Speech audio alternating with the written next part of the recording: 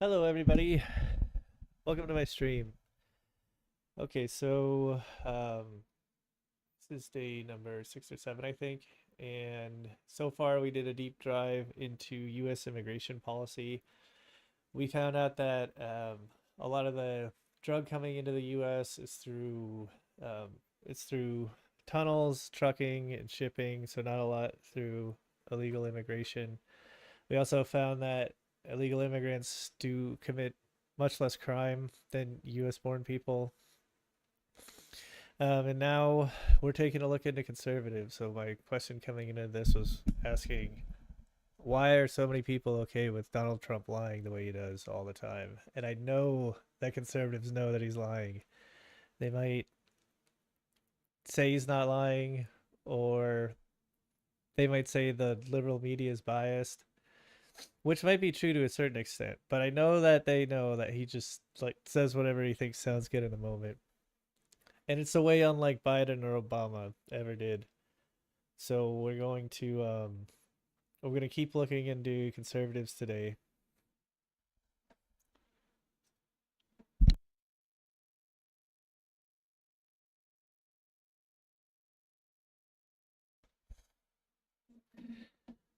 Okay, so we've got our notes here.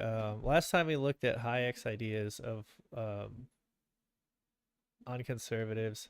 F.A. Hayek, he's a influential, I would say, libertarian or right wing economist. So he was an inspiration to John Maynard Keynes. John Maynard Keynes, who's the father of modern economics. He built the framework that many built on. And F.A. Hayek was also influential to Milton Friedman.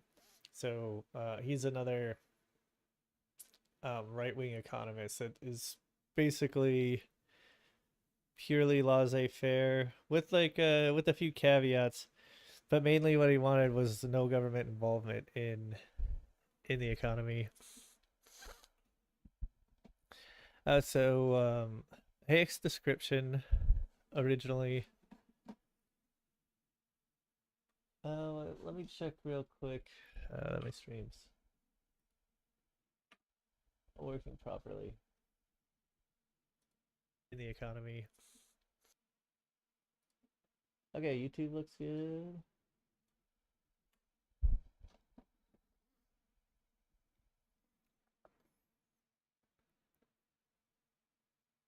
All right, Twitch is looking good. I'm gonna pull up my comments before we get started here.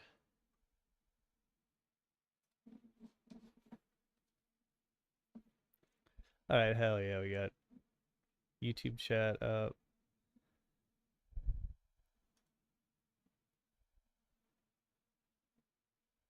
Okay, and I got Twitch chat up now too.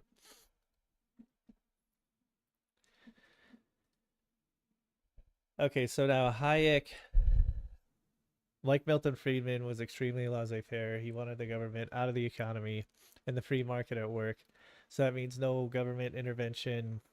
If there's a huge downturn, if there's a debt crisis, um, he didn't want any stimulus.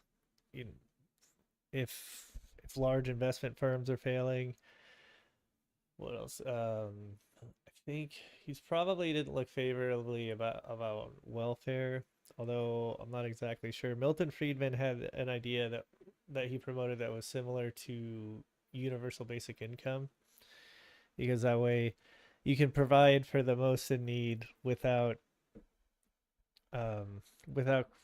creating what's called a welfare cliff. Is like, say you get a certain amount of benefits up to making $40,000 a year, and then if you make over 40,000, all of your benefits go away. That's that is how some welfare programs from a long time ago were devised, and that was obviously an issue. Modern welfare programs that I've seen, or even just tax exemptions and subsidies, they tend to now be they more ramp down in their payouts, or like effective payouts through exemptions.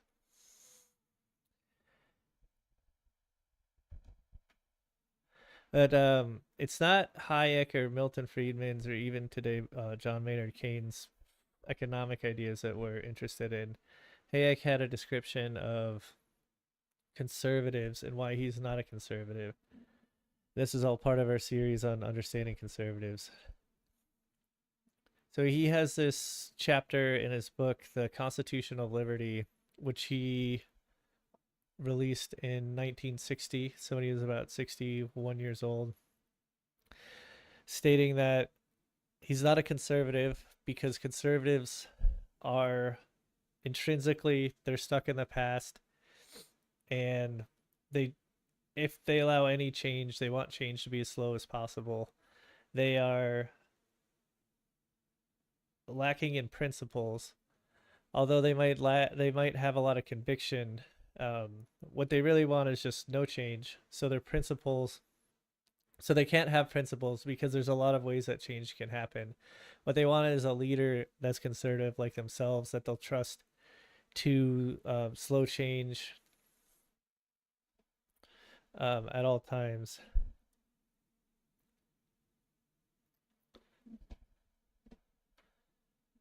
Right, let me read through these. He breaks down politics into three main ideologies: the socialist, the liberal, and the conservative. Socialists too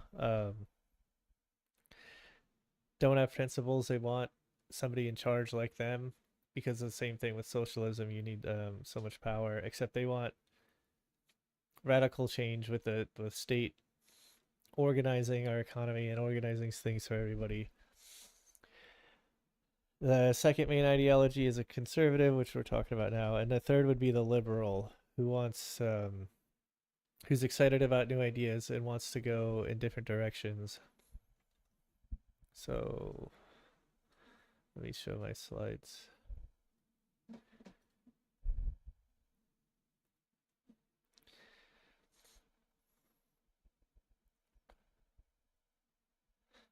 He states too. So he was born in Austria. He fought in World War One. Then he moved to England to push forward economics. He became interested in economics because he wanted to prevent anything like World War One from ever happening again. Later, he moved to the U.S. and I think he had been in the U.S. about a decade before releasing this book. He says in the U.S. liberalism is confusing. Loving freedom is the tradition. So conservatives in the U.S. support European liberalism. And then adding to the confusion, U.S. socialists call themselves liberals. This is from a 1960 perspective. So basically, like what conservatives don't like change, but in the U.S., our country was built on freedom loving and negative and positive freedoms and freedom of the government. You know, our things like First and Second Amendment, freedom of speech, and the right to bear arms.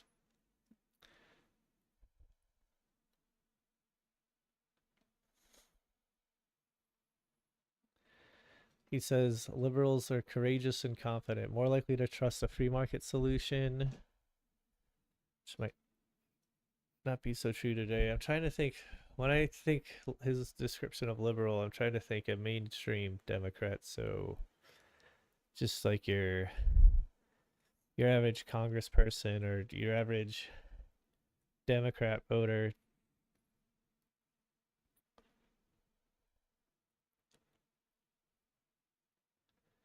Should look at the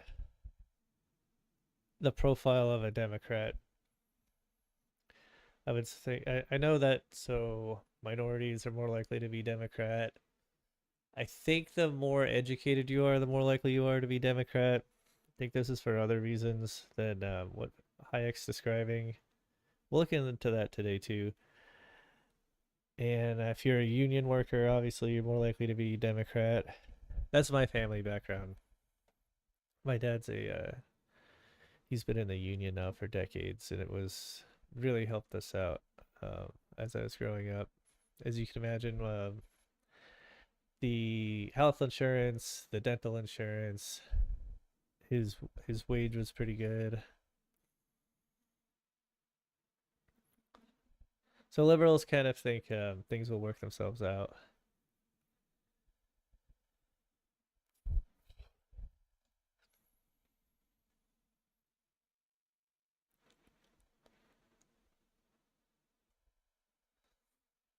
Conservatives are inclined to use the powers of government to prevent change. Conservatives might mistrust free market solutions that lack a clear path.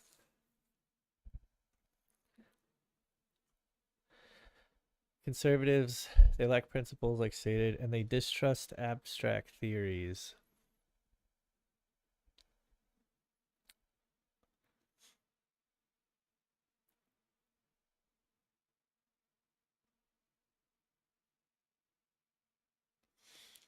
I'm not sure how much you could say that with a modern US conservative, that they distrust abstract theories. It seems like when I talk to conservatives, a lot of the times they hearken to thought experiments. They'll say things like, oh, if we raise the minimum wage, that'll put people out of work. And then they'll say, imagine a business and they have workers that are making $10 an hour. And if the minimum wage raises to 15, then they won't be able to pay for them. So they'll have to fire their workers. We've seen in study again and again, if you slightly raise the minimum wage, so you don't just spike it from, let's say, 10 to like $40 an hour, which I don't think is, nothing like that's ever been done in the US. But if you raise it above what the market minimum wage would be, which would be the wage at which nobody's making below, um, it'll tend to actually um, increase economic output and also reduce turnover. So less people are quitting their jobs. It leads to more stability, better outcomes for people, basically, and nobody losing their job, or at least like on balance.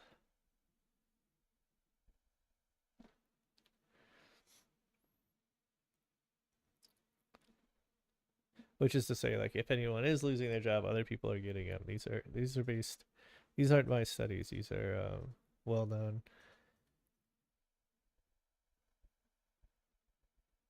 Order appears to be as a result. Okay, so they see order as coming from authority. In a minute, I'll get into my fundamental disagreements with Hayek. Conservatives tend to have very strong moral convictions. Nope. So conservatives have no principles that enable them to work with peoples whose moral values differ for a political order in which they can in which both can obey their convictions. He's saying here conservatives would not want to work with people with different moral values than themselves. Conservatives believe in intrinsically superior people. Okay, this is how, I mean, some people must. This is how aristocracy was justified all around the world for millennia. Everything from hierarchical tribes to the nobles of Europe and China.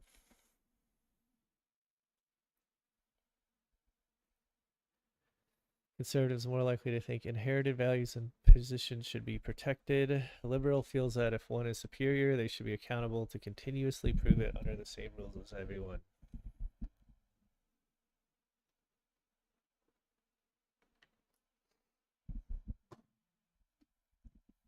He goes on to say, the power of modern democracies would be even more intolerable in the hands of some small elite. That's the way he says it here. Modern democracies aren't good, but autocracy is worse.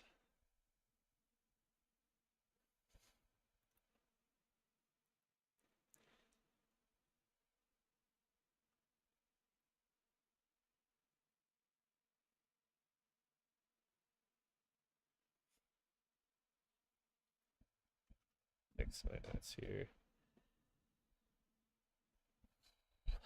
What government is entitled to do is to him the most essential problems. Liberal principles. Will not force others to serve themselves for a goal. While modernizing said himself. To live and work successfully with others requires more than faithfulness to one's concrete aims.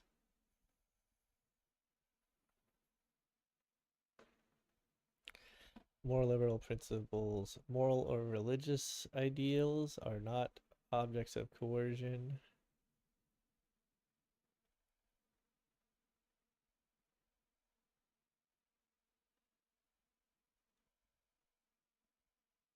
Okay, I'm gonna read through these notes and then we'll summarize them.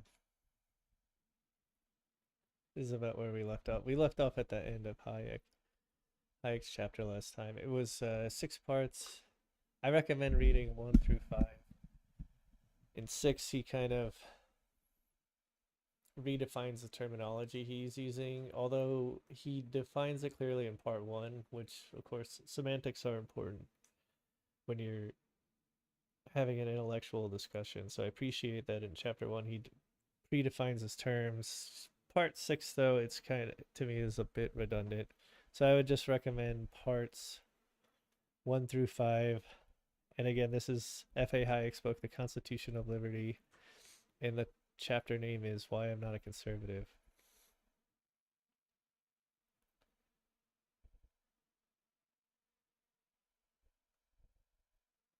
Conservatives oppose collectivist and directivist measures, support protectionist measures, support socialist policies for farmers.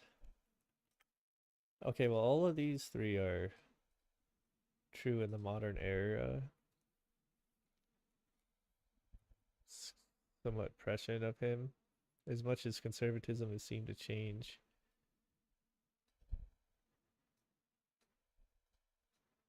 These 3 have reared their head.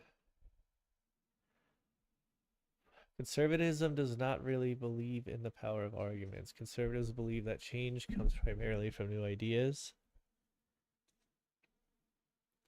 So they're opposed to new ideas. So their last resort is a claim to superior wisdom. Okay, so like, i.e., like invoking mysticism. By mysticism, I don't mean some type of archaic, like pagan beliefs, but just pointing to essentially a god. To like, so gods. To like, it's the way God wants it to be, as nature intended. Conservatives are hostile to internationalism. Okay, that seems the case with Trump, but unless the international country is Russia.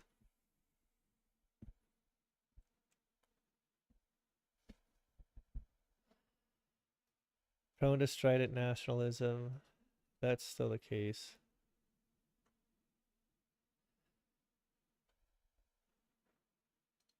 Nationalistic bias builds a bridge from conservatism to collectivism. National assets should be directed in the national interest. So if you wanted to argue for anything to be nationalized or socialized, like healthcare, too conservative, you should frame it as that it's in the national interest of our citizens. I mean, it's a pretty clear case in for having an internalized military industry. I think, well, everybody agrees with that, so that's an easy argument to make. Unintuitively, anti-internationalism can breed imperialism via a mission to civilize others.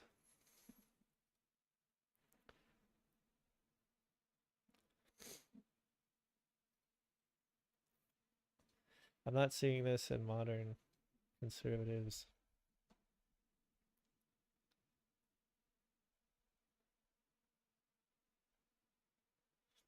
Liberals believe in the long-range power of ideas. Liberals seek knowledge for the sake of having knowledge. Liberals are prepared to come to terms with new knowledge, whether he likes its immediate effects or not.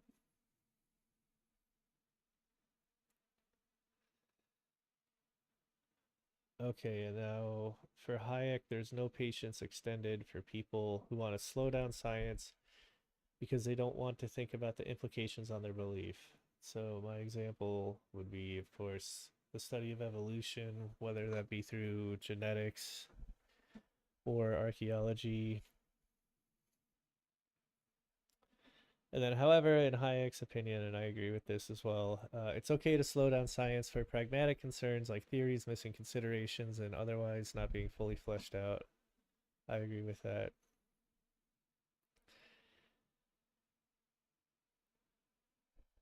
Now is part 5 on liberalism.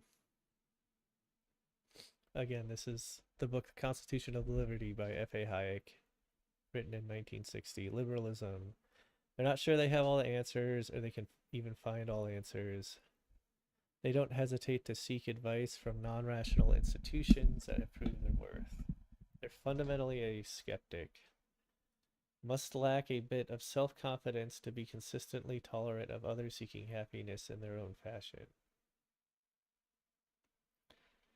True liberal will have no qualms with religion, does not conflate the spiritual and the temporal. Which temporal is our word of the day? Because in engineering,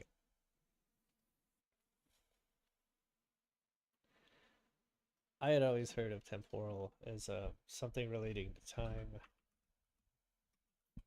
What is the second definition, or the first definition? Related to worldly as opposed to spiritual affairs, secular, temporal.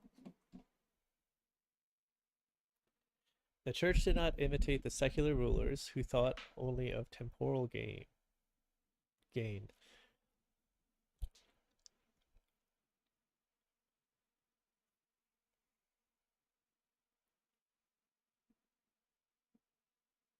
What's our mnemonic for this? Temporal. I guess you would say the spirit is eternal. So in Christianity, after death, we go to heaven, and our souls live on forever in heaven, or they're eternally tortured in hell. Whereas, like, what we get in the world is temporary because we die, and the world's ending when the sun explodes. Okay, that's my mnemonic. Keep me accountable.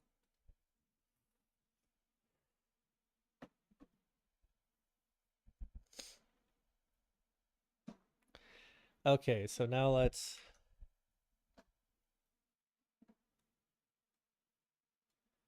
critique Hayek. First, we'll summarize. Hayek summarized. Conservatives want to slow change by any means necessary, lacking principles,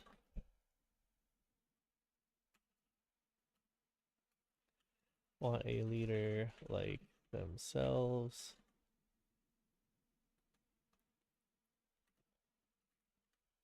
lacking principles but strong in moral conviction. Let's do less cooperative with other moral systems. Conservatives want to slow change by any means necessary.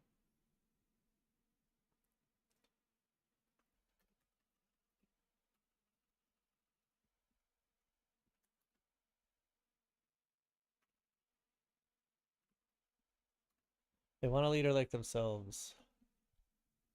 Let's see. There's too many ways for things to change, so power must be unlimited. We just trust the power.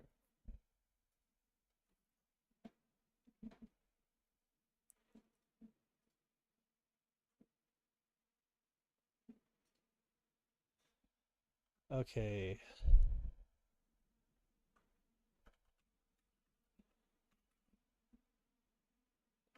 Let's see.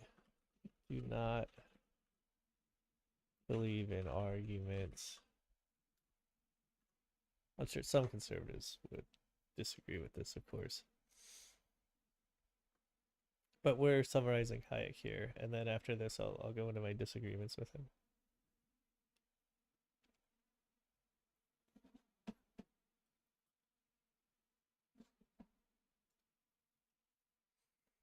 Do not believe in arguments.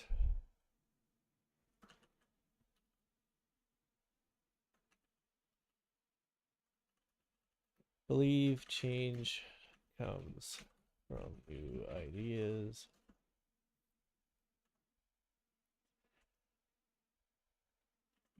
As a last resort, hearken to mysticism.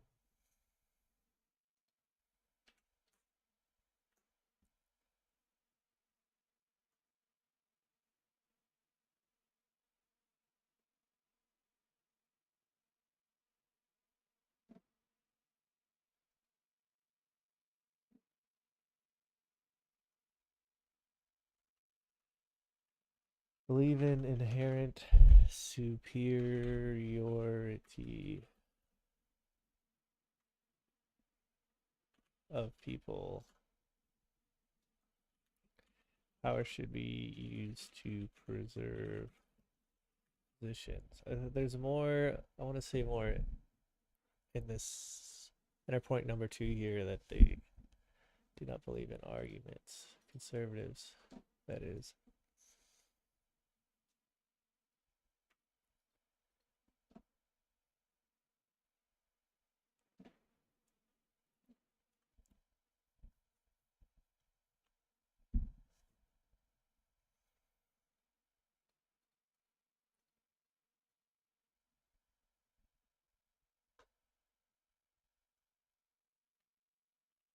Let's just say, we'll just add detail to the mysticism.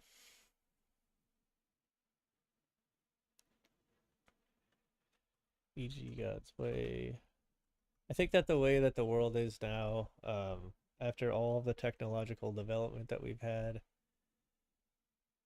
it's hard to say that like new ideas are always bad or to not be open to them. We've had so much political evolution, which has led to technological revolution, which is like further to political evolution. Like basically, we can provide more to people now, people in need now, because we produce so much, and our lives are so much more comfortable as well. So like we're never going to be like starving again.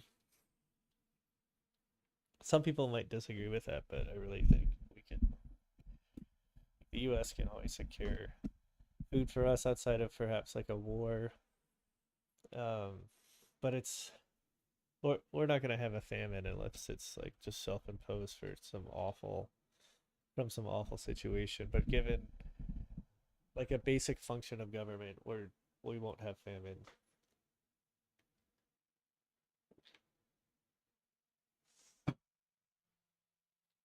Yeah, outside of like a true calamity, like a asteroid impact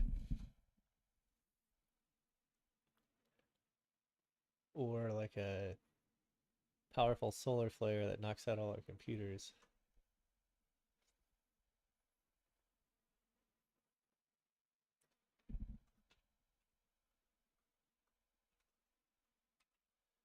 Okay, so conservatives hearken to mysticism, e.g. God's way, visible hand. Oh yeah, like I was saying earlier, when I talk to conservatives now with economics, always present thought experiments, but I know now in modern economics, nothing's taught anymore in terms of thought experiments. They're like, oh, you can see if this happens and this happens. Everything's taught fundamentally through like the observations of studies. So this happens and then this happens as documented, which makes sense. There's just so many moving pieces. It's really there's so many that can't be so many things that can't be thought of. We have to actually see things occur to really know what's going to happen. It's too complex of a system.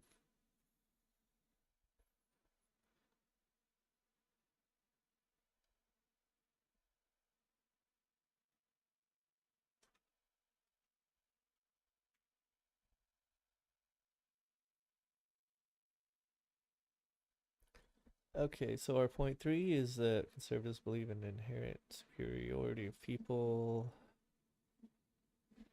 I just want to, with the summary, just have the description of conservatives. I guess I could contrast with liberals.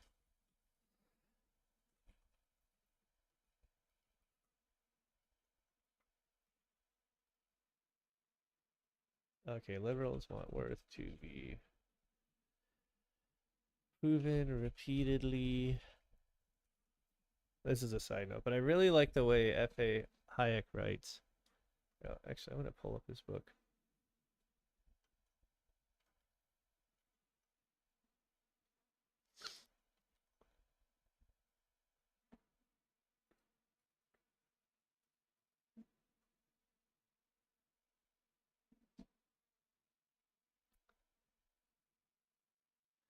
It might be due to the fact that he's English second language, but Hayek, he writes clearly, it's concise, and it's not jargonistic.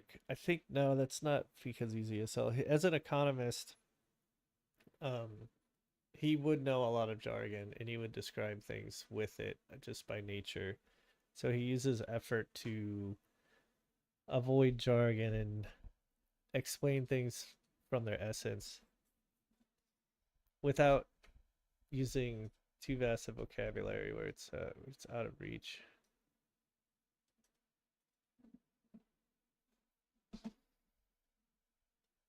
Here's this book.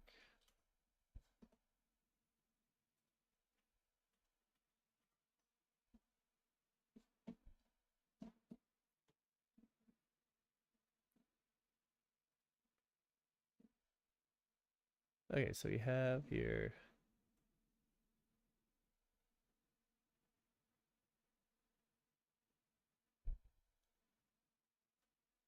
Oh, he's got a counterpoints to Keynes' work, John Maynard Keynes.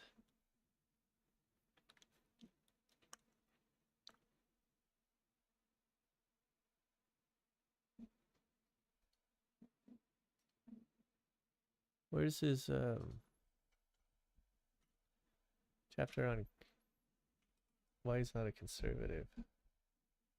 Oh, it's in the postscript, 519. Okay, but we have pages here. We have these like pre-book pages. So if we do 519, probably add like 10 pages to it. Oh, 12, that's close. 11.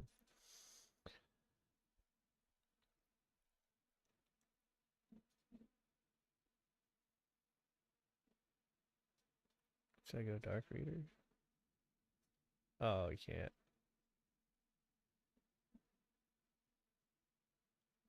What happened?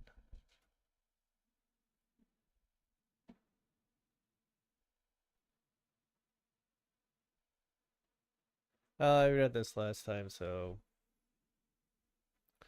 that's preserved for posterity on the YouTube VOD. So we'll go from the notes. I'm just worried I miss. No, I didn't miss anything. We went through in a deep dive.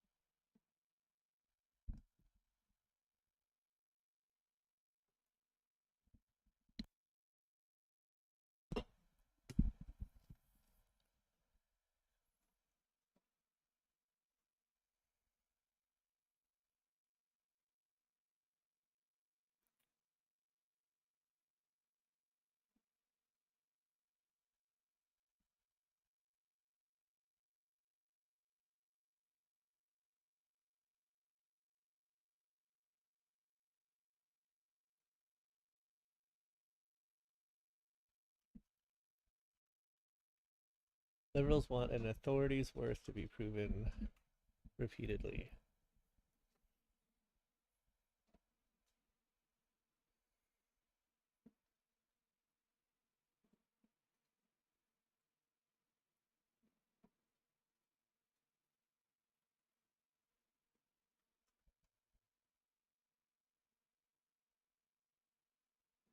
If we tie in the imperialism, I think we can leave that out. It's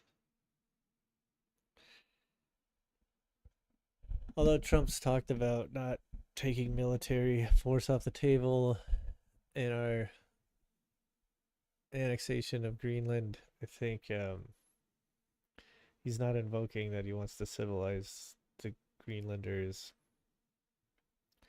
Same with Canada, he's not invoking civilizing people. I don't think the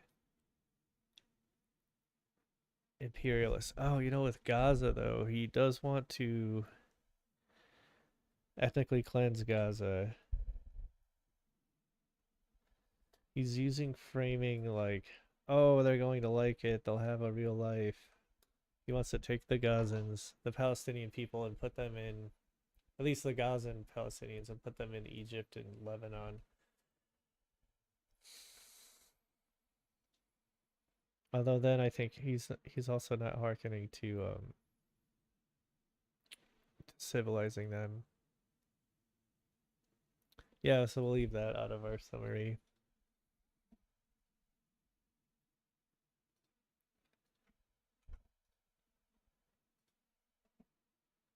Okay, so we'll put our summary.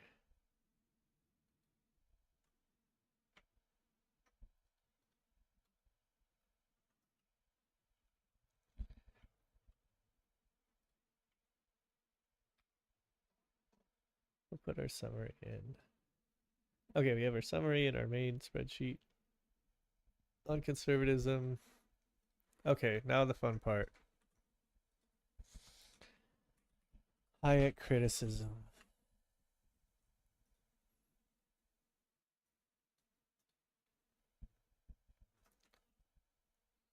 I think it's, let's see.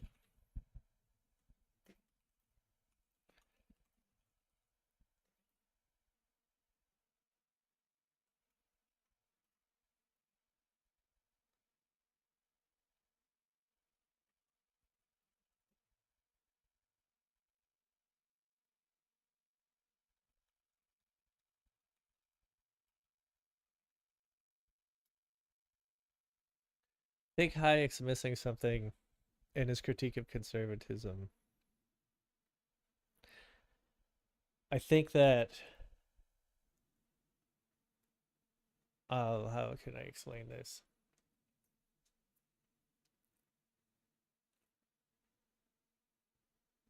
Hayek says that conservatives, they don't want change. That's their main goal. I disagree with that. I think that if we had a peaceful egalitarian tribe of, let's say, 100 people, and let's see, thefts started to occur, or there was thievery from outside tribes happening, I could see that tribe. Let's name the tribe. We'll call them the. No, we won't name them. We'll say, so our tribe, we'll have different responses to it. We'll have some people will say, okay, well, we'll just take every thief and we'll cut off their heads and we'll put them on pikes, or we'll put them on spears that we stick up out of the ground, and that'll scare all the other thieves away. And then you're gonna have other people saying like, oh no, we shouldn't do that, that's too cruel. I think that more gets at like the difference between liberals and conservatives. I think because this is more universal, I would call it like left versus right thinking. And also like the left would be more likely, say if there was tension with a nearby tribe, they'd be more wanting to go and negotiate with the other tribe, whereas like right-wing thinkers within that tribe would be wanting to go and fight them. um, maybe kill all of them, and then from there you get their resources. You get their land and their hunting grounds and their gathering grounds. I think that's fundamentally more what the left and right fundamentally or at the core are about. So I think with conservatives, they're going to be more emboldened and impassioned by notions of like strength and honor, or in a severe case like blood and soil. It's an idea of like, well, if we are strong, let's use that strength. We can we can hurt our enemy, and we can gain more for ourselves. Where the left side more wants to cooperate first, and they want to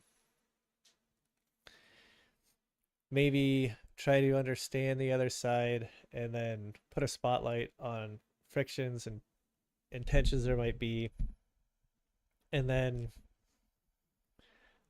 cooperate with the other group.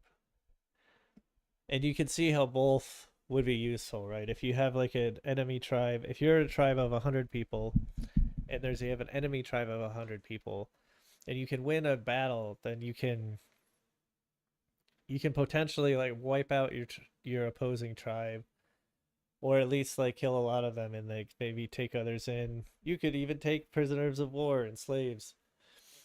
Um, Now you might have more land, you might have more, which provides more hunting. Maybe there's more water there, more gathering ability. You're also safer now. There's like less aggressive tribes around you. But with cooperation from the left leaning side, you have advantages as well. Can have, you can share technology with each other. For instance, like however ways, let's say this is a Neolithic tribal people.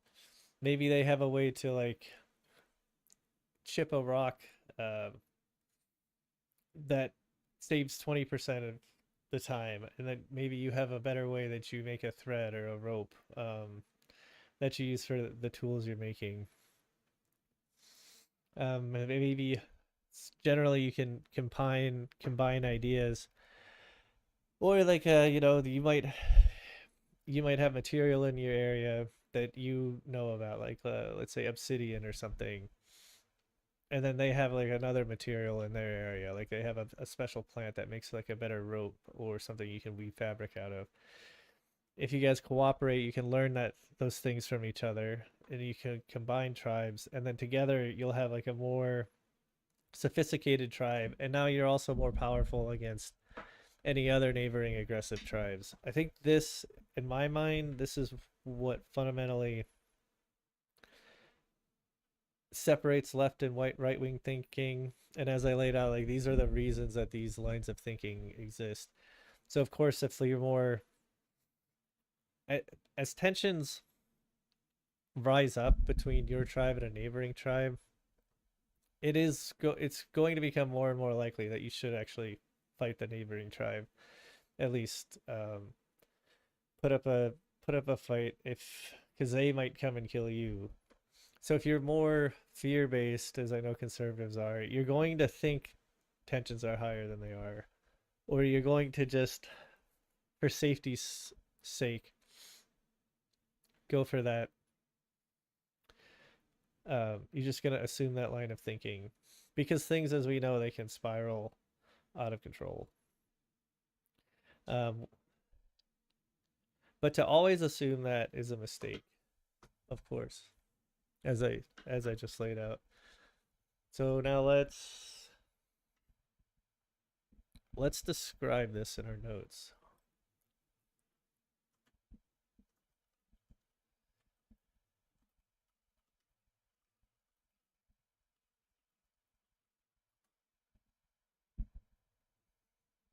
Okay, let's see. Left wing thinking, cooperation. Let's see, I pose a scenario. Is there any other way we could describe this outside of that scenario? let's see.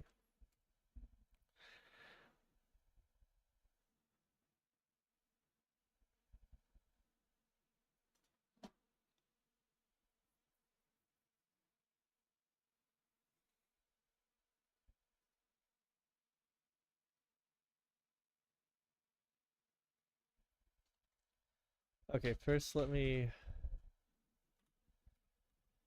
lay out my main criticism of Hayek. Conservatives are not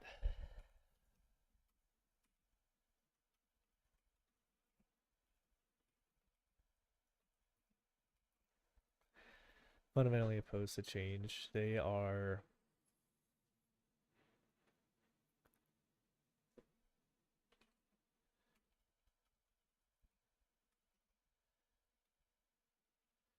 they say I don't want to say they lean to a more brutal notion. I also don't want to say they lean to a stronger notion. I think the connotations are wrong in both of those.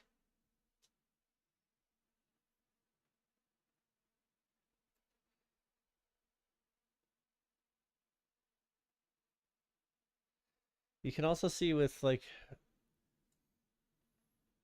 I would imagine conservatives too, like in their quest for strength. You see this with I remember when the founder and CEO of Twitter, CEO at the time, went on Joe Rogan. He was talking about Joe Rogan asked them why they seem to go after radical right wing groups more than radical left wing groups. What Jack Dorsey said was that it was easier to take down right wing online organizations because they were hierarchical and they tended to have like more well defined roles like throughout the hierarchy. So if you could take out the top one, you could see basically down the chain and then get them all. And this is, because of the nature of an electronic communications. Um, but Antifa was hard to fight because they seem to be like more spread out and less led by people and more into like their own, just more I guess you could say like disorganized, but also like evenly dispersed. So it's more of a web than it is like an inverted tree, like a pyramid.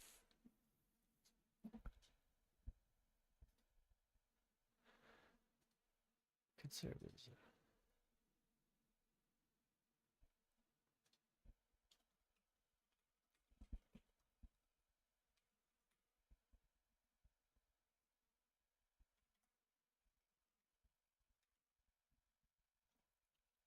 What about conservatives? How would we explain in the US how they think if we put the more pressure that we put on people, the better they're going to be. Of course, like this is true to some extent. And of course, we can't have like no pressure on people. But obviously, in the U.S., the left is more in favor of welfare, where the right is skeptical. It thinks it makes people lazy, essentially, but also like it'll reduce their drive and organization and lead them down a path of bad habits.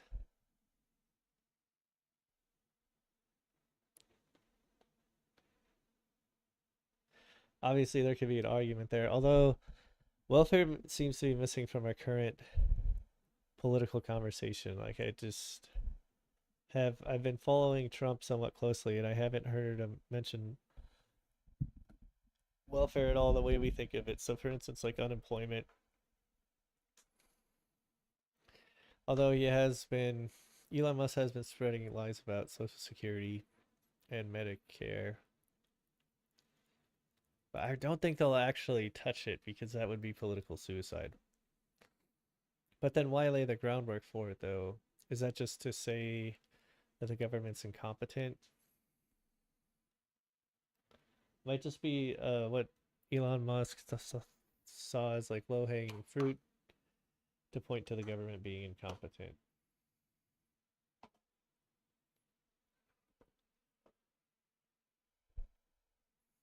We, even though it's not in the current political conversation, we should still consider this though.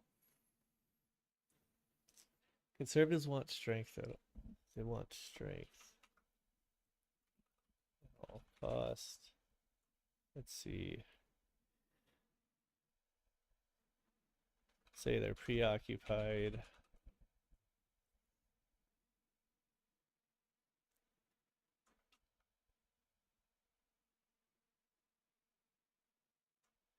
They definitely would want.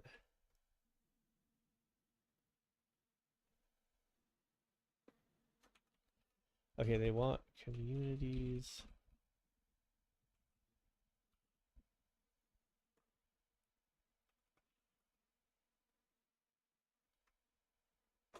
Okay, they want communities that enforce discipline. Let's see.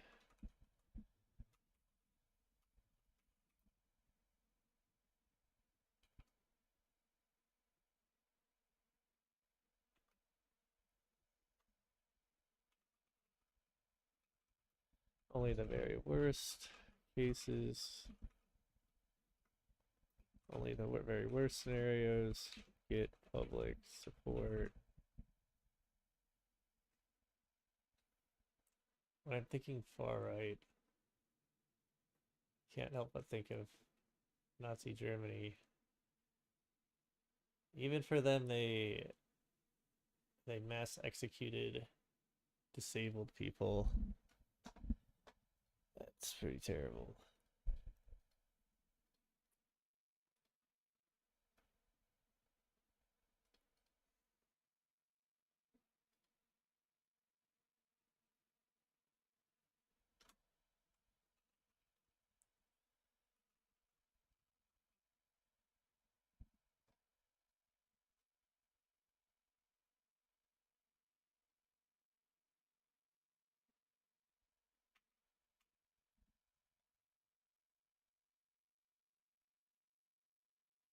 Conservatives are certainly more fear-based. I've read about that before, and I see it too when I interact with them. Oh, when I debate conservatives in my own life.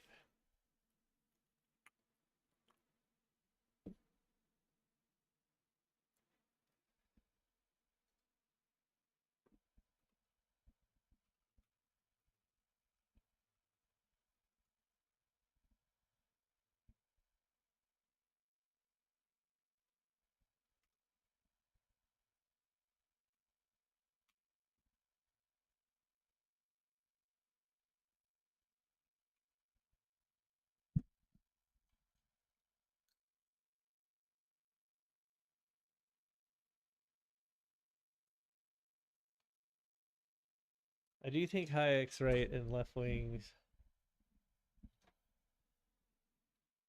Thinking, I do agree with Hayek with left wing thinking being more um you could say courageous, is that's the word that he uses. They take chances on the better nature of people.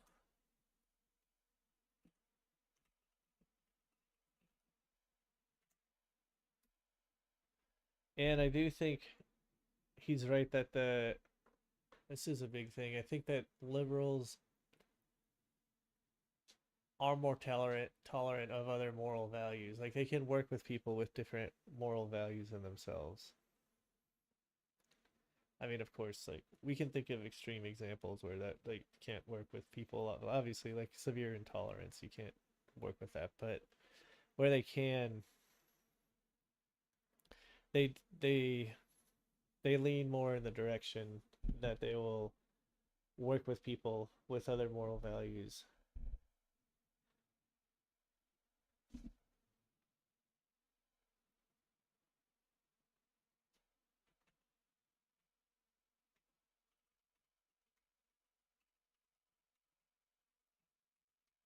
Yeah, okay. Instead of me just couching everything, I'm just saying that like compared to conservatives, left wings they're more cooperative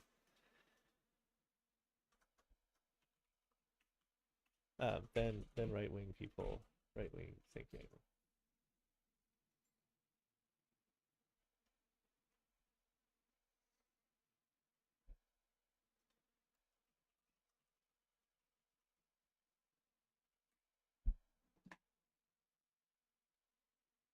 Okay, so because I agree here with F.A Hayek, I'm gonna note that I'm agreeing with him.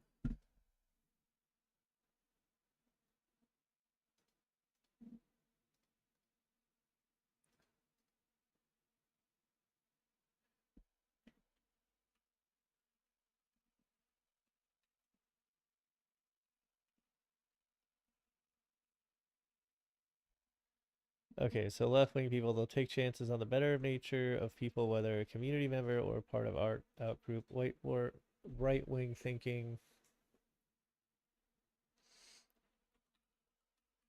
stricter moral conviction,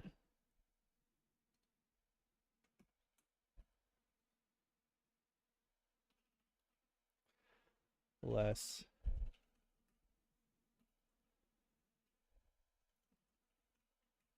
cooperation focused.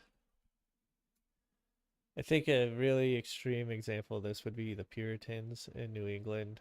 Although they did form their communes, which you think would be left wing, they had extremely harsh punishments for people that didn't adhere to their strict morals.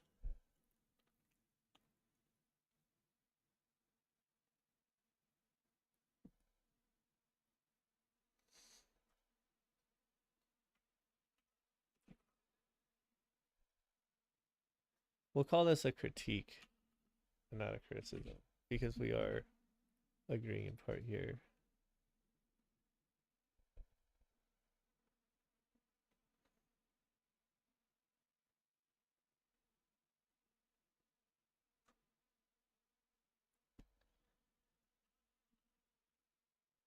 Okay, let's see. Best odds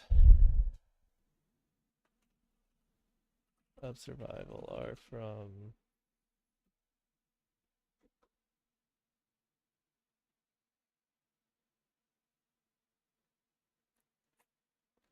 let's see. Looks to internal discipline.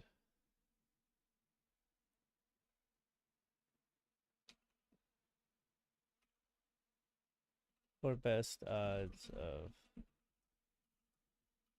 positive outcome. This is our critique.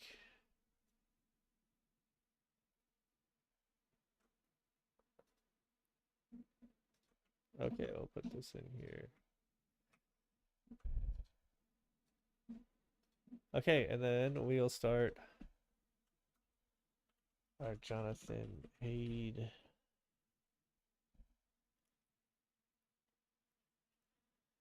Deep dive at night. No, I don't know how he poses it. Is it the psychological differences of conservatives and liberals? We'll do the deep dive soon, and then I'll figure out how we'll title this.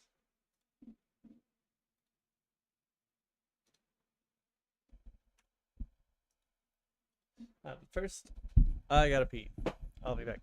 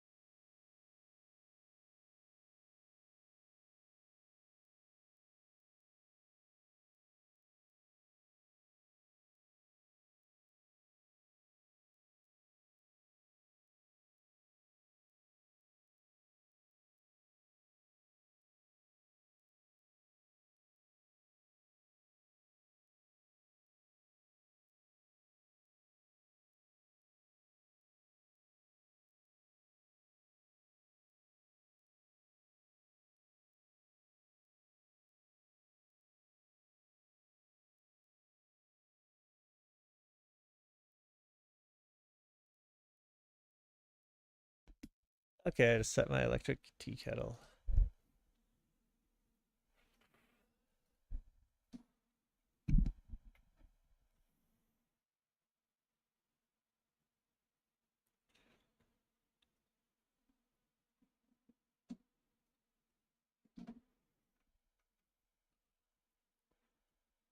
Okay, let's start off.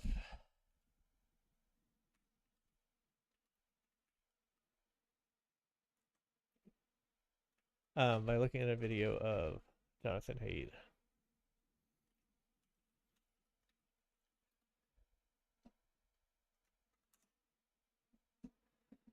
I've watched this video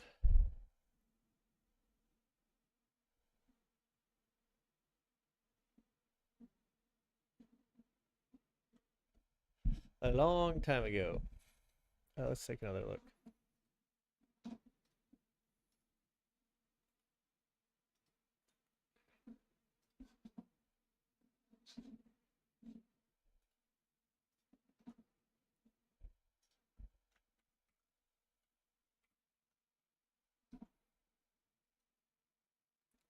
Okay, we'll have our notes over here.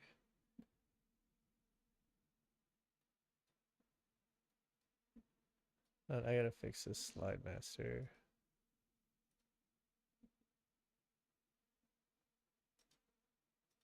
Okay, every new slide we have, we're going to make the text box go all the way to the bottom. And by default, we're going to have these numbered instead of bulleted. Numbers, yeah. Wish you could have it on a Google Drive where you like have like this would be 1.1.1.1.1. This would be like 1.1.1.1.2. But I don't think we can do that.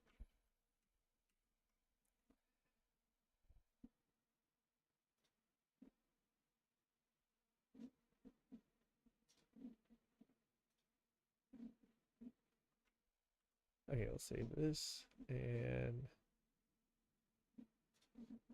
exit slide master.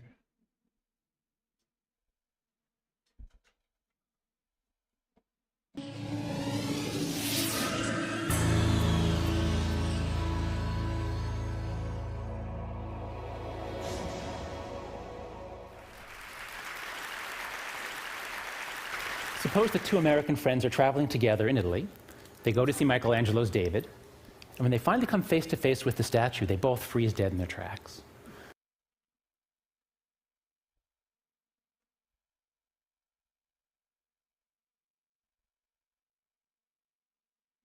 Okay, let's see.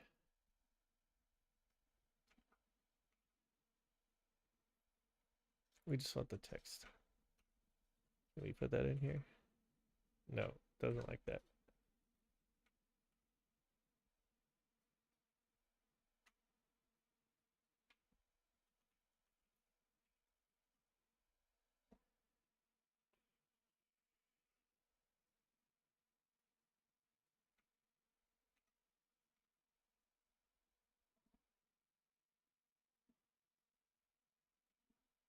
Okay, we got the text here. Saving this. And we'll hyperlink it. Hyperlink this YouTube. Okay. The first guy, we'll call him Adam, is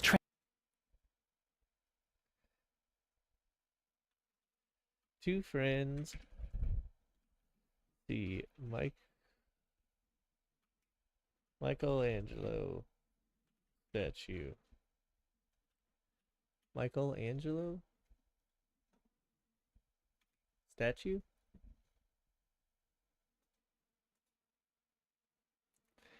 Michelangelo. transfixed by the beauty of the perfect human form. The second guy, we'll call him Bill, is transfixed by embarrassment at staring at the thing there in the center. So here's my question for you. Which one of these two guys was more likely to have voted for George Bush? Which for Al Gore? I don't need to show of hands because we all have the same political stereotypes. We all know that it's Bill.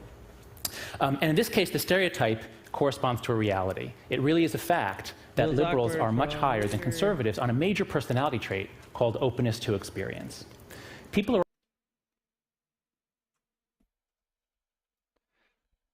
high on openness to experience just crave novelty, variety, diversity, new ideas, travel.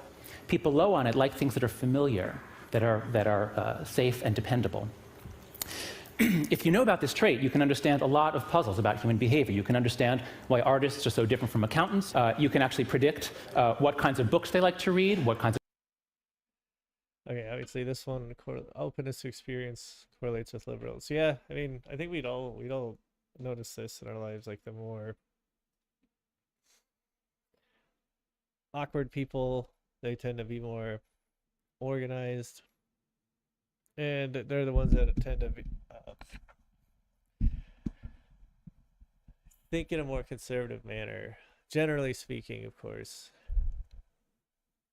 Whereas like the more free thinking artist hippie types are more likely to think progressively. That's not new. places they like to travel to, and what kinds of food they like to eat. Once you understand this trait, you can understand why anybody would eat at Applebee's, but not anybody that you know.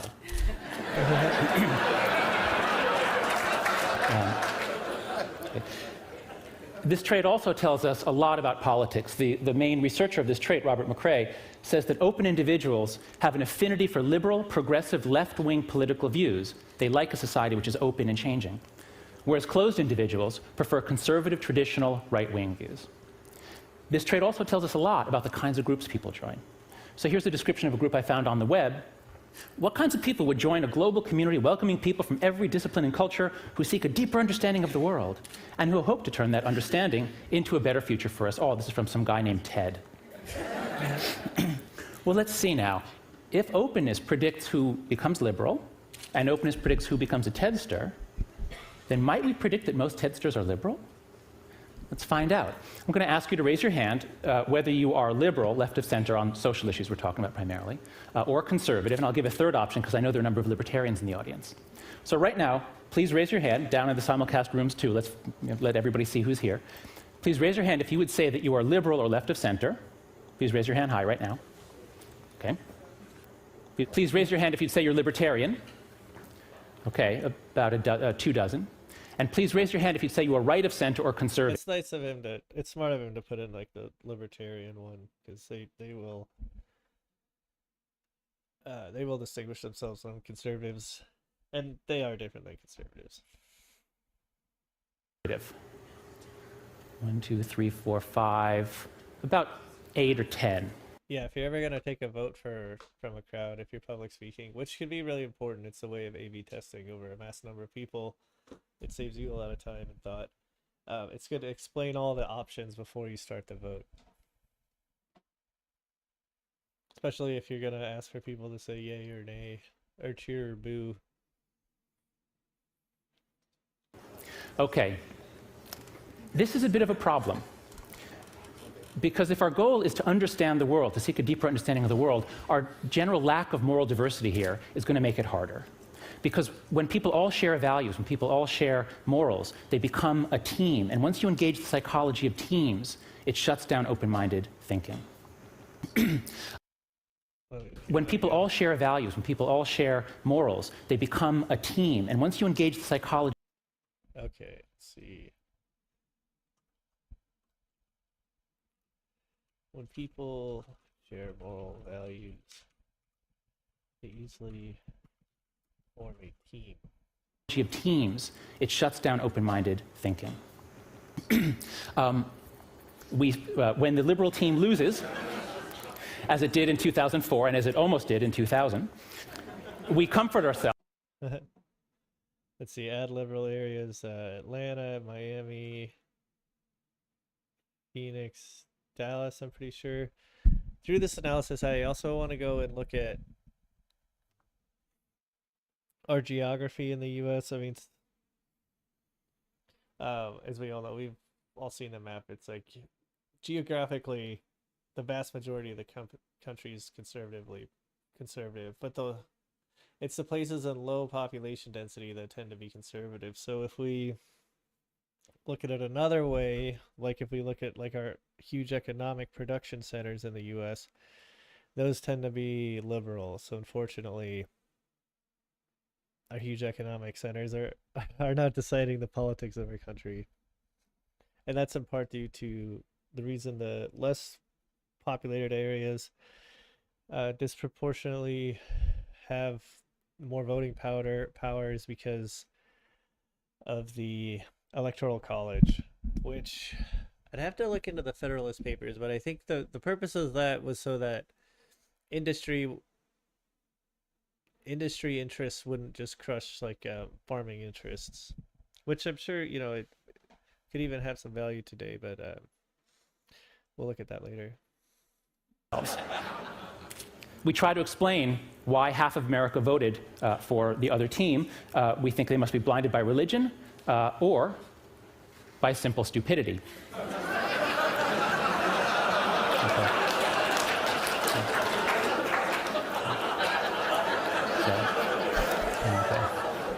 So, so if you think that half of America votes Republican because they are blinded in this way, then my message to you is that you're trapped in a moral matrix, in a particular moral matrix. And by the matrix, I mean literally the matrix like the movie The Matrix. But I'm here today to give you a choice.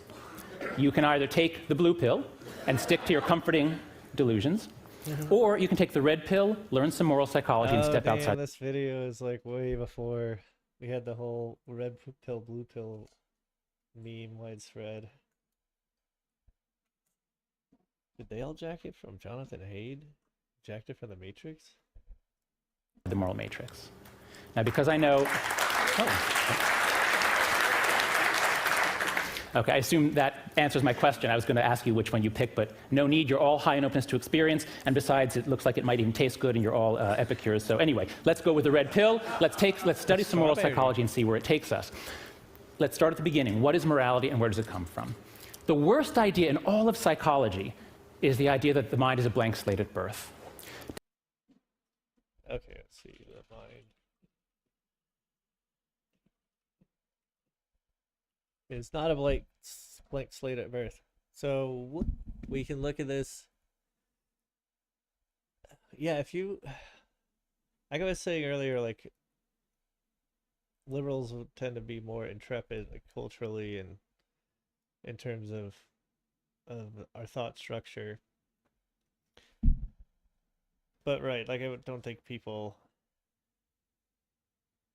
wouldn't be born like that to some extent. I could see, obviously, like if there's an evolutionary reason to be fearful and then there's an evolutionary reason to be more exploratory, you could see that being controlled by like genetics to some extent, but that doesn't explain like the huge geographic difference in our political beliefs in this country.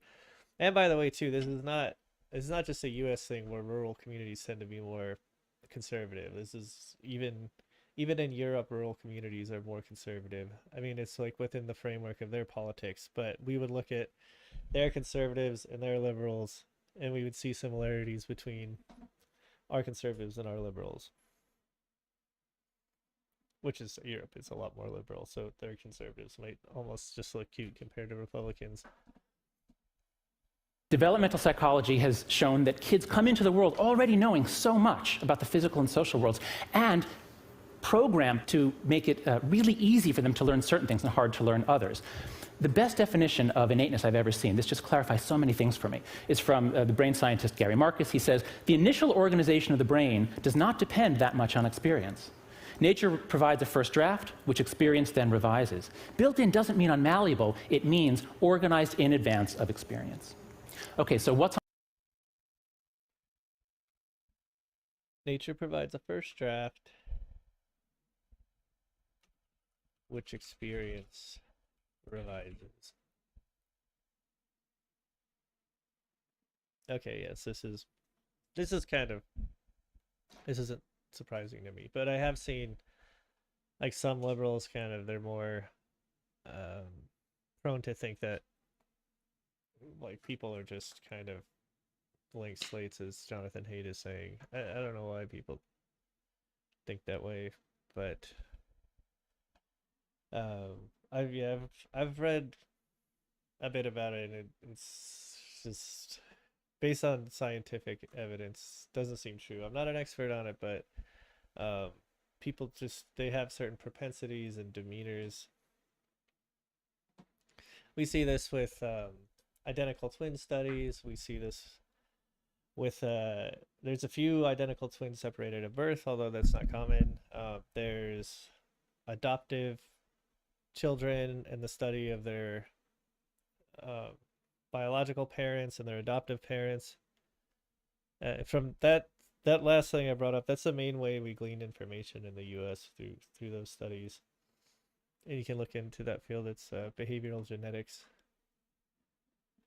which, like he's saying, it's not like you're hardwired to be one way or another, but there does seem to be sometimes of like association, and they call it scientific field. They don't call it genetic. They call it heritable, and also it's important to understand that when they do those types of studies,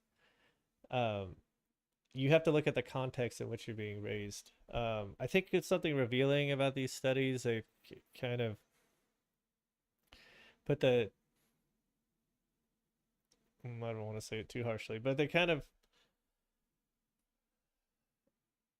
greatly signifies that like we do have like natural demeanors and abilities. Is the more harsh conditions somebody grows up in, the more likely they are to vary from like their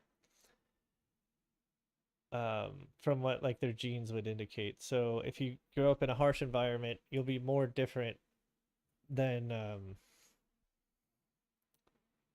what your genes say. So if you grow up in an easier environment, then like our genes tend to take over more in like our behavior and demeanor, and that's because we don't really have to adapt to our surroundings as much.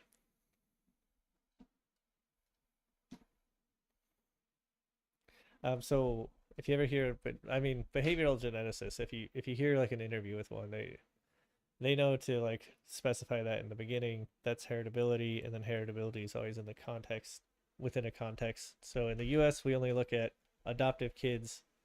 To say anything about people in the US and like how genes affect their behavior,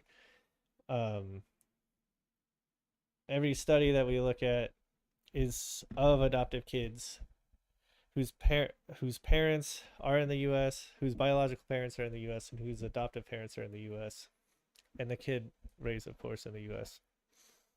Doesn't mean unmalleable. It means organized in advance of experience. Which is like, growing in the US, I know the US has problems and stuff, but it's like, compared to the wider world, it's like it's an easier place to live. Okay, so what's on the first draft of The Moral Mind? To find out, my colleague Craig Joseph and I read through the literature on anthropology, on cultural variation and morality, and also on evolutionary psychology, looking for matches. What are the sorts of things that people talk about across disciplines, that you find across cultures, and even across species? We found five best matches, which we call the 5 foundations of morality. The first one is harm care. We're all mammals here.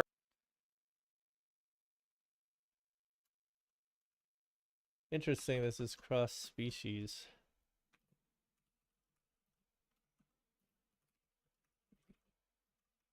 I'm assuming like this applies to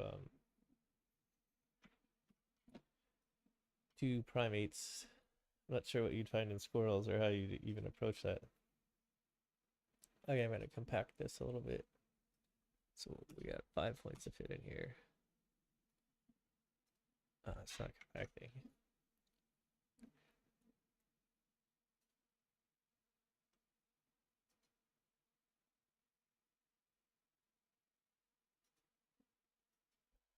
Do 0.8 before spacing is 0. There we go. We all have a lot of neural and hormonal programming that makes us really bond with others, care for others, feel compassion for others, especially the weak and vulnerable, gives us very strong feelings about those who cause harm. This moral foundation underlies about 70% of the moral statements I've heard here at TED. The second foundation is fairness reciprocity. There's actually ambiguous evidence as to whether you find reciprocity in other animals, but the evidence for people could. All right, so this one wasn't found, or this one wasn't necessarily found in animals.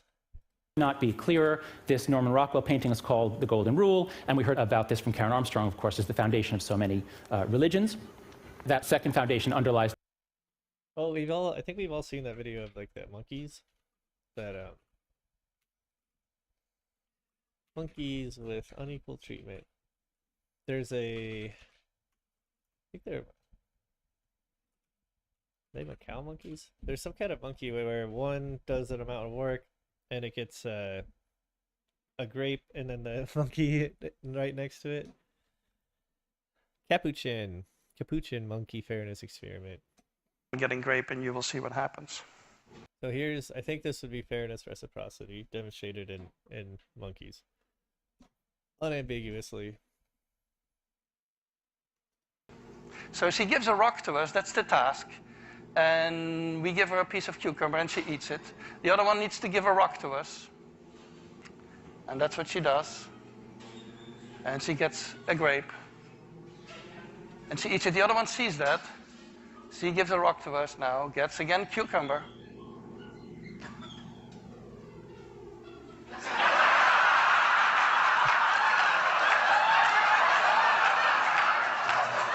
Those monkeys tripping out. I like grapes better than cucumbers too. She tests the rock now against the wall. She needs to give it to us. And she gets cucumber again.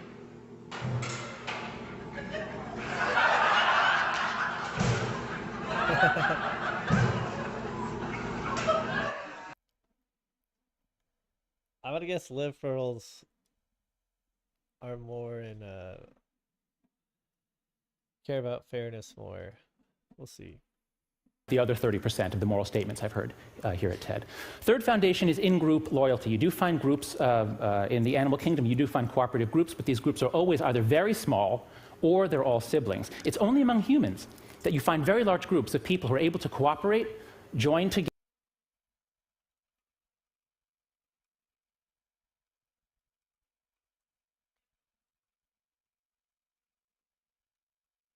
Only in humans are there very large groups of unrelated people that cooperate. Yeah, for instance, like wolf packs, they tend to be related to each other. Like the members of the pack are typically like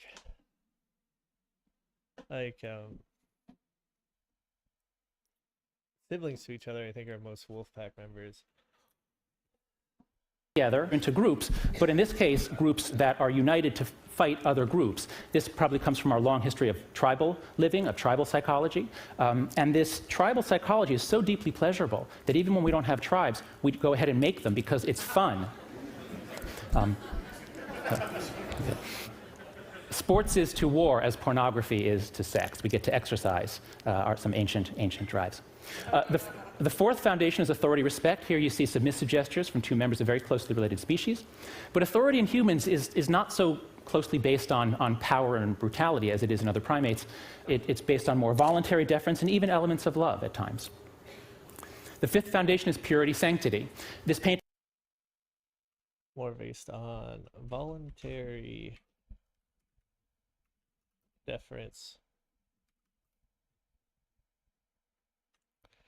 and brutality compared to animals. Yeah, you can see this.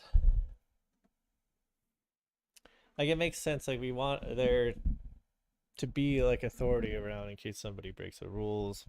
If there's going to be punishment, we don't want just like anyone to enact the punishment. We'd rather it be like a more formalized system. is called the allegory of chastity.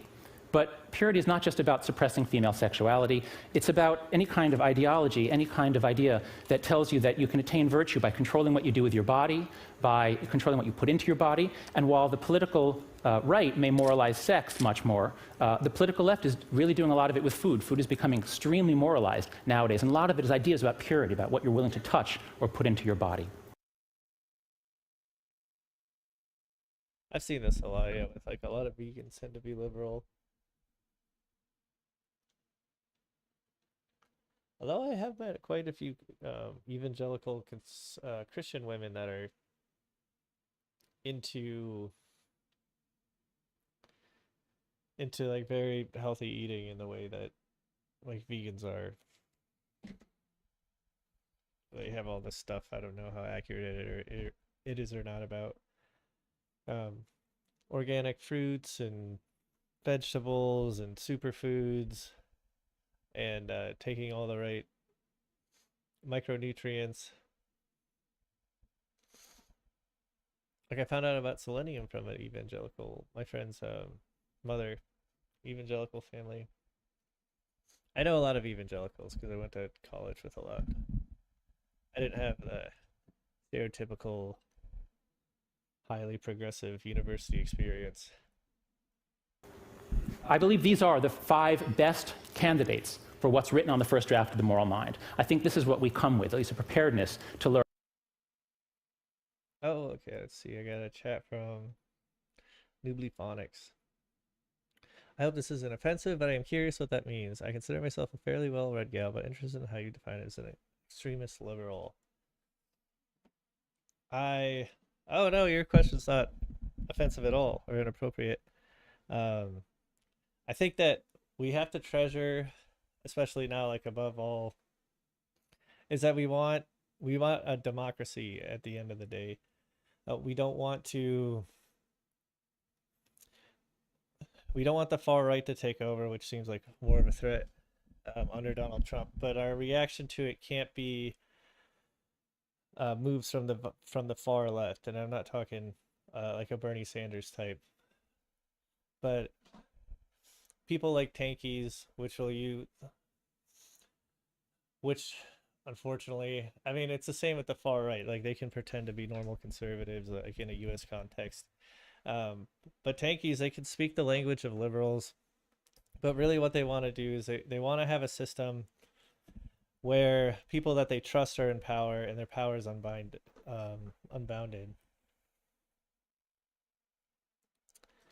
So in order to enact like they want to enact communism, a top-down government approach of dictating and controlling the economy, which with that you can't have like limited powers on a government to do that. You need authoritarianism, and it's the same like the conservatives, the far right can embed themselves in that, and in the U.S. conservatism means like a love for individual freedom. Yeah, exactly. She says, I see, but with their people in place. That's right. Yeah, we looked earlier at F.A Hayek. He's an influential right-wing economist. He influenced Milton Friedman, who you may have heard of. But he's like extremely laissez-faire, and he wants the government completely out of the economy. And he was born in 1899, lived to be 91, so he had a long life of influencing economics.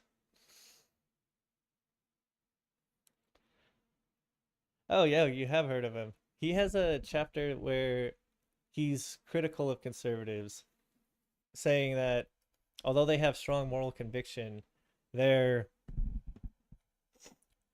lack in principles, because what they want is to slow down change in any direction. And to do that, you have to have a government with less limited powers, because change can happen in so many ways. You can't have strict rules on how to always stop it. So they don't. Let's see. Let me go to my critique page. I'm taking notes as I'm ready. I want to battle conservatives on this, but first we're finding out the fundamental roots of liberalism and conservatism. So Hayek would say conservatives lack principles. They don't want change, so they can't limit the government power. They just want somebody in charge that is like them. Yeah, exactly. But I disagree with him, though. I think conservatives want strength more than they oppose strength. Friedman was uh, very, very conservative economist in terms of laissez-faire. He did have like a few ideas where he wanted. I'm talking about Milton Friedman here. We had something like a universal basic income that he had proposed, and then also instead of like the government going into debt to create money, he had a proposal that the government should expand the money supply by 5% every year and spend that. Although that doesn't give wiggle room for us to spend more in a recession to stimulate the economy, but it does keep the budget balanced, and it also helps investors know what to expect. Oh, okay. So you learn about Friedman in university. That's where I heard of him too. I did engineering, but I had an elective for economics, and luckily, like I kept up the studying on it because it's fascinating to me. Oh, okay. So you took more economic courses than me. I was introduced to it, but then later I learned more about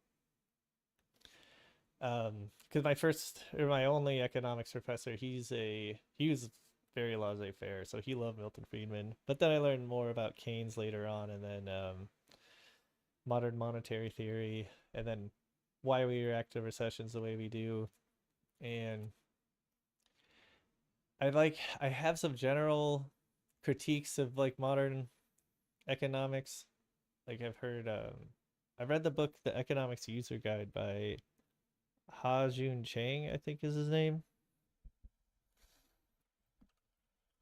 I'm no expert, but he's an expert, and he criticizes institutions like the IMF,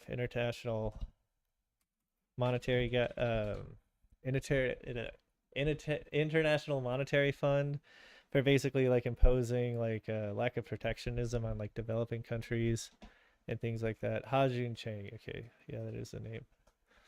So I don't know if you've heard of him or not, but he has an interesting rebuttal. He was a economist. He grew up in South Korea during their economic miracle, and he points to like direct policies that South Korea had that were like stand totally in the face of what the IMF like imposes upon nations it gives loans to. And he said that the what South Korea imposed worked really great to grow their economy. So I think his arguments are kind of they're pretty compelling, but I wouldn't go debate like a PhD economist that works at the IMF quite yet. Maybe someday.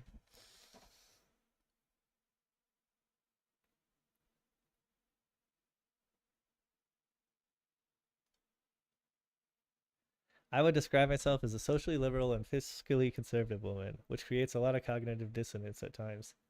Oh, okay, so more of like the libertarian vein of thought. I assume maybe.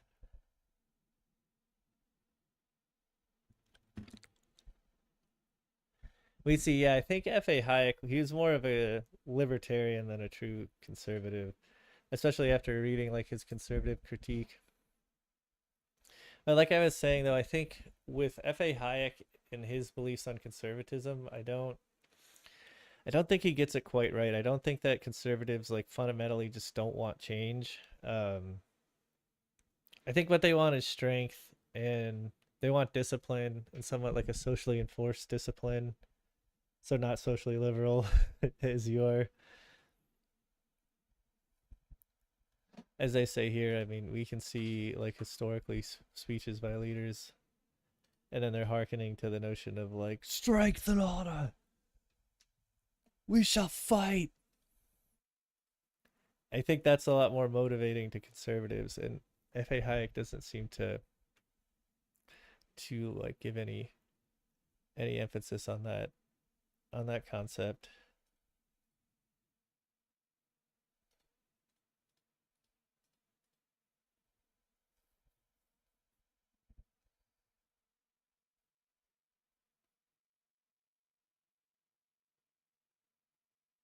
Yeah, like this is Sparta. Yeah, exactly. I think that's a conservative way of thinking. Yes, I work in risk management, and so appreciate the financial mobility I can afford myself, but have a lot of empathy for certain social causes. Oh, I see. Yeah, I'm kind of in the same boat. I do software development, and it's just like I feel like I don't have to be like that hard on myself and disciplined. Like I learned what I needed to learn, and now I'm good at it, and I just go to work, and it's just really not that hard to like do my job. Yet I'm afforded like so much benefit and so much like leeway in so many things.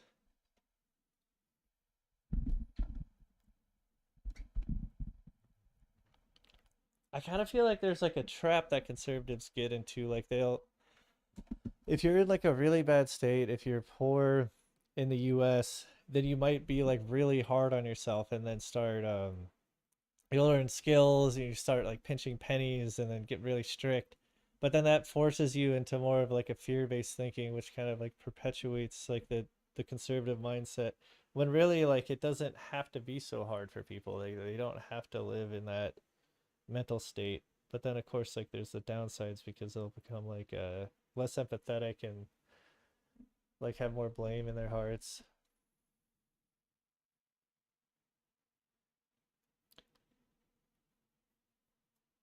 I had to fight a lot being a woman in this industry, but I'm established now, which helps. Risk mitigation. Oh no, risk management. So is this like a under the umbrella of like in like a financial investment?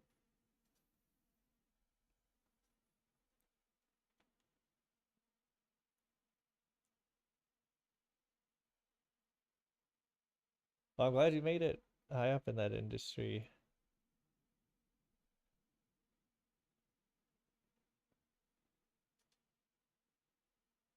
Corporate financial risk. I assess them and provide recommendations.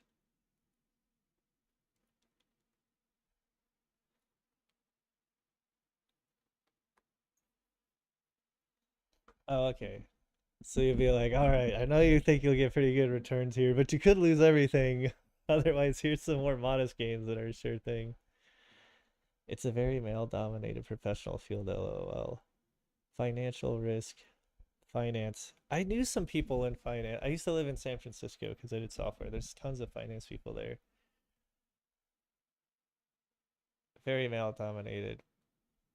Yeah, so is software.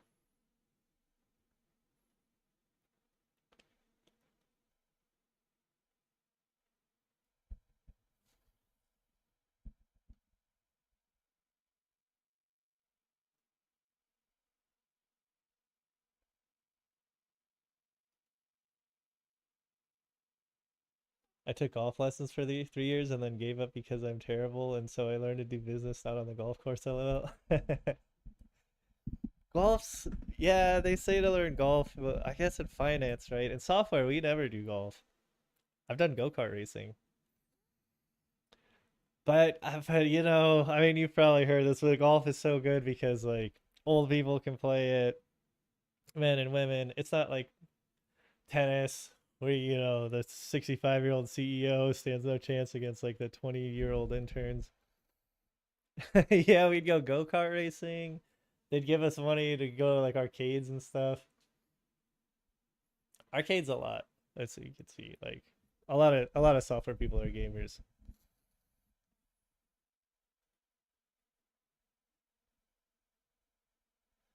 So much of this is done behind closed doors, golf courses, dinners, etc. LOL.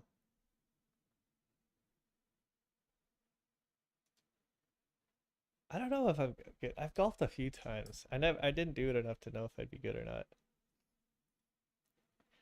Yeah, behind closed doors. People like to do that. They like to make friends, and especially like at work, you like to make friends because it's just kind of it's just better to work with people you're friends with.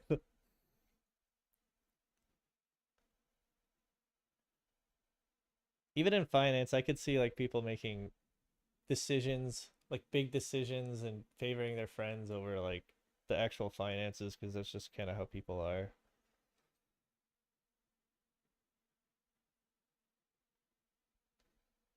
I did go golfing once, and then all we did was just like drink beers all day, and then we didn't stick to any of the rules, and it was a lot of fun. But I don't know. Yeah, maybe it's probably not like that in the corporate environment.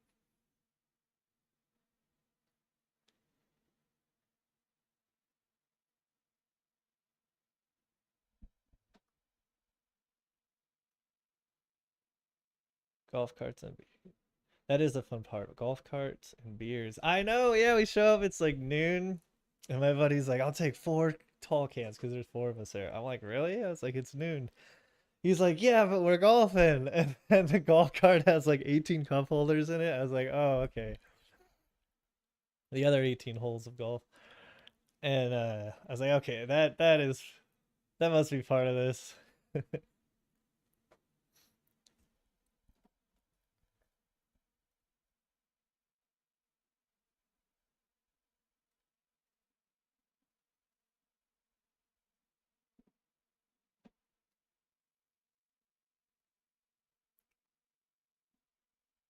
What made you start streaming?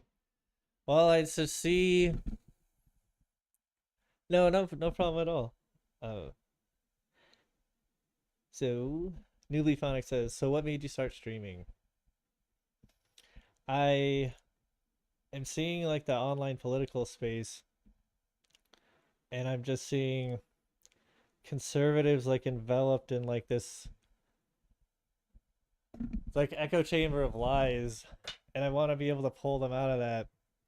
And I see growing like factions on the left, which I just don't trust. I think they're becoming too communist in response. And I want to show people like we can have democracy. Although I did a deep dive on US immigration policy, and now I'm doing the differences between liberals and conservatives psychologically. But another one is I want to look at the Federalist Papers. And also, like, we see so many functioning democracies in the world. Although, like, in the US, it is looking bleak to me at one point, but at some point. But I need to come up with, like, solutions to, like, this growing division. And I'm concerned that in my country it's headed toward a direction of authoritarianism, one way or the other.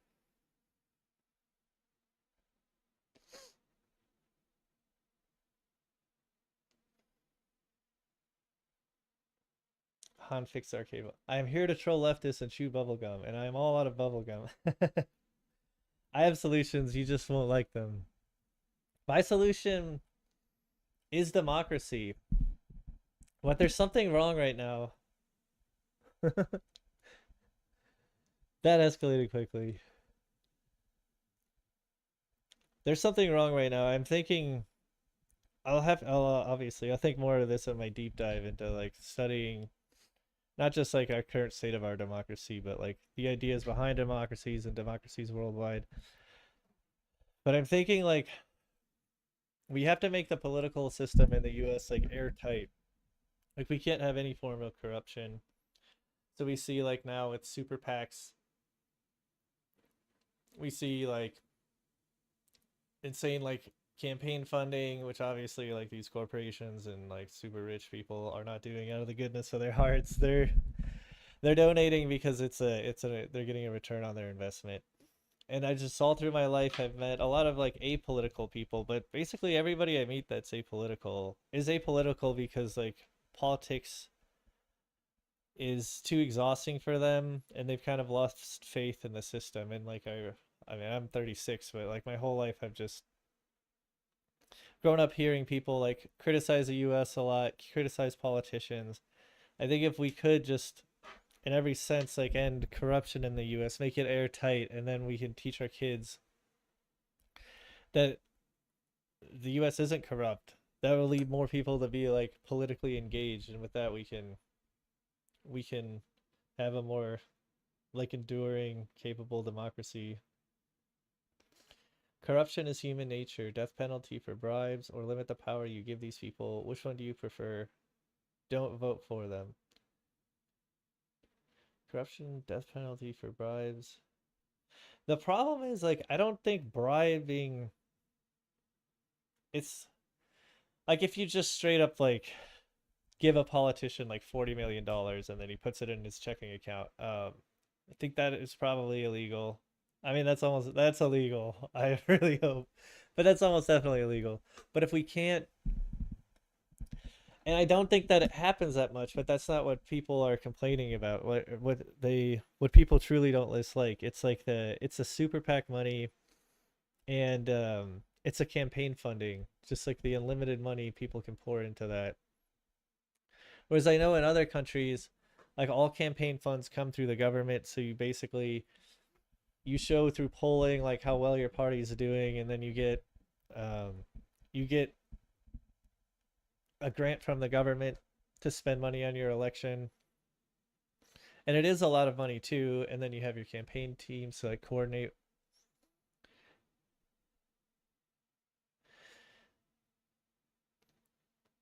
No, when he retires, he gets a six-figure job for the company he lobbied for. I know the grifts. So the only way to stop it is to not vote for these people and or limit the power they have. I feel like not voting for them is the main problem. Like, so for one, like almost all politicians are like susceptible to this. So if we didn't vote, we wouldn't if we didn't vote for them, we wouldn't be voting for anybody, and then we wouldn't have any control of our political system. For all we know, then they just start voting to like legalize more corruption, and then oh, you say, or limit the power they have. Yeah, I think we have to limit things. It sucks too, like you're talking about like the revolving door I've heard of, where people they'll pass a bunch of legislation, let's say that like helps the defense industry, and then they'll go and they'll be a consultant for the defense industry. So it's like they're getting a kickback later in life. So it's a kind of a pay for play model. But the problem though is that they are experts in that field. Let's say, for instance, like in economics, if we vote to like bail out banks, then somebody gets banking consultancy. The person that would vote to bail out the banks would be one that would know a lot about the banking system. Unless we could like abstract them from that, or at least the people convincing the politicians to bail out the banks can go and get a consulting job at the banks. But we do have people that are just part of that expertise community. Like for instance, for me, I have kind of an expertise, and I know, and I work with a lot of the same people, like in different parts of the country. Like we'll work remotely, and I've worked with a few people remotely on different jobs. No company should get a bailout. Problem solved. Yeah, but we can't have our banks failing. Or if we bail them out, we could. Then we give all the previous leaders the death penalty, and then but then we bail out the company and put new leaders in charge. Just kidding. The problem, if we have really large banks that fail, though, that could just completely stop the flow of money in our economy and cause a huge crash.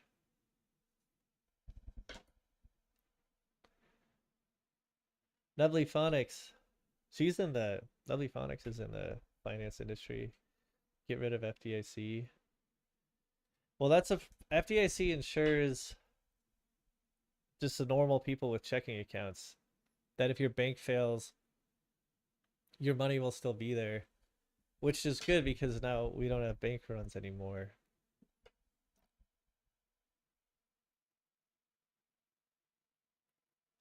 Yeah, if only we could devise a way to truly like keep banks from making bad or too risky of decisions.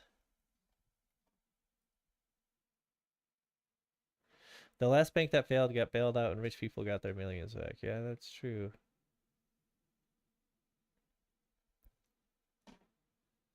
But this is an economics deep dive, and I will do that soon. But tonight, I'm figuring out how to understand Trump supporters so I can communicate with them. I think if banks failed under Trump, Trump would bail them out too. So what I'm looking at tonight is the psychological underpinnings of liberals and conservatives. So like what are the differences between them? If there is a banking collapse, the FDIC has no chance of bailing every depositor out. There will be bank insurance. But the FDIC like helps prevent the banking collapse in the first place. So if the bank fails, like people can rest assured there's money's there. That way when like things get kind of dicey at a certain bank, everybody doesn't just go and like draw every drop of blood out of it.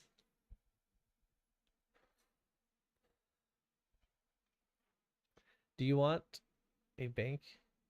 Do you want a bank in his? I don't understand. Oh, do you want a bank in insurance?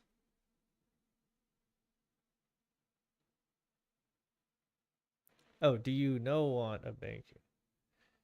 Do you know?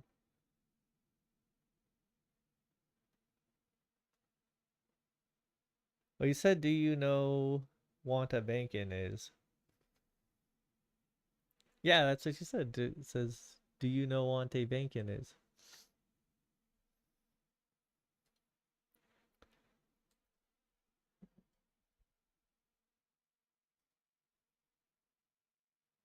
Oh, it's type. Yeah, I figured it's typos.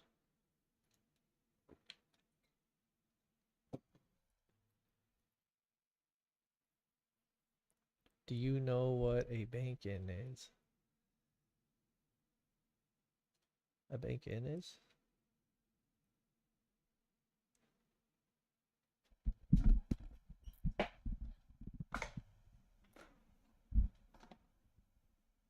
Bank in.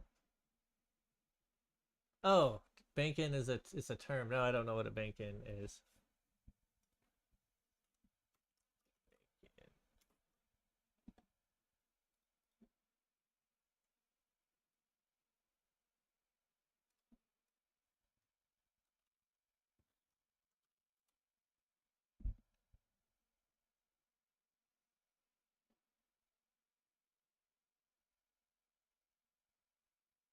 I know what bacon is.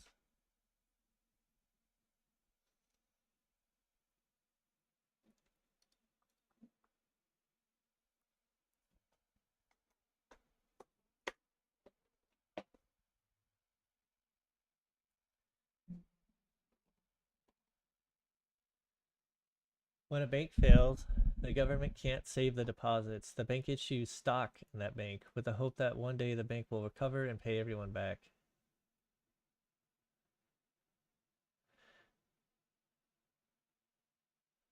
When a bank fails and the government can't save the deposits, the bank issues stock in that bank with the hope that one day the bank will recover and pay everyone back. Oh. Wait, so is this similar to like the GM bailout in the Great Financial Crisis when the US government bought GM stock to prop it up? And then fortunately in that case GM did recover and then they sold it back on the open market.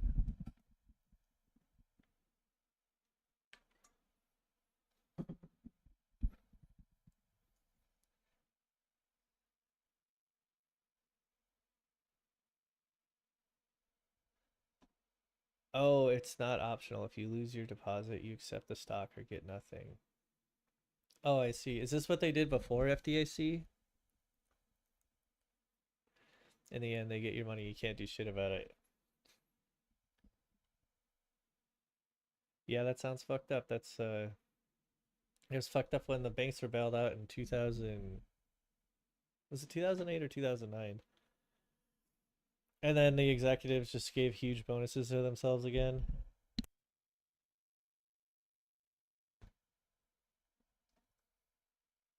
It has been done in other countries soon. Yeah, it has been done in other countries too. So, okay, so it's different than the FDIC, I think you're saying.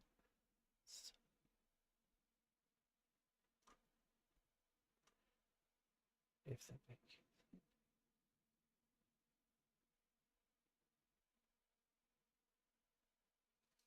I think for FDIC, they'll give you your money back. If they have to, they'll just print up a bunch of money, unfortunately. So your FDIC is an illusion. Oh, so you're saying this is actually see FDIC doesn't work the way I think it does. You're saying what they really do is issue stock and you have to take the stock.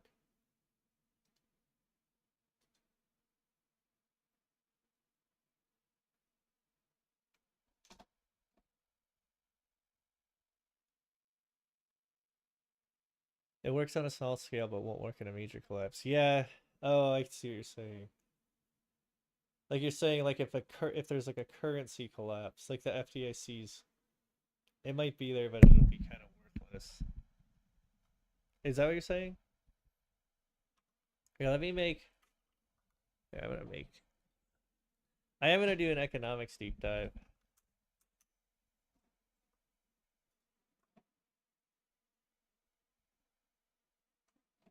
I'm gonna continue with looking into the differences between liberals and conservatives psychologically. So I hope you find this interesting. Would you say you lean more like conservative or liberal? Oh, you don't have to answer if you don't want, obviously. But I hope you might find this interesting. Because I do want to do an economics deep dive. It's gonna be tough though. There's so much to cover. So many competing theories and such a wide field of study.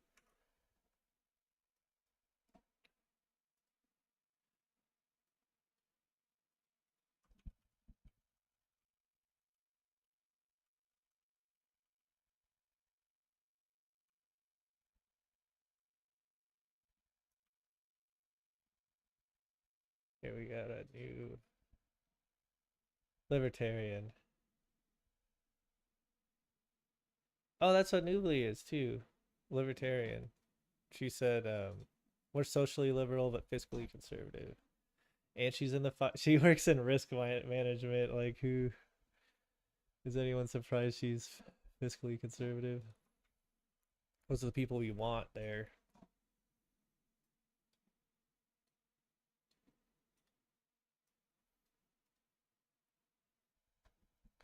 Okay, so I've got this new PowerPoint economics notes. Let's see. I'll make my to-do list to do to FDIC and think and process. FDIC won't work in major downturn.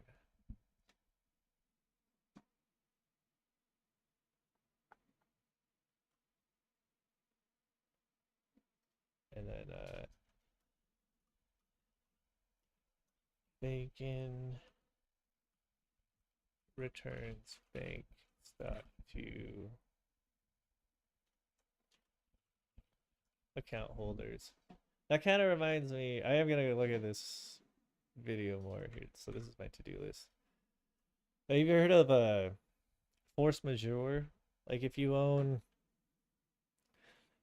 gold in a if you own like gold that's in an ETF, and the price starts to skyrocket, the gold holder can issue a force majeure and say so gold's probably at about $3,000 an ounce right now. If it starts spiking up to like $6,000-7,000, like say if I ain't holding, you ain't owning. What's that? I mean, I ain't holding.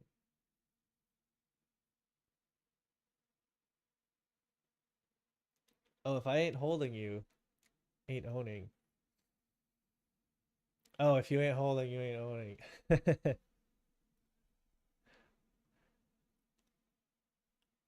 I'm a liberal, but I love guns. They're just fun. If the price of gold starts to shoot up, they could take whatever the value is at any time during its skyrocket, and then just put a pin in that price there, and then they'll give you that amount of dollars as gold will continue to skyrocket, so it's better to physically own it.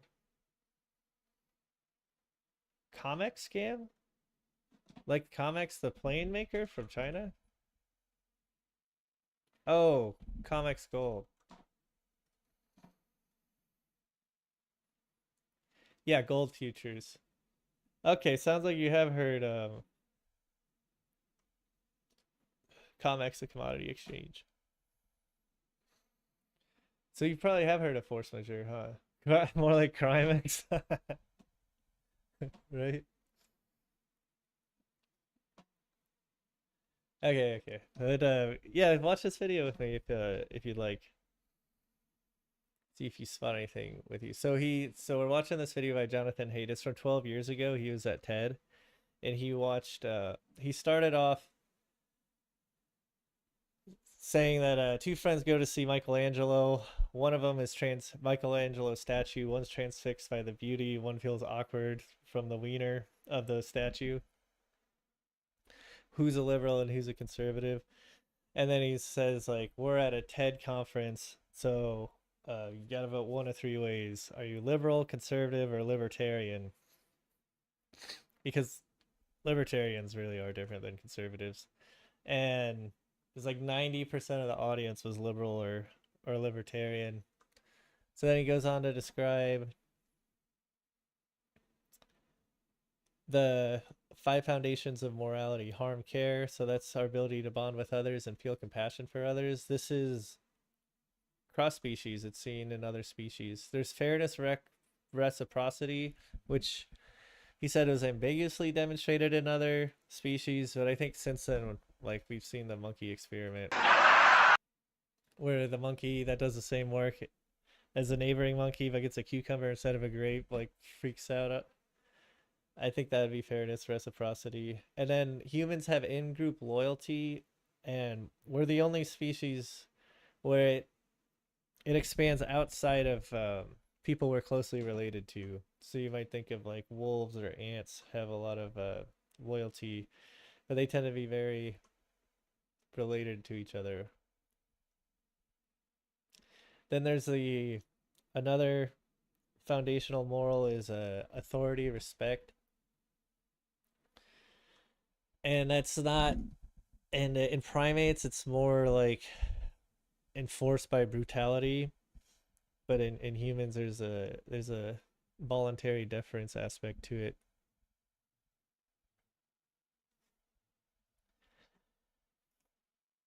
And I can see why, like, sorry, I'll make a note of this. Like, we do want like a formal system of rules with like a formal, let's say, judge. Like if somebody like breaks a rule, let's think like in like a Neolithic tribe, we don't want just like vigilantism and like whoever feels like it gets to dish out justice. We want kind of a rules-based system with like a leader enforcing the rules. I think that's kind of where this springs from. And then the 5th moral is everyone is a libertarian until you say heroin should be legal. I mean, they've got like methadone clinics. I think those work pretty well too. That's kind of like legalized heroin. Have you seen the libertarian convention? Where they're talking about legalizing driver's license. Oh yeah, Gary Johnson booed. Should someone have It's only 22 seconds. Gary Johnson booed at the libertarian debate for supporting driver's licenses. Should someone have to have a government-issued license to drive a car? Hell no. What's next? Requiring a license to make toast in your own damn toaster? He's all intense about it. The license to drive? You know, I'd like to see some competency exhibited by people before they drive. He's all trying to come across as reasonable. And they're like, boo, fuck you. Do you think, Han, do you think we should have driver's licenses?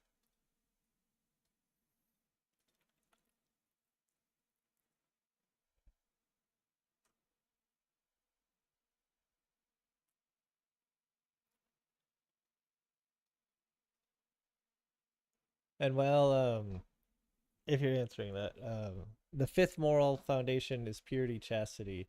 So controlling what you do and put into your body. I think sexual chastity with Christians and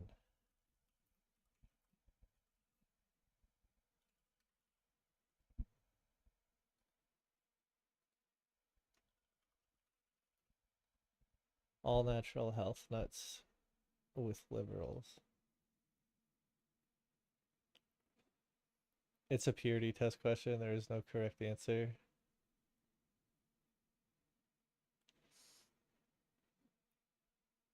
Of course there's a correct answer. Heroin should be totally legal. It feels great.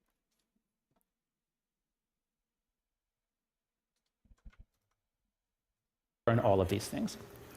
But as my son Max grows up in a liberal college town, how is Okay, new slide.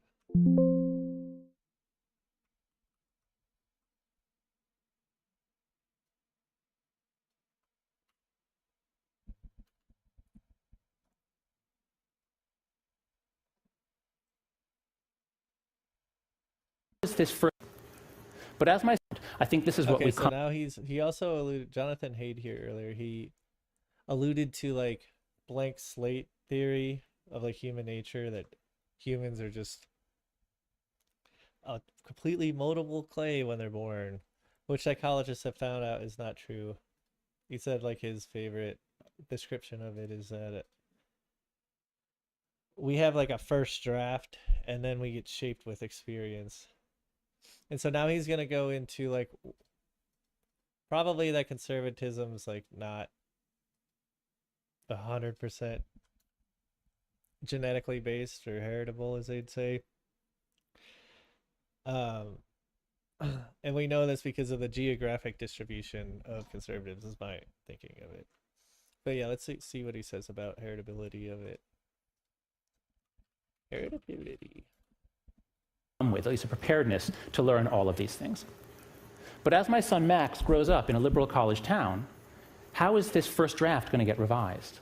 And how will it end up being different from a kid born 60 miles south of us in Lynchburg, Virginia? To think about cultural variation.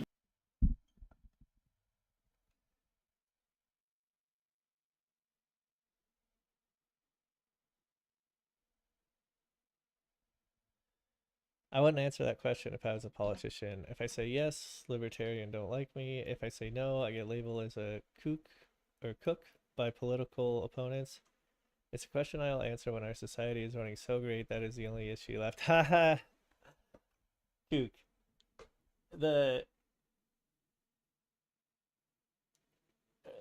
That's that's what I envision. I'd love such a great society where like our arguments are like, how beautiful should we make our public buildings?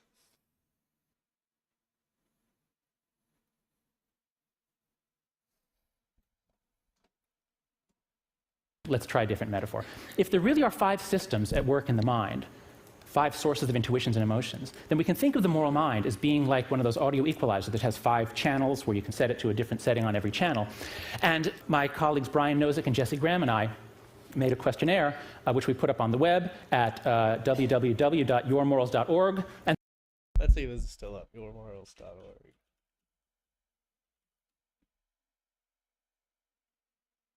Oh, it's down.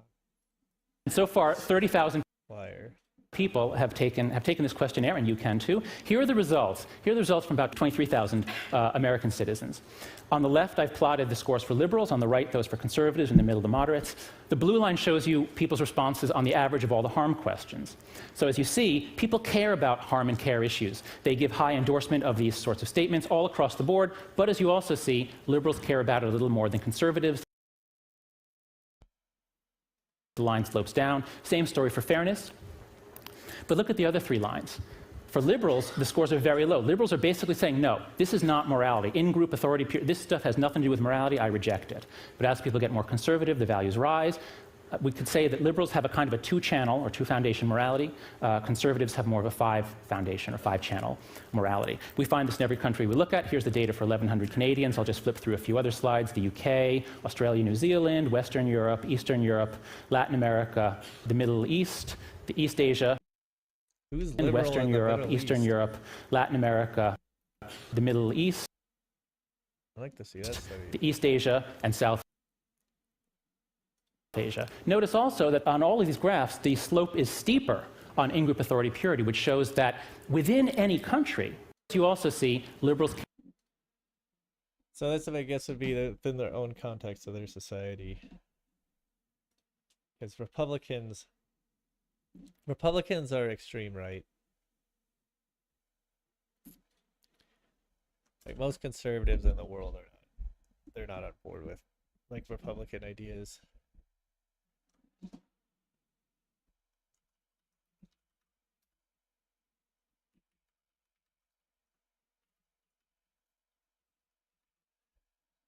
So liberals care most about harm, fairness, care least about authority, in-group impurity. Yeah, and it's not like they don't care about it, but then conservatives care about all five equally, but less about harm and fairness. This is interesting. Care about it. Let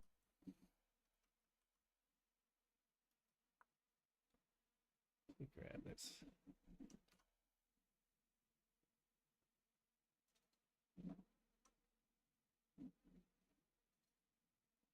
Let's see, can I grab this? Can I make this red line go away? Ah, whatever. Ah, they'll know it's politics.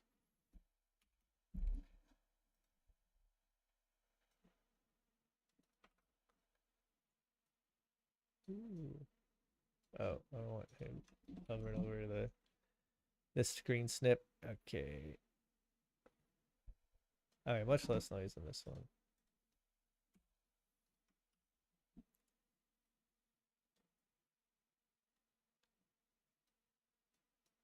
This is USA.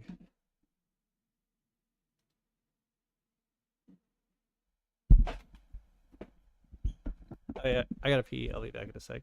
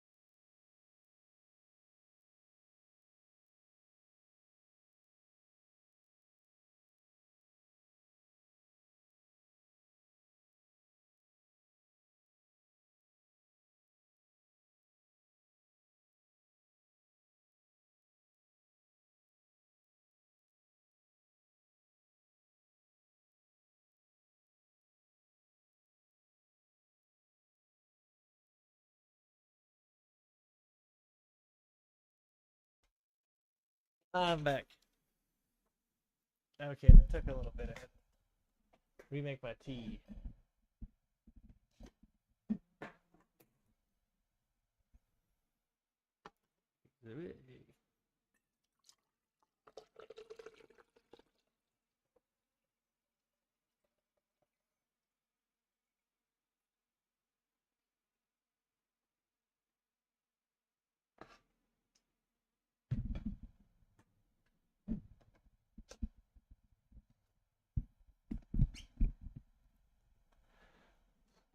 Okay, onward, folk. We learn the moral roots of liberals and conservatives.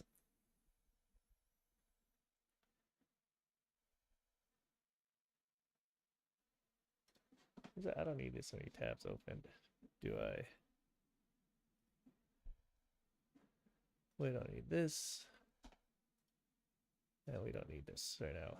Okay, here we go. Deeper on in-group authority purity, which shows that within any country, the disagreement isn't over harm and fairness. Everybody, I mean, we debate over what's fair, but everybody agrees that harm and fairness matter. Moral arguments within cultures are especially about issues of in-group authority purity.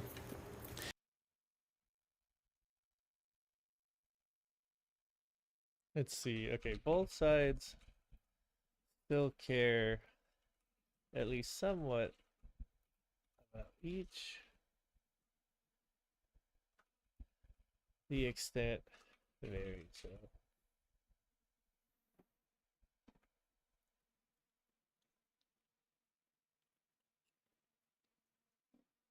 This effect is so robust that we find it no matter how we ask the question. In one recent study, we asked people to suppose you're about to get a dog, you picked a particular breed, you learned some new information about the breed. Suppose you learn that this particular breed is independent-minded and relates to its owner as a friend and an equal. Well, if you're a liberal, you say, hey, that's great, because liberals like to say, fetch, please.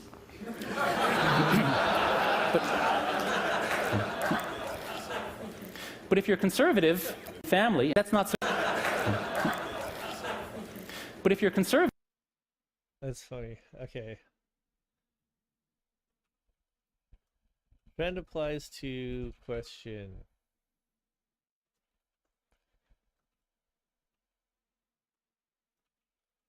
Would you want a dog that is independent minded and relates to its owner as a friend and equal?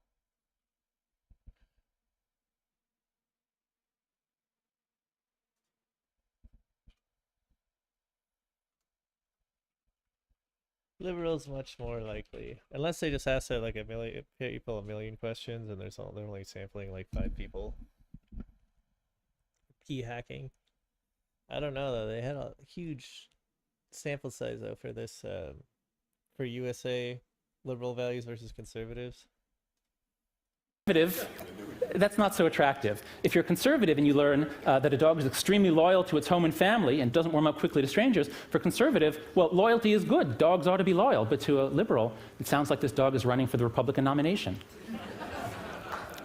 So you might say, okay, there are these differences between liberals and conservatives, but what makes those 3 other foundations moral? Aren't those just the foundations of xenophobia and authority?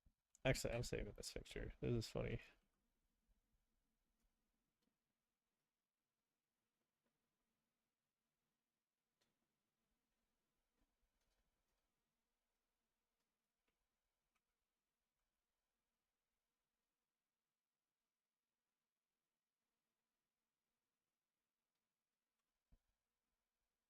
Okay, group them together so that they both resize together. Oops, wrong slide. Never mind. Now it's the right slide. I thought he was going to go into heritability, moral psychology.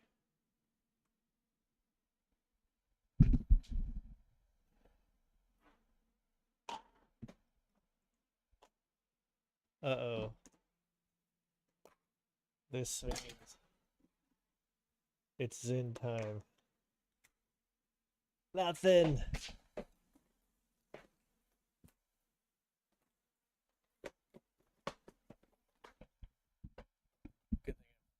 conservatives more prepared than liberals? Are conservatives more likely to be in the Boy Scouts? I would think so. That's why they're prepared. Just because they're in Boy Scouts.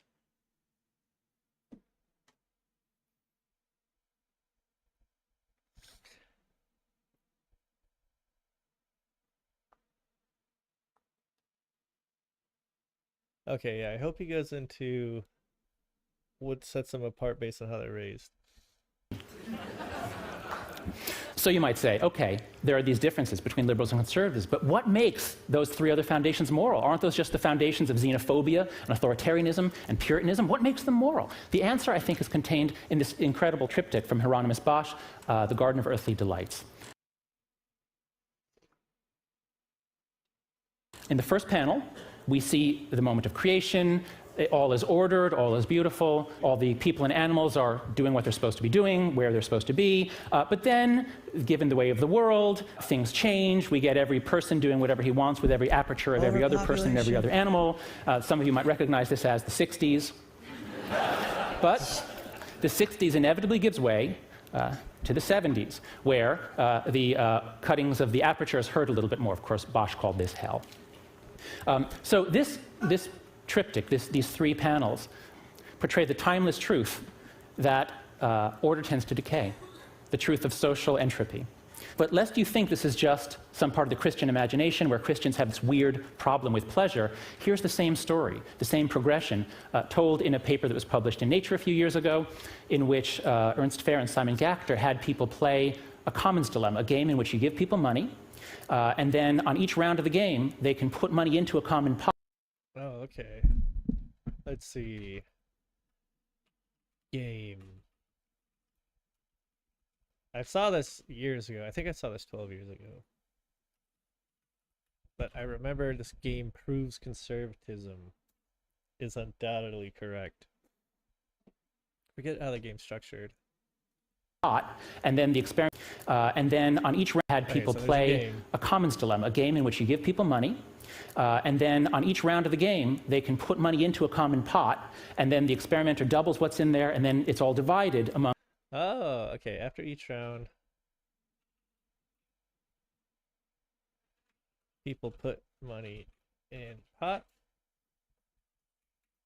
Money is doubled and equally divided. Okay, so if everybody puts all the money in, then everybody gets double back.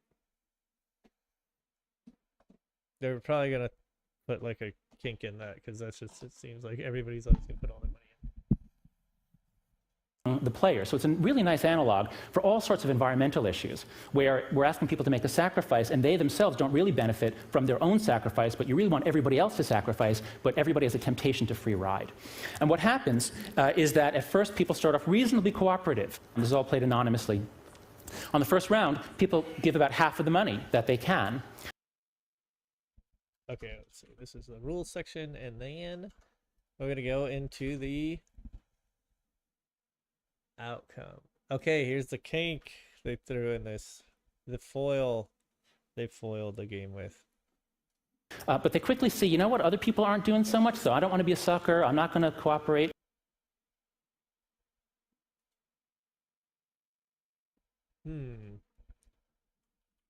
People stop cooperating. Oh, over the rounds.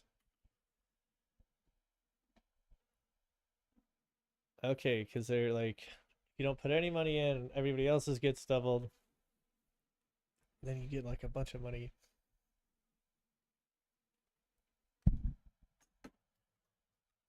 They don't want to be a sucker. That makes sense. Okay, now, so you got like free riders getting more than the people that are giving.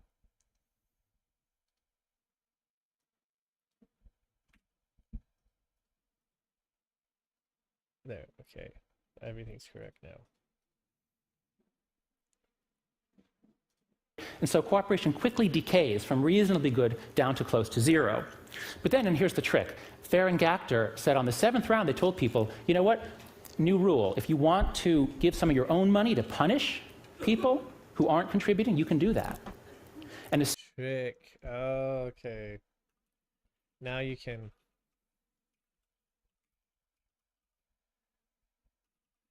punish people by spending money. As soon as people heard about the punishment issue going on, cooperation shoots up. It shoots up and it keeps going up. There's a lot of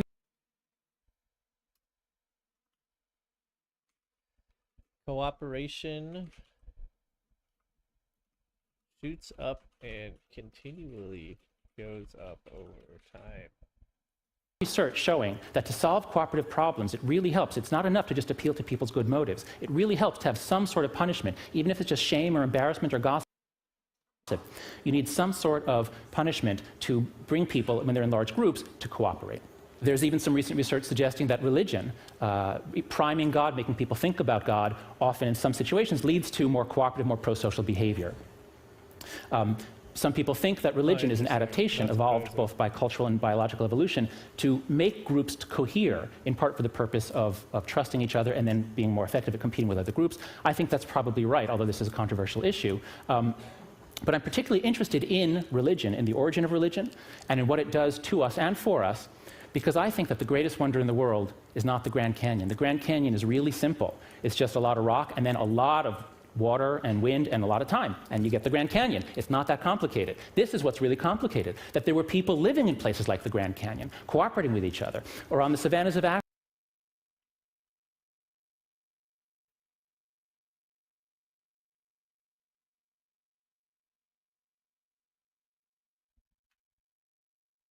Africa, or on the frozen shores of Alaska. And then some of these villages grew into the mighty cities of Babylon and Rome and Tenochtitlan. How did this happen? This is an absolute miracle, much harder to explain than the Grand Canyon.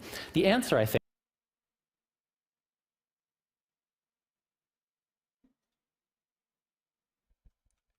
how have we built such complex societies and structures? Traditional morality, is that they used every tool in the toolbox. It took all of our moral psychology to create these cooperative groups. Yes, you do need to be concerned about harm, you do need a psychology of justice, but it really helps to organize a group if you can have subgroups, and if those subgroups have some internal structure, and if you have some ideology that tells people. Helps to have groups with subgroups. Subgroups have internal structure. To suppress their carnality, to pursue higher, nobler ends. And now we get to the crux of the disagreement between liberals and conservatives. Because liberals reject three of these foundations. They say, no, let's celebrate diversity, not common in group membership. They say, let's question authority, and they say, keep your laws off my body. Liberals have very noble motives. Liberals reject three of these foundations. They say, no, let's celebrate diversity, not common in group membership. Liberals oppose 3 of 5 moral foundations. Let's see, loyalty. They say, let's celebrate diversity. They say, let's question authority. Authority. Let's question it. And they say, keep your laws off my body. Purity. Keep your laws off my body. Liberals have very noble motives for doing this. Traditional authority, traditional morality can be quite repressive and restrictive to those at the bottom, to women, to people who don't fit in. So liberals speak for the weak and oppressed. They want change and justice, even at the risk of chaos. As this guy's shirt says, stop bitching, start a revolution. If you're high on openness to experience, revolution is good, it's change, it's fun. Conservatives, on the other hand, speak for institutions and traditions. They don't speak for institutions anymore. I don't believe in any institution except maybe the church. But they don't believe in climate scientists. They don't believe in the mainstream media outside of Fox News. They don't believe in archaeologists, as we saw here 40% of Americans are creationists. Not even 40% of Christian Americans, just 40% of Americans. And it's been pretty steady over time. And this is opposed to obviously just humans evolve without God's interference, but also humans evolving with God's guidance. They don't believe. So the question's posed. God created human beings pretty much in their present form at one time within the last 10,000 years or so. 40% agree of Americans. This blows my mind.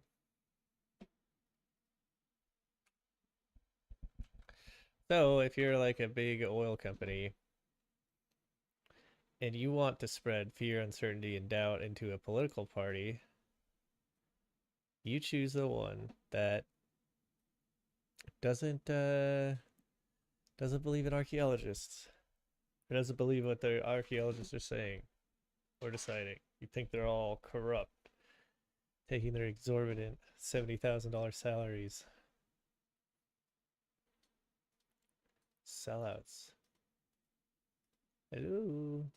There we go.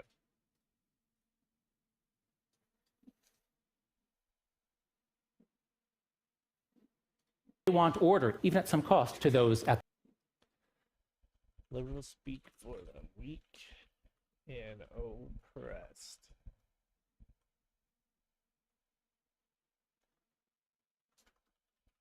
Want change and justice, even at risk of chaos.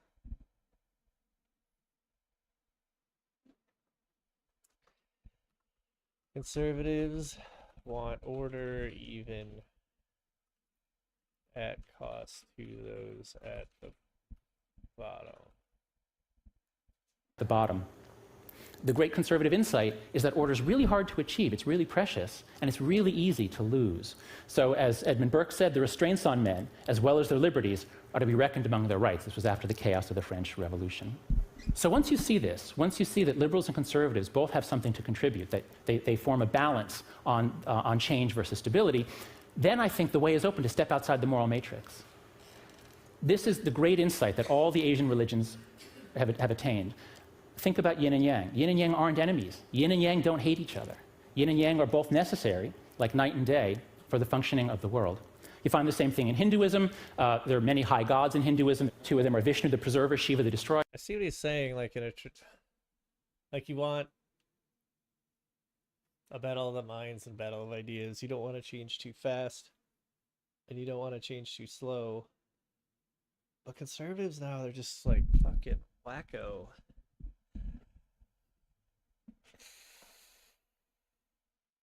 And they know Trump's lying, like I said. This image actually is both of those gods sharing the same body. You have the markings of Vishnu on the left, so we could think of Vishnu as the conservative god. You have the markings of Shiva on the right. Shiva is the liberal god, and they work together. You find the same thing in Buddhism. These two stanzas contain, I think, the deepest insights that have ever been attained into moral psychology. From the Zen master Senzan. If you want the truth to stand clear before you, never be for or against. The struggle between for and against is the mind's worst disease. Now, unfortunately, it's a disease that has been caught by many of the world's leaders. But before you feel superior to George Bush, before you throw a stone, ask yourself, do you accept this? Do you accept stepping out of the battle of good and evil? Can you be not for or against anything? So what's the point? What should you do? Well, if you take the greatest insights from ancient Asian philosophies and religions and you combine them with the latest research on moral psychology, I think you come to these conclusions. That our righteous minds were designed by evolution to unite us into teams, to divide us against other teams, and then to blind us to the truth. So, what should you do? Am I telling you to not strive? Am I telling you to embrace Senzan and stop with this struggle of for and against? No, absolutely not. I'm not saying that. This is an amazing group of people who are doing so much, using so much of their talent, their brilliance, their energy, their money to make the world a better place, to fight wrongs, to solve problems. But as we learned from Samantha Power in her story about Sergio Vieira de Mello, you can't just go charging in saying you're wrong and I'm right. Because as we just heard, everybody thinks they are right. A lot of the problems we have to solve are problems that require us to change other people. And if you want to change other people, a much better way to do it is to first understand who we are, understand our moral psychology, understand that we all think we're right, and then That's what we're here for. step out, even if it's just for a moment, step out, check in with Senson.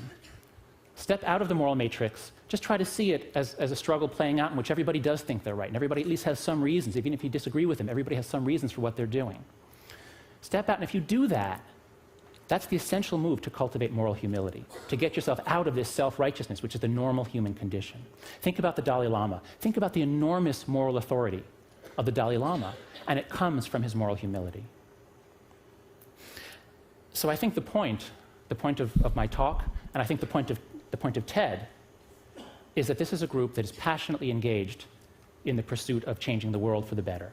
People here are passionately engaged in trying to make the world a better place. But there is also a passionate commitment to the truth. And so I think that the answer is to use that passionate commitment to the truth to try to turn it into a better future for us all. Thank you.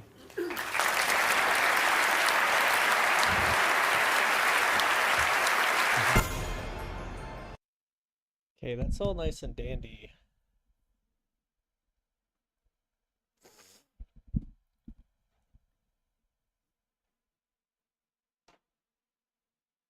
That this video was posted in December 31st, 2012, so late 2012. Now we're in early 2025.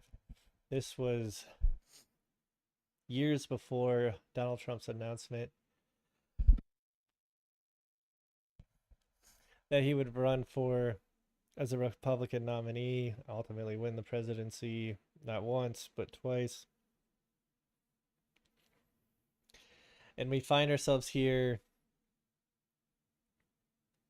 in a society that has an entire political party captured by lies, with no interest or belief in anything that contradicts it, and just so many excuses, a whole apparatus that'll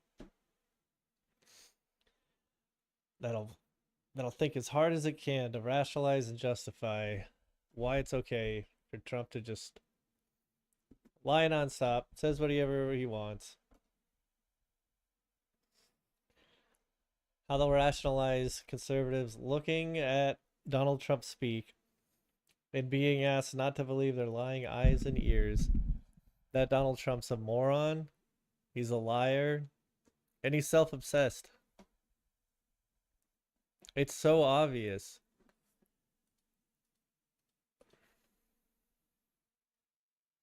So, as informative as this was, it's just,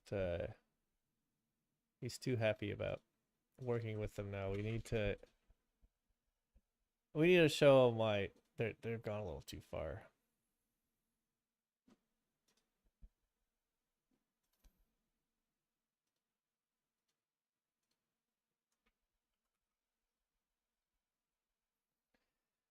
Jonathan Haidt. Critique. Okay, let's see. This video was posted in late 2012, years before Trump's nomination and ultimate.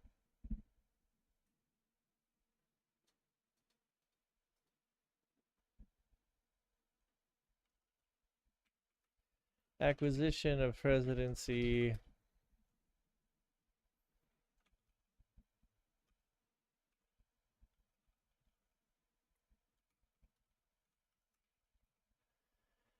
Okay, we need to know why conservatives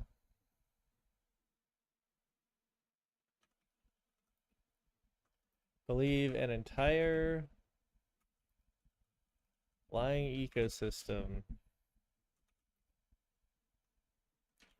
that asks them not to believe.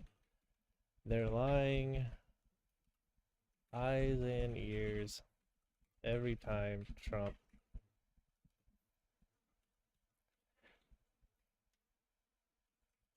opens his mouth. Obviously, he's a liar, a moron, self-obsessed.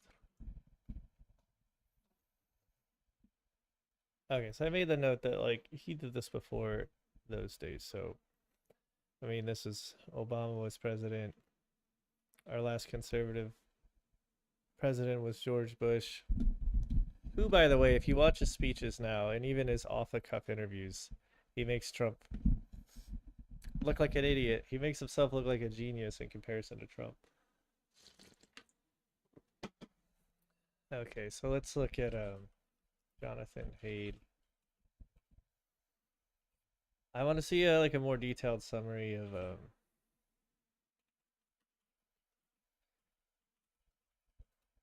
liberals and conservatives.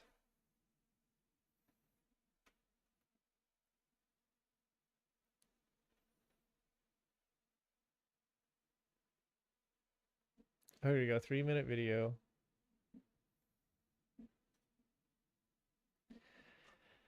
Maybe we'll look at that. Okay, this is a later video. Oh no, this is the same video we watched. This is posted 11 years ago.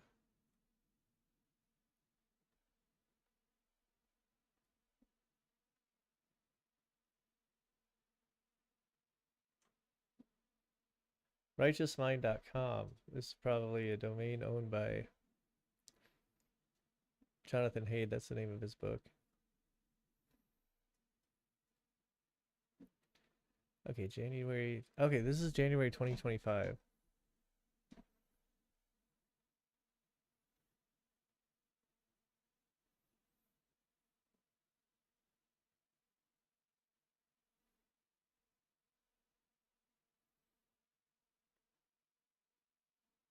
Liberals are weirder than conservatives. A few years ago, psychologists looked at all the psychological studies of people in different cultures and concluded that Westerners are weird. That's an acronym, not an insult. People from Western, educated, industrialized, rich, democratic countries, weird countries, get it, are consistent psychological outliers compared to the other 85% of the world's population. On psychological tests, Westerners tend to view scenes, explain behavior, and categorize objects analytically, but the vast majority of people around the world more often think intuitively, what psychologists call holistic thought. Does this apply to conservatives in the Western world as well? Also, does this apply to South Korea and Japan?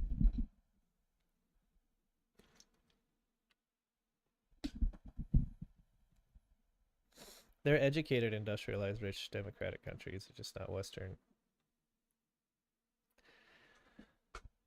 5 years ago, I had just arrived at the University of Virginia, and I had a thought flash. Aren't most of these weird elements even more true of liberal culture within the United States? Liberalism thrives in university educations, cities industrialized, and wealthy East and West Coasts rich, and ultra pluralistic groups like Occupy Wall Street and Unitarian churches, democratic. So if Westerners think weirdly, maybe liberals think even weirder. I want to talk with my advisors, Shigo Oishi and Jonathan Haidt, and they like the idea and joined me on the project, along with Zhumin Zhang, Felicity Miao, and Shimin Chen. We studied very liberal percent relational pairings.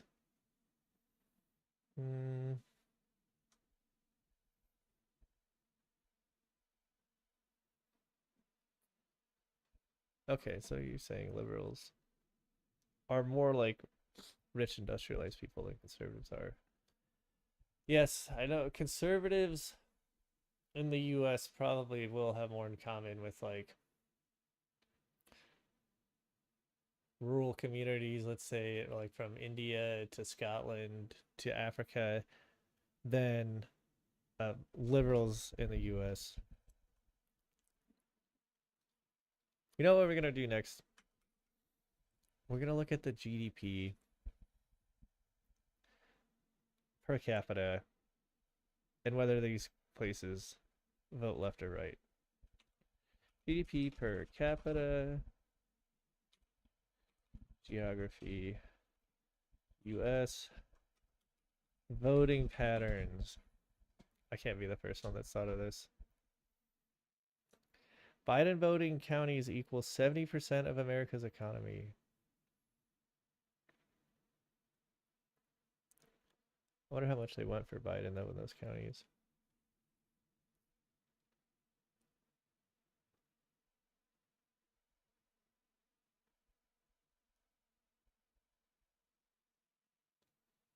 Economic Innovation Group.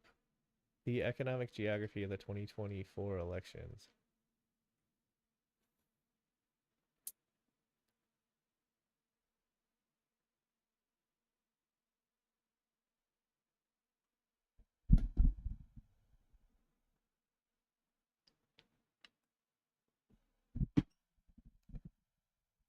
The geographic breadth of Donald Trump's gains in the 2024 presidential election was remarkable. Trump received a larger share of the vote relative to his 2020 performance in 9 out of every 10 counties, and the shift in his direction was most common in large urban counties that typically favor Democrats. Which economic and demographic variables were correlated with the rising vote share for Trump in a given county? Like, again, it's just like people trapped in conservative media. It's spreading to our cities.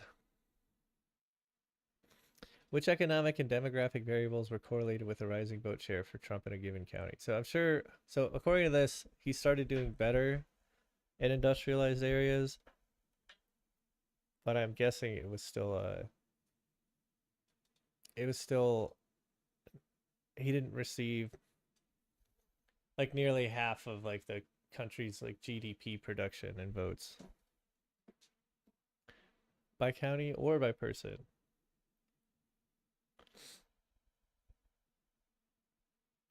The higher a country's share of immigrants, the more likely it was to shift votes towards Trump. We found that a country's immigrant population share had one of the strongest correlation with the shift towards Trump's of the demographic and economic factors.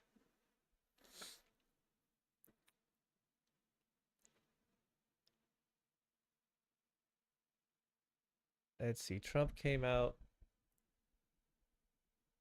I don't think he spoke of legal migration so much as like, so now the rhetoric's shifting. Of course, he's always gone hard against illegal immigration, which we did a deep dive on, and we found out that they're much less likely to commit crime than US born people. But now, like, so recently he came out against people that are here legally for an amount of time. They got there's a 2-year program people were put in if they're from Cuba, Nicaragua, Haiti, or Venezuela. Trump's cutting that short now. So he's against that legal immigration, although temporary. He's come out in favor of H-1B visas, which I think most people are in favor of H-1B visas because you want talented people coming into your country.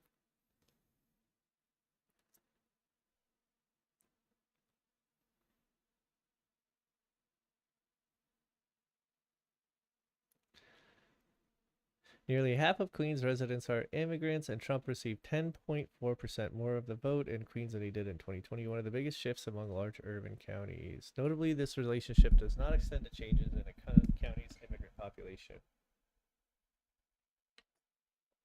When we looked at swings in the immigrant population share between 2016 and 2022, we found a tiny negative correlation with voter shifts towards Trump. Okay, so if more immigrants were moving into an area, That moved them away from Trump. But if the location had a high immigrant population, that led towards more of a shift to Trump. Change in Republican vote versus the immigrant population share. Change rate in Republican vote. So here we have as high as it's shifting 10 percentage points. So that'd be like a 5% of people converted.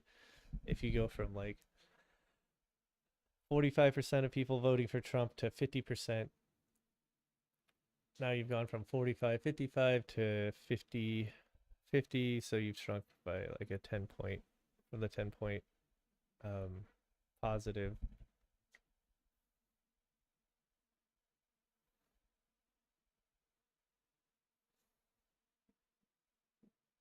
Trump gained the most in the least educated counties.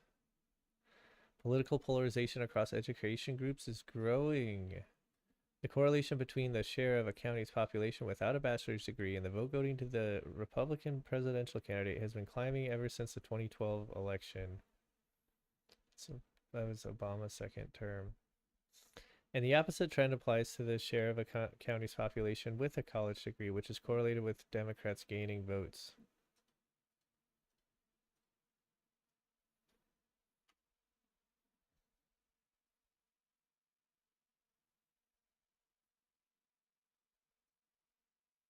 Okay, so let's see. Economic productivity. Or let's see, economic output and political leaning.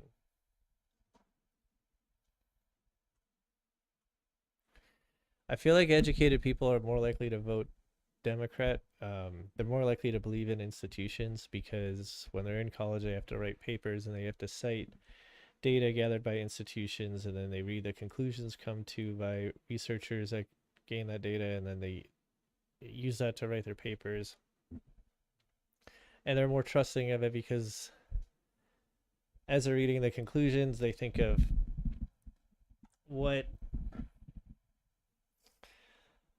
any like counter thoughts that they might have or any ideas that spring into their mind, and they see that the researchers account for that, and that leads them to trust in those in the researchers of those institutions more. That's my hypothesis on why the more educated people become, the more they trust institutions. And so if you trust institutions, you're going to believe in scientists when they say that climate change is man-made and that it's becoming an increasing problem, which would thus call for like government intervention. And then you believe in groups like archaeologists that say they have a strong fossil record that shows evolution is true.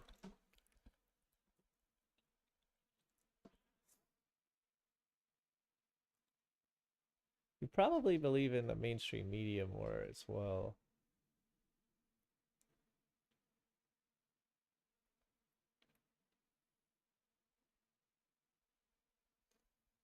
The largest shift in the Trump voting share of any county across the entire United States took place in Maverick County, Texas, which swung towards Trump by 14.1 percentage points. Roughly 19 out of every 20 Maverick residents are Hispanic. Shifts are interesting, but I do want to see total numbers. Average percentage of prime age adults not in work. Okay, so we're looking at the change in the voting patterns of people. Counties with more immigrants shifted more towards Trump. I don't think they overall voted for him, but they did shift towards him. And then counties that had an increase in the number of immigrants actually had a slightly less shifts towards voting for Trump.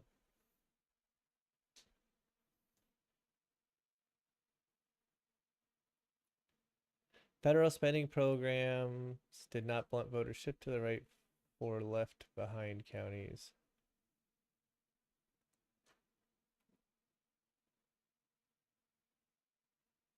Well, all counties kind of shifted to the right. wow, this county had almost $80,000 invested per person. They still shifted to the right, even though Republicans don't want to dole out federal money for anything, including like education. They fight back on infrastructure too.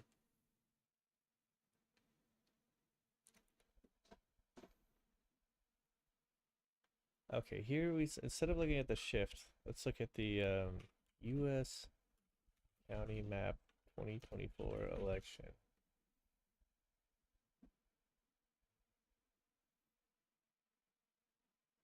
Here we go, New York Times.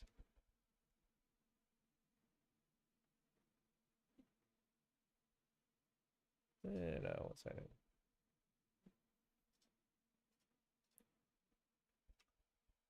Let's make the colors look normal. Oh, these are the normal colors. But we still don't have the county tally ups and what, like, it's like barely have any in like these 7 states.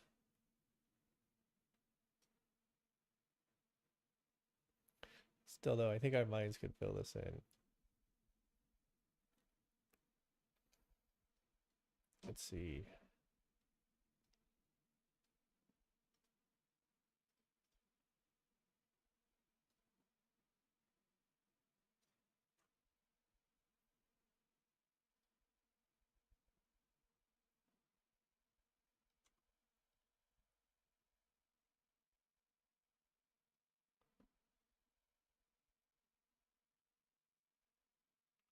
Okay, so here's people that voted for Trump and Harris. Now let's look at GDP per capita by county. We're gonna have some like shale producing counties that have like a crazy GDP per capita.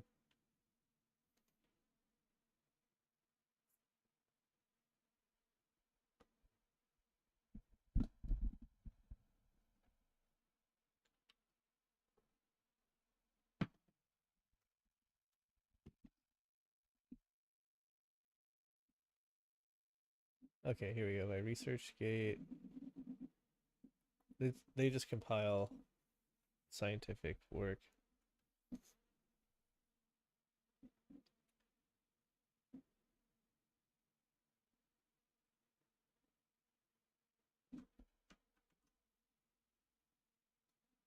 This is kind of flawed though, because some of these counties, like I said, just have a lot of output due to. Oh wait, we need to have the name of this. Oh, we can download this. Some counties' GDP is determined by. Okay, I don't have that choice. Okay, I'm just gonna label this in the PowerPoint. Some counties don't have a they have like a really high GDP just because they're like sitting on top of a bunch of oil.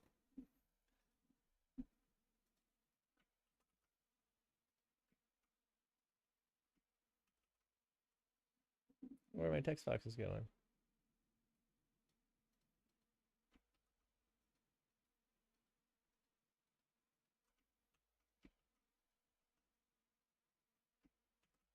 There's our text box. Just needed some text in it. GDP per capita by county.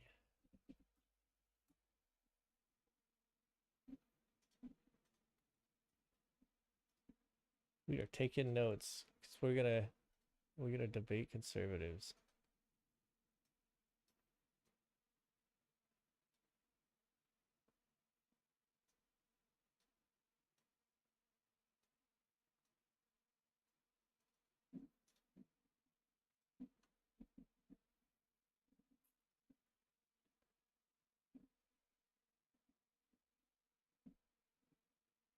This is 2019.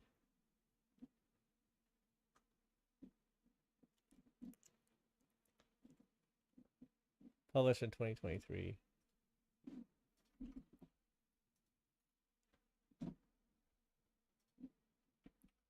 All right, we got our link.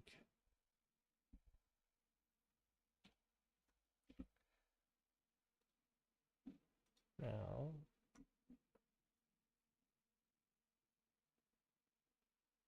I think we can see kind of a pattern here.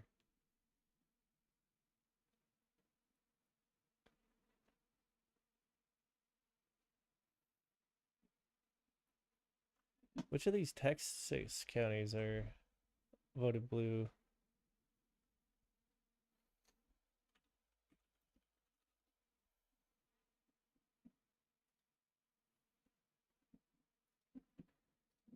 Let's see, we'll explore Google Earth.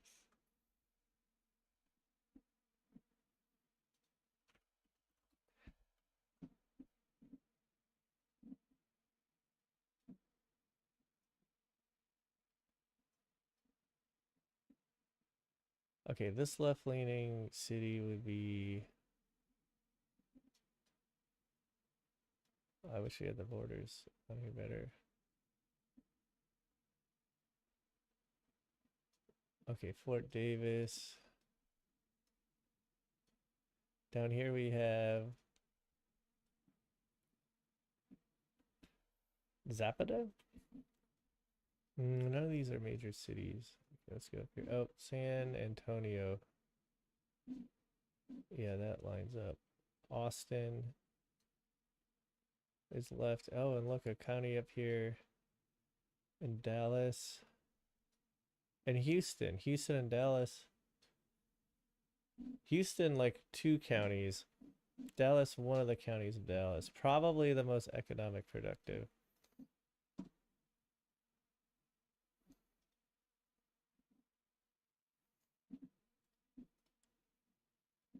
Okay, we gotta label our...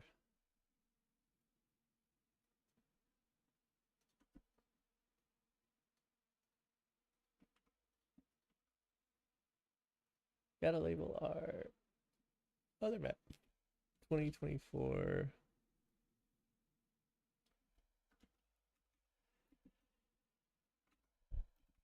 Election mostly complete.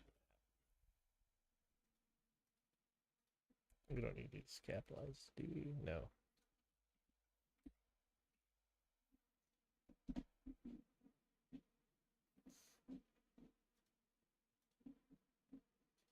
Let's see. Okay, U.S. Democrat versus Republican income. We'll use income as a proxy for GDP, or yeah, for productivity, because some of these really rich counties we're seeing here just have a lot of resources on their own, whether it's rare earths or oil, natural gas.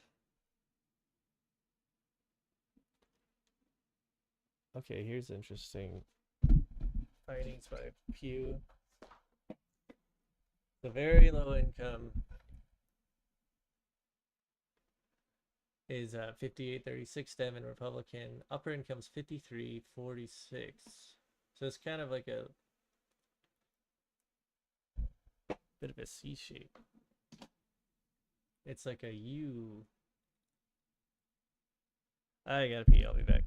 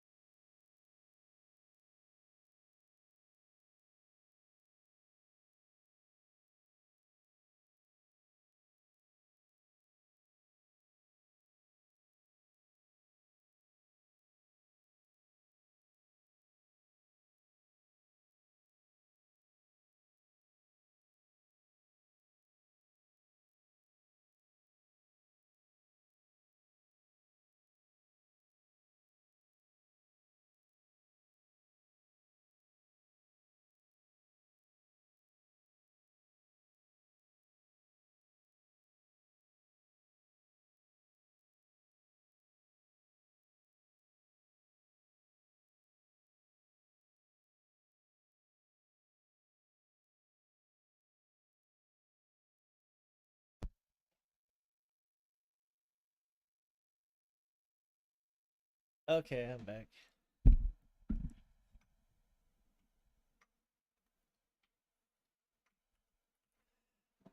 Okay, let's take some of this research.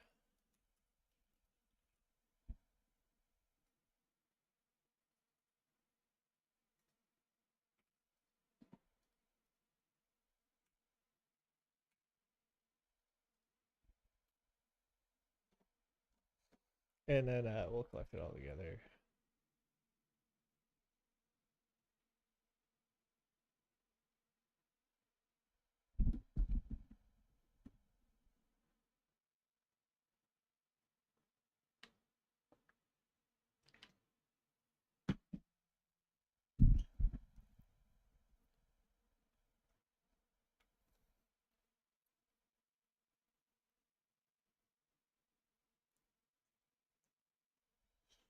Okay, income gap and partisanship among voters without bachelor's degree.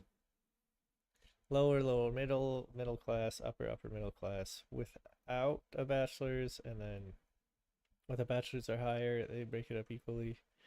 Oh, so upper middle class people and upper class without a college degree very much lean Republican. Probably because they're like, yeah, I didn't even have a college degree. I pulled myself up by my bootstraps.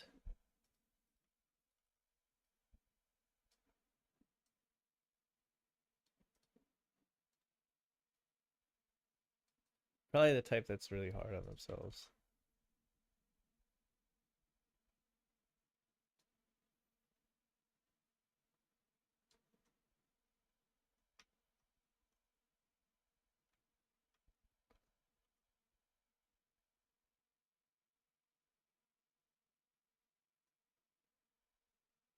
All right, we're putting this into our picture book, our photo album. These could be a little bigger.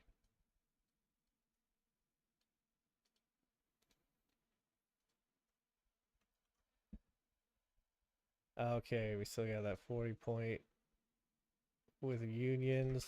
Thank God they're not brainwashed yet by the fucking Donald Trump sycophantic conservative media.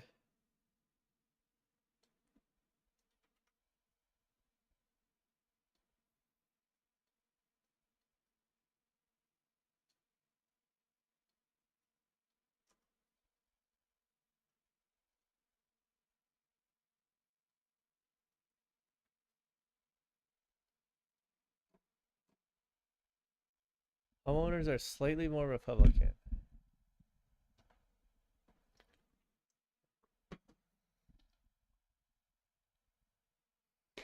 That makes sense. They already got it good. I just want lower taxes. Renters, wow, they're hugely more Democratic. It's like a 32 point difference.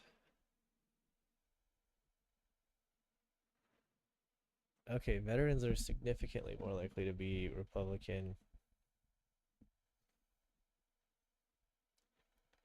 And younger ones are more Democratic. I can see that. Oh, okay. So for black voters, doesn't matter if they're veterans or not. They're still largely Democratic. And this is April 2024.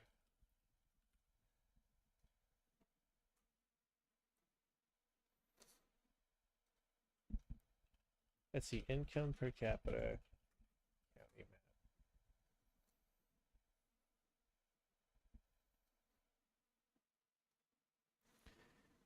Bureau of Economic Analysis. .gov.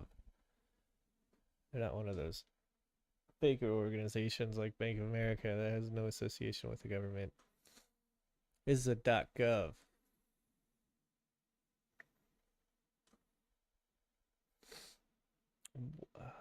Why?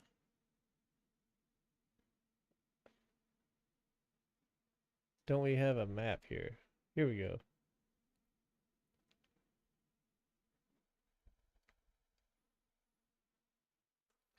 Oh, this is a percent change. Wait, so why don't they give us like the actual income then? Like they must have the data. If they know the change, they have the data.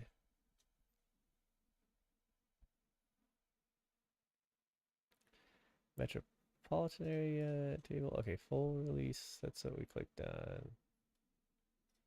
Does it say where they started? Yes.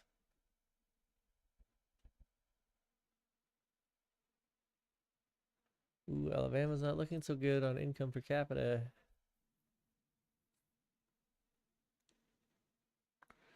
Went up 2.4% in 2022, 4.9% in 2023. Let's see, is this adjusted for inflation?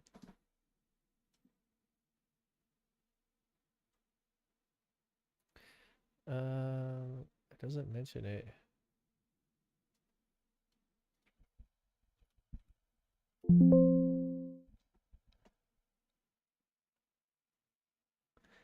Personal income in current dollars. Oh, so does that mean they are adjusting for inflation? They're just, yeah, that would mean they're using what dollars are worth now and then going back to the data in the past and adjusting it.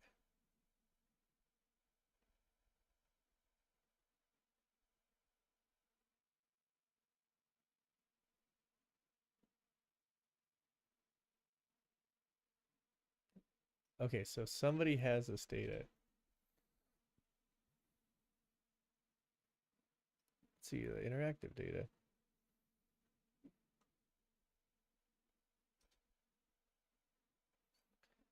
Okay, let's see, state, territory. This is GDP data. County. All counties. Are we gonna get a map?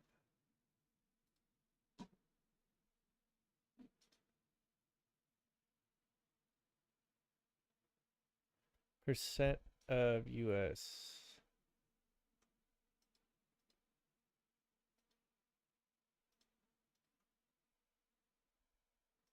For 2023, we'll use the most recent data. Does they have it? No map. People are gonna like maps better, obviously. Table. They called up.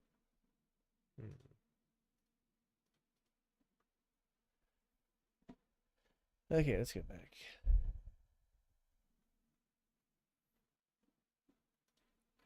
We're not building our own map today.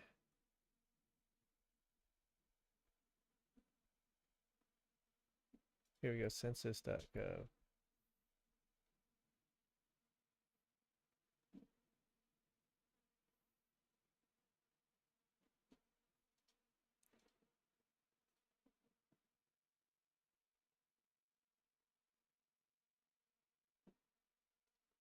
I wish they weren't just using like a single color here. Like they could have gone from like red to green.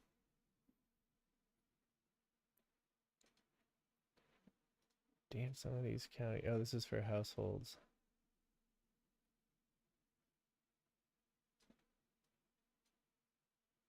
How does adjusting this change our map?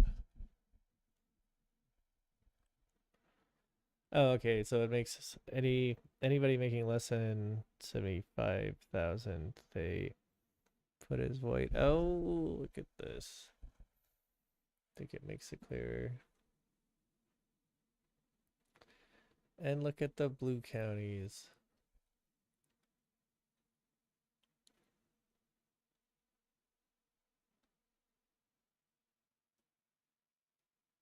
What if we slide it to 100,000? That's gonna drop, I think, almost all the counties off, but we'll see. Oh.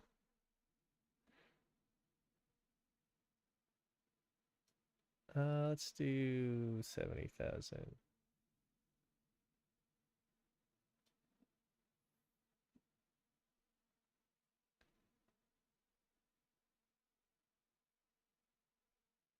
275. We're gonna make this.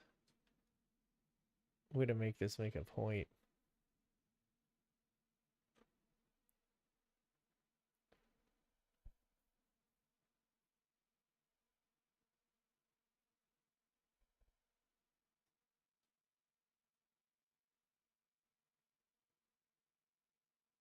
$80,000.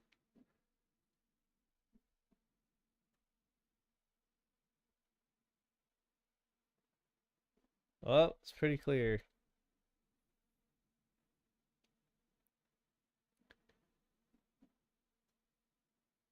Yeah, I'm gonna screenshot this on this monitor.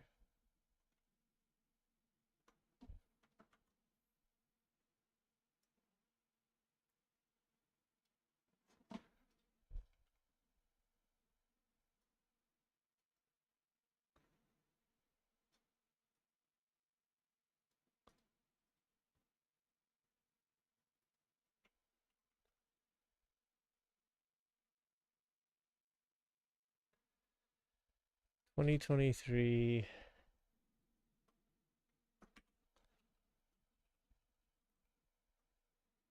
counties. Let's see.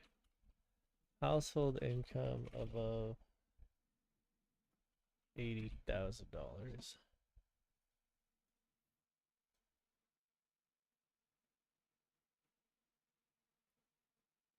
And what size it to fit.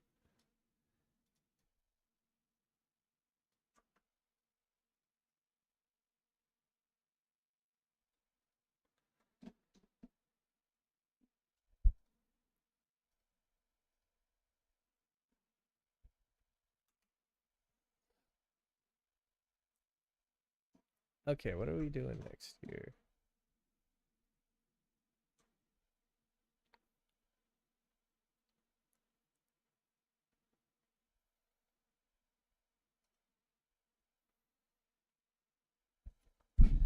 So to summarize, the people that are not economically productive are deciding the politics of our country.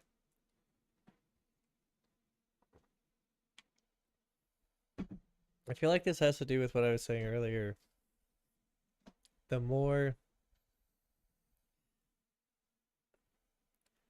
money you make, the easier life seems to you, so you can kind of relax, and you want that life for everybody.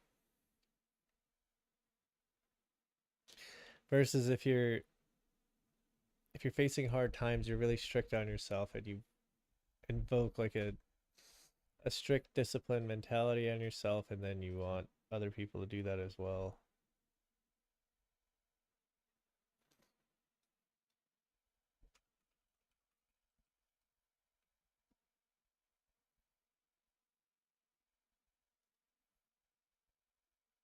Okay, what else are we seeing here?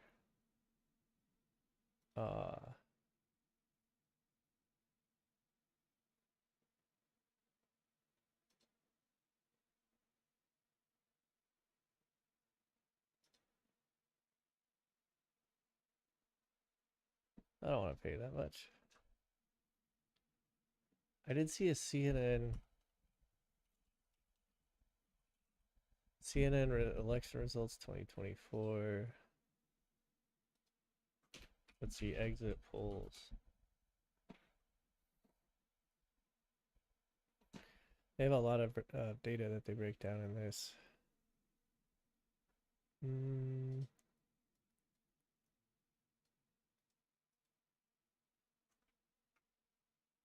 I saw another article. I didn't look through it thoroughly. I figured I'd wait till I'm on stream, but now I don't know where it is. Or did I bookmark it? No.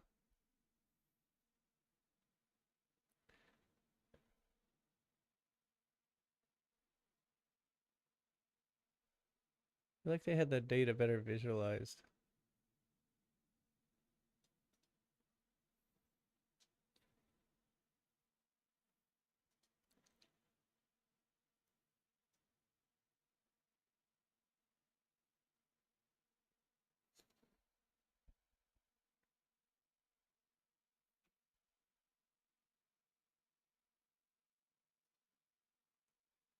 Perhaps it No, it wasn't this, but this does break things down.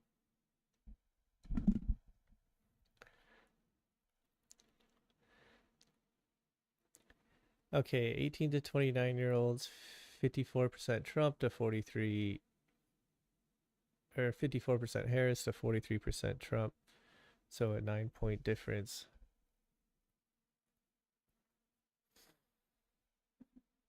It was the 45 to 64-year-olds that determined the election.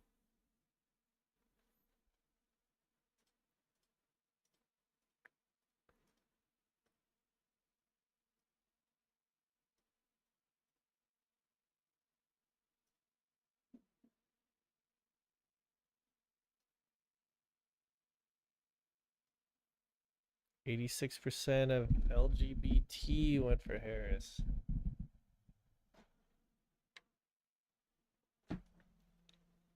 I've heard a few times young men went for Trump.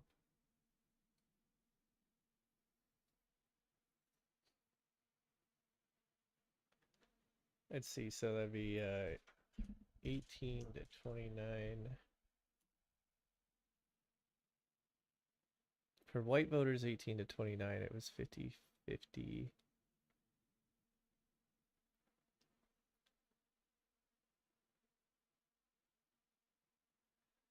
Trump won white voters from 30 to and up, with the biggest win by 45 to 64-year-olds.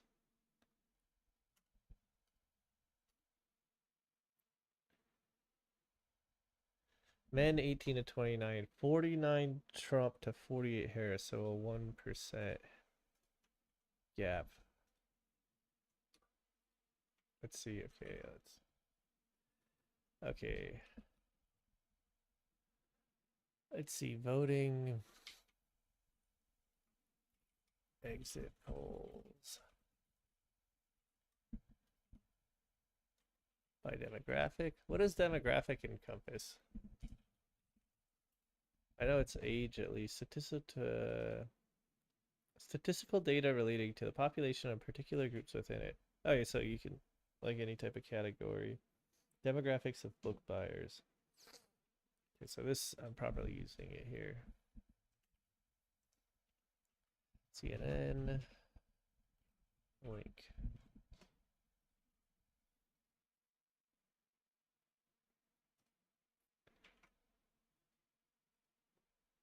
Actually, I'm going to check my history.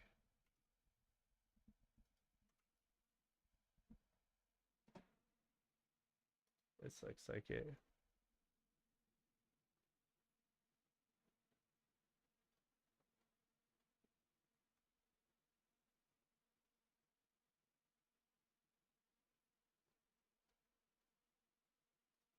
Nope.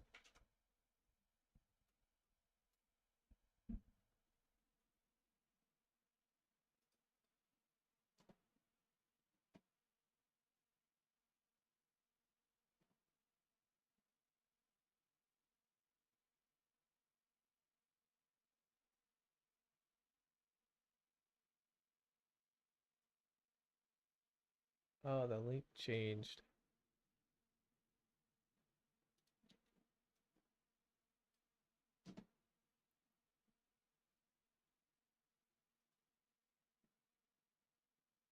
Can we do county? I just want to know what happened to my country.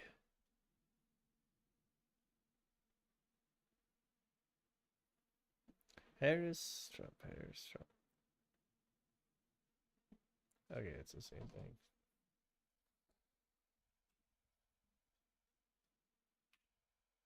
I don't even think we need this text box for this. We'll see. All right, let's put a little text in.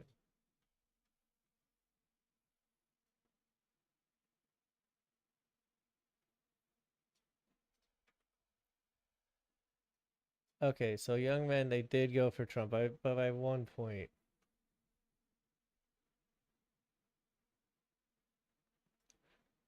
Who is too extreme? If they voted only Trump, 97% thought Harris was too extreme. 99% of Harris voters thought Trump was too extreme.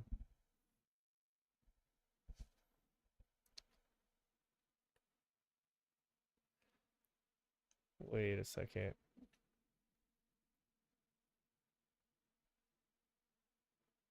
That's such a stark breakdown.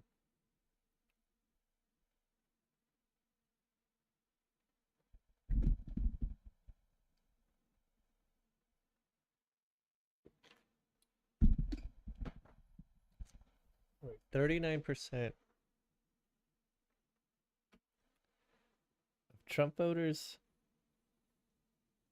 Oh, 39% of Harris voters. This isn't worded properly. But okay. 8% of both Trump and Harris. Wait, no, 8% was both Trump and Harris, and 67% thought Trump was too extreme.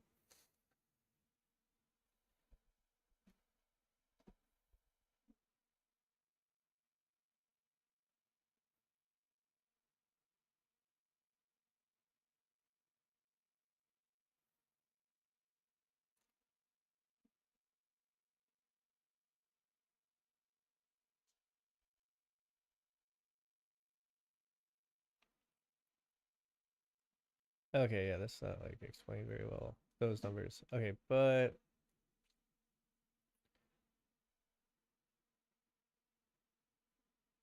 Trump.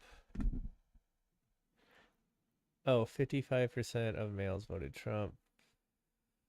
43% women. So males did go for Trump, but it was 45 to 64 was the main group voting for him. Actually, I would like to expand this women's one. If I zoom out, oh yeah, I might expand that better. Okay, let me see. 18. We're going back to this. Oh yeah, okay. If I zoom out,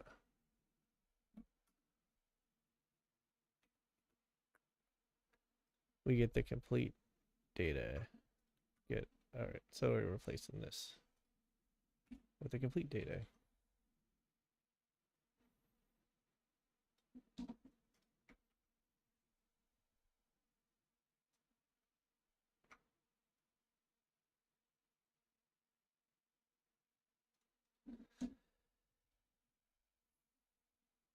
Let's just see age group, not gendered.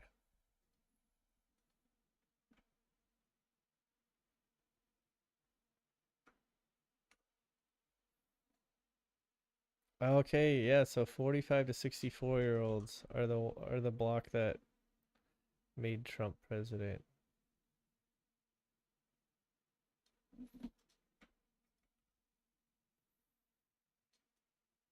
Okay, we're gonna put this above age by gender.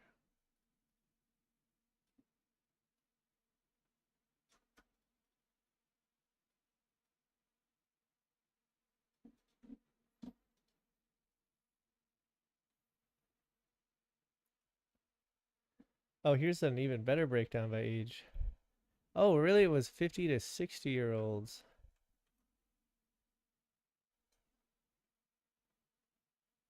Wait, this is more fine grained, so we don't even need the lower grain data.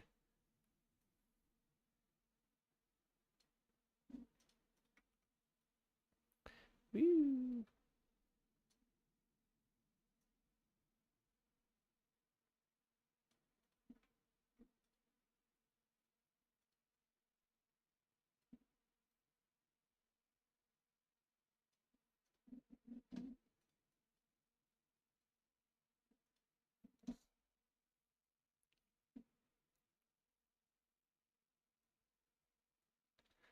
Family's financial situation today. For people where it's better than 4 years ago, 83 went for Harris. For people where it's worse than 4 years ago, 82% went for Trump.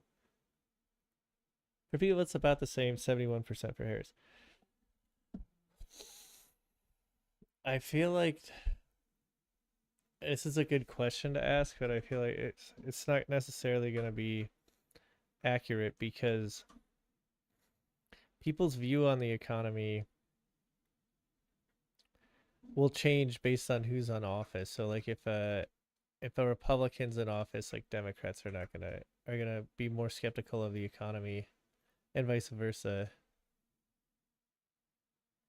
And I think people would be that way with their own financial circumstances. Like they're gonna, even if they're doing better, they're gonna think that they're not for some reason. Like there's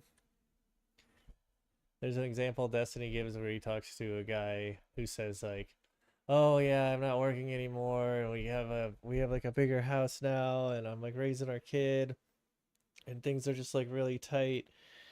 But Destiny made the point that if that guy had, I think this is on Jubilee, if that guy had won the, if President Trump were the president from 2020 to 2024, he might be like, "Oh, well, like I was able to quit my job and we got an even nicer house and I'm still able to raise my kid," might be his attitude if Trump was a president.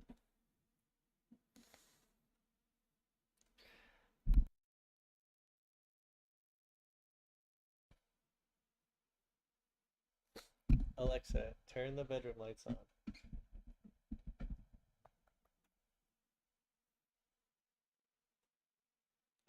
Oh yeah, here we go. So condition of the nation's economy. I think this is not so much actually a reflection of the nation's economy. It's just like what people think the economy is. So in the conservative echo chamber, they're saying, "Oh, like everything's awful, like inflation's terrible, egg prices are out of control." But really, by like every economic indicator that I saw, and that was a lot of them, showed the economy was doing better under Biden. Income was going up, especially the lowest income quintile. They were experiencing like real wage growth, so that's adjusted with inflation. Income in general was going up, unemployment was down low. So 7% of liberals voted for Trump and 9% of conservatives voted for Harris. Interesting.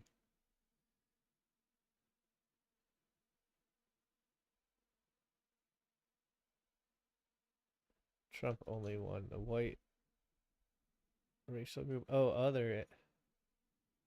Trump won white and other. I guess it'd be like Pacific Islander, Native American, Aboriginal.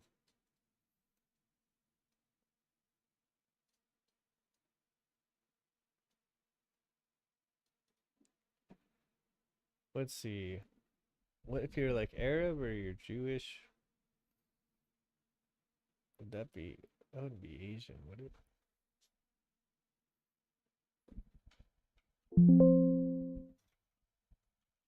What race is Arab? Right. Okay. What like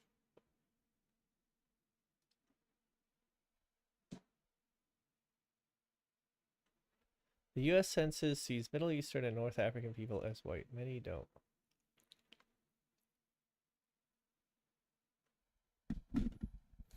The federal government officially categorizes people with origins in Lebanon, Iran, Egypt, and other countries in the MENA region as white, but that racial identity is not matched to discrimination in housing, at work, and through other parts of daily life that many say they have faced.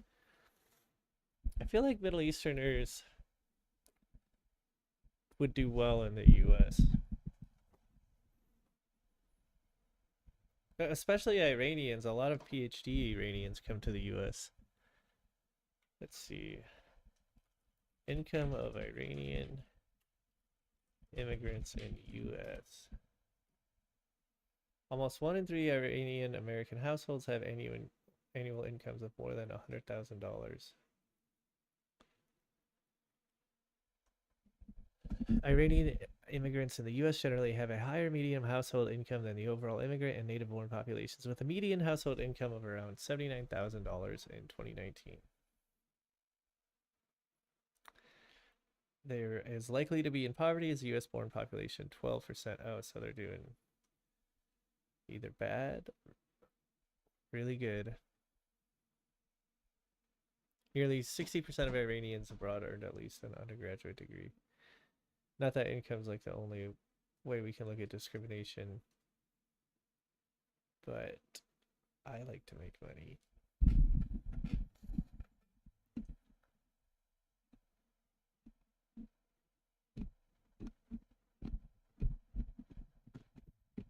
I wonder what Iranians do think of like racial tension in the U.S. Like that goes for like a lot of people from other countries.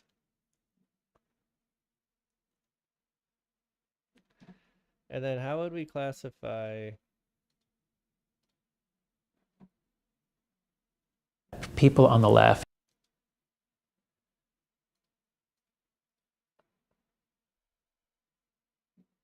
how would we classify Sudanese people, because they have their North African population and then they have their sub-Saharan population. Like if you look, I have some friends from Sudan, and in the north they're like more Arab looking, and in the south they're black. Well, they're two countries now.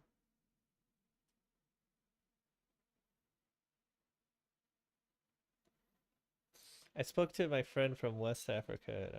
I saw a documentary on the Sudan Civil War, and I was asking him if he thought the conflict was ethnic or religious, and he said his opinion on it. He was a very informed geopolitically. He's from Cote d'Ivoire. There it is. He said it was a religious dispute, not so much ethnic. Eritrea, this is a strict dictatorship here. It's known as the North Korea of Africa.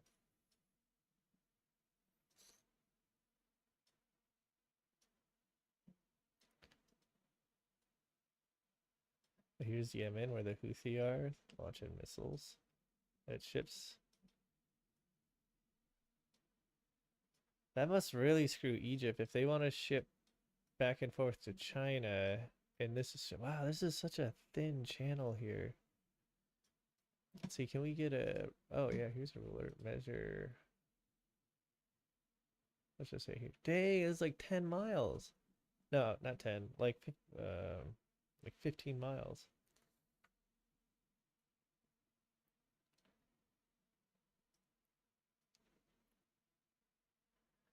If they want to ship to China, they'll have to go up. I mean, here's Cairo, so this is probably where the ports are, their population centers. They have to go all the way around Africa, all the way up to China. Whereas Europe already kind of has to go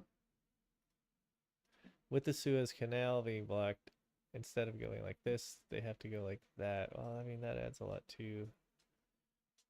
But Egypt would really want low prices because their GDP per capita is not very high. Let me guess. 4,500. 3,500. Oh man, it's terrible. Oh, look at Syria's. Although they just expelled Assad.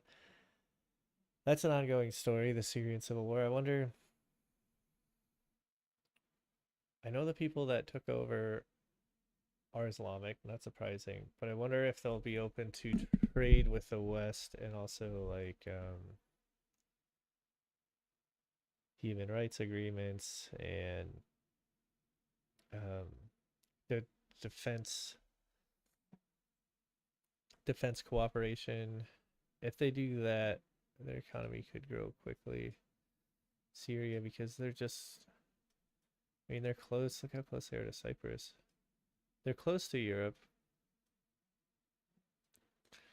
They have all this water that they have access to for shipping.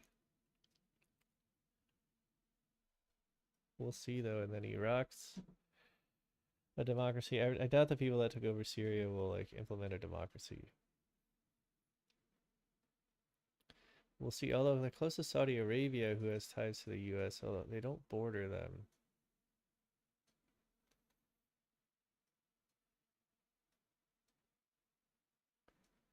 In Israel, and then up through here is Egypt.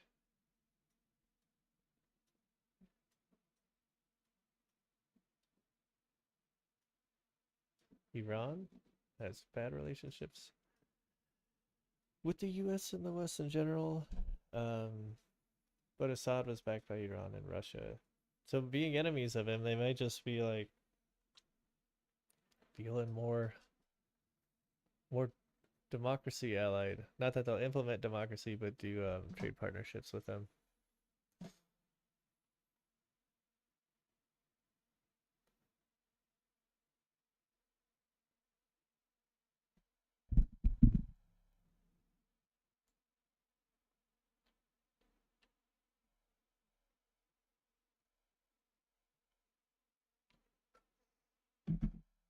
Younger people in MENA. So this is Middle East and North Africa. Okay, interesting. Are North Africans Arabs? North African Arab. Largest and most numerous ethnic group in North Africa are the Arabs. In Algeria and Morocco, Berbers are the second largest ethnic group after the Arab majority. Arabs constitute 70 to 80% of the population of Algeria, 92 to 97% of Libya, 67 to 70% of Morocco, and 98% of Tunisia. Okay, so they're Arab. Younger people of MENA descent have had a plethora of different experiences that made them feel that some of their experiences were actually closer to communities of color in the U.S., says Nita Magbula, an associate professor of sociology at the University of Toronto, who has conducted research on the topic.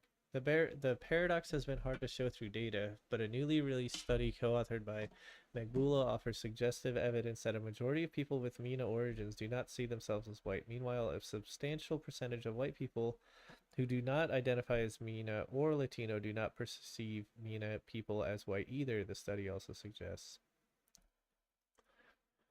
The findings match the lived realities of many people of MENA descent. For the paper published in the Proceedings of the National Academy of Sciences, which cites NPR's reporting, Magbula, along with her co-authors Ariela Schachter and Renee de Flores, used online surveys to conduct experiments last summer with close to 1,100 participants. They included one large group of people who identified as white and not MENA or Latino, as well as two cohorts who identified as Middle Eastern or reported having at least one grandparent born in the Middle East or North Africa. Presented with a Middle Eastern or North African category, 88% of people of MENA descent in the study chose that option when identifying their race, ethnicity, or origin. The results also show that adding Middle Eastern or North African to a list of response options dramatically lowered the share of people with MENA origin self-identifying with only the white category. Okay, so they're just saying this conflicts with the US's census definition. I think that's a very powerful finding, which I think anecdotally has been felt by Arab Americans in their daily lives.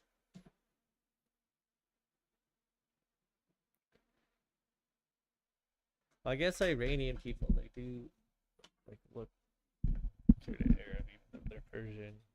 They probably experience anti-Arab bias, although, like I said, they're not Arab.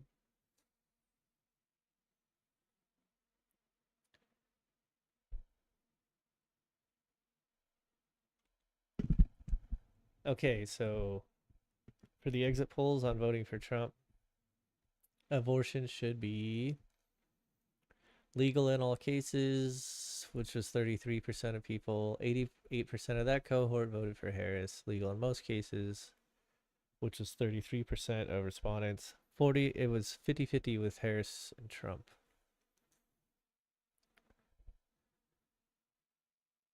5% of people think abortion should be illegal. 5% of voters think abortion should be illegal in all cases. 88% of them went for Trump. Illegal in most cases, 92% went for Trump. Oh, so he had the strongest support from illegal in most cases, which is 25% of voters.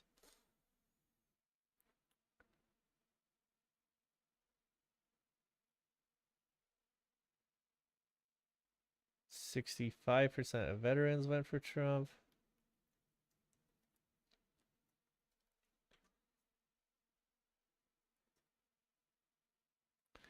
Well, they're no longer protected by DEI.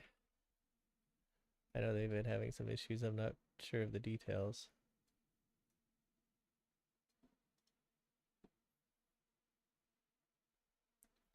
%63% of Catholics voted for Trump, and 72% of Protestants voted for Trump. 79% of Jewish people voted for Harris.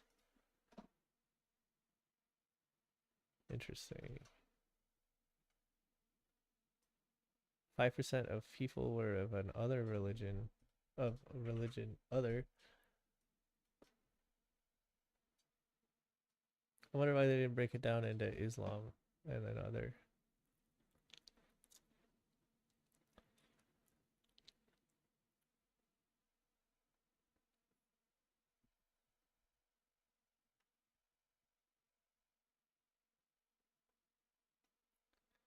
White evangelical Christian.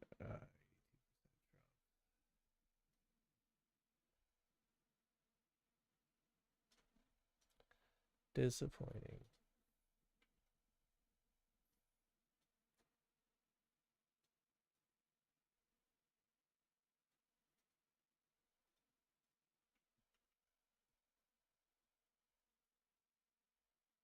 Delete all this so we put more in income.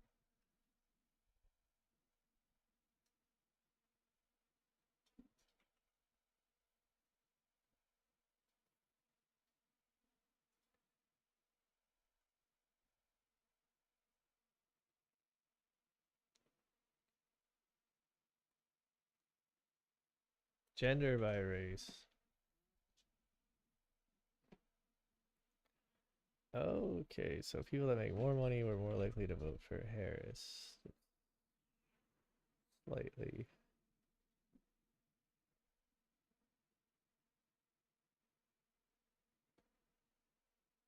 Oh, Harris with the college graduates.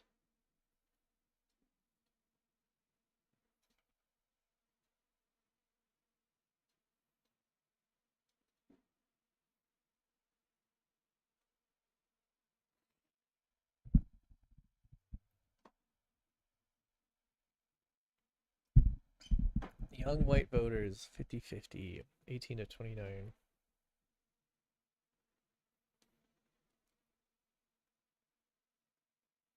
Okay. That's enough of that. I would like to look into more into income and voting patterns.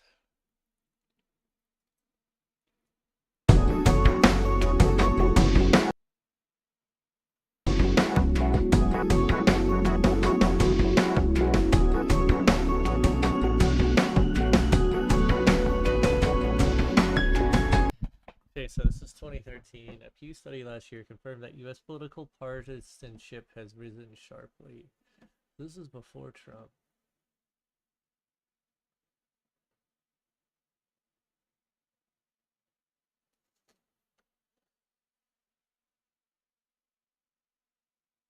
Let's see.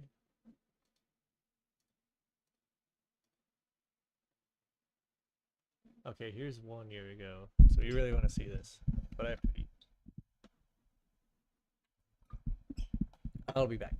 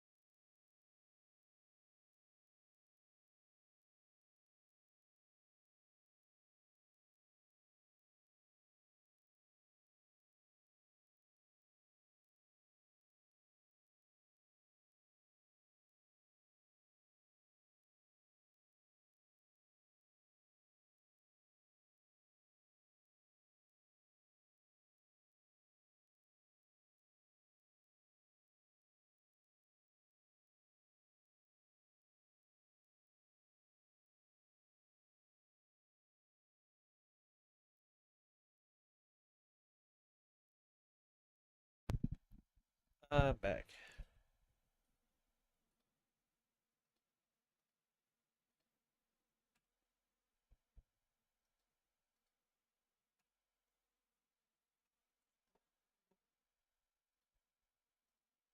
Okay, we don't need these text box for the exit poll data. Okay, here's a video from a year ago.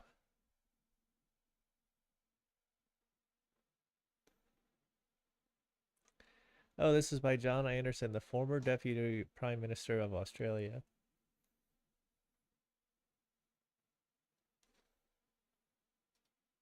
Tend to prioritize issues of care and compassion. That's the number one. People on the left tend to prioritize issues of care and compassion. That's the number one moral foundation. And then also, everybody cares about fairness, but on the left, especially fairness as equality has a special ring, whereas on the right, equality of outcome is of no importance. Equality of opportunity is important for everybody, but proportionality tends to be more what the right means by fairness. So if you do the crime, do the time. If some of you do something wrong, you need to be punished. Is a kind of proportionality. And then the big difference, though, is that people on the social conservatives, not libertarians, but social conservatives, also value group loyalty, respect for authority and tradition, and a sense of sanctity or purity.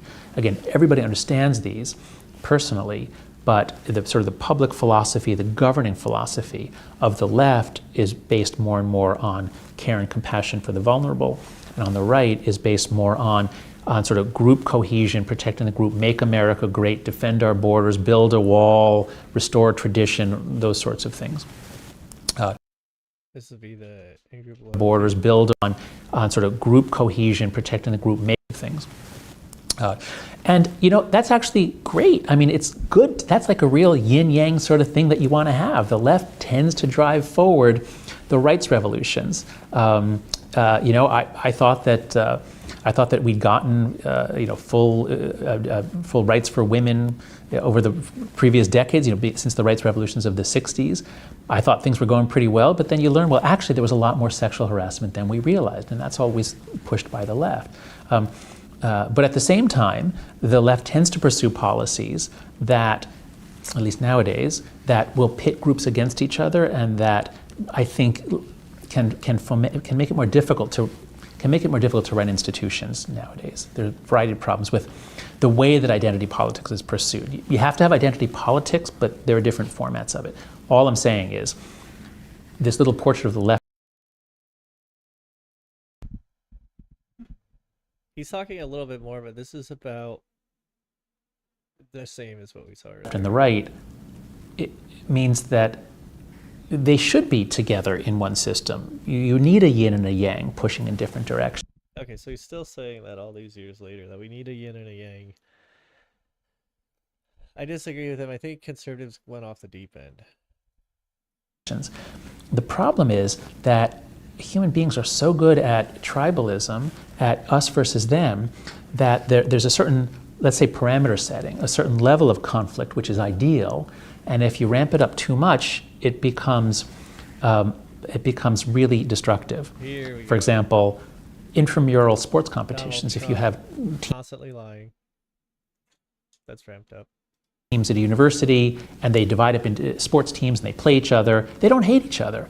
A little rivalry is actually good, and it makes them love their in-group more, and it makes them not really hate the out-group more. So a little rivalry is good, it stimulates effort, it's more fun.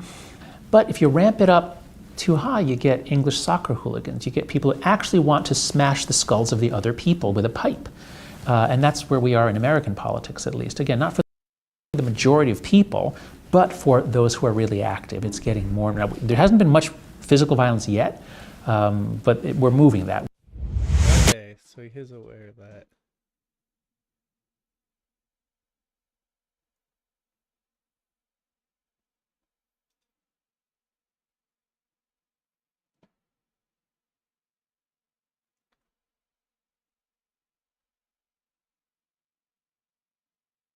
Okay, well, I would like to see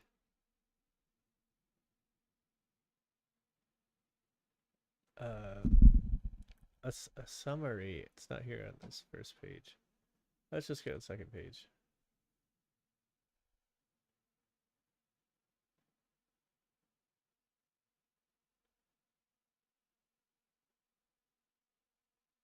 Moral foundations theories. What liberals can learn from conservatives about moral.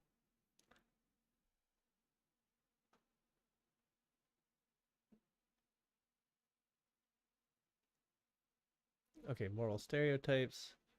Moral roots. This is what we watched earlier. Reason magazine.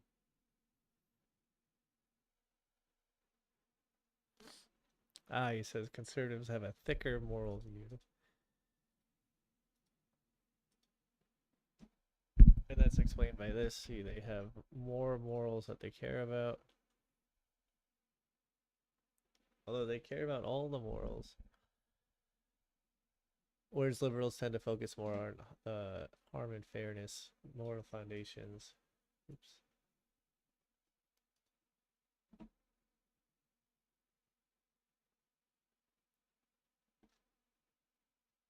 Onbeing.org. I've never heard of this.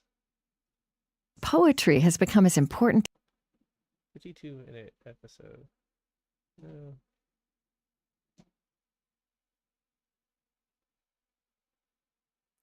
What morals can learn from conservatives about moral pluralism? I mentioned in my inaugural post that my liberalism is informed in complicated ways by ideas and assumptions usually associated with the right. I'll explain and explore what I meant by that claim in several posts over the coming weeks and months, but I'd like to begin that process today by looking at one small piece of it through a discussion of what I've learned about liberalism, conservatism, and pluralism from reading one of the most illuminating examples of social science published over the past decade, The Righteous Mind by social psychologist Jonathan Haidt. In the book, Haidt uses experimental research to develop what he dubs a theory of moral foundations, though I prefer the term moral ideals. Haidt found that people express attachment to as many as 6 of these ideals. Care, the desire to help those in need and avoid inflicting harm. Liberty, the drive to seek liberation from constraints and to fight oppression. So there's 6 here instead of 5. So what year? This came out, I think, before that YouTube video. Yes, it came out before the YouTube video. Early 2012. This YouTube video, his TED Talk came out in late 2012. Liberty, the drive to seek liberation from constraints and to fight oppression. Fairness, the impulse to impose rules that apply equally to all and avoid cheating. Loyalty, the instinct to affirm the good of the group and punish those who betray it. Authority, the urge to uphold hierarchical relationships and avoid subverting them. Sanctity, the tendency to admire purity and experience disgust at degradation. Okay, so liberty is one that he doesn't mention in his video. Because couldn't you...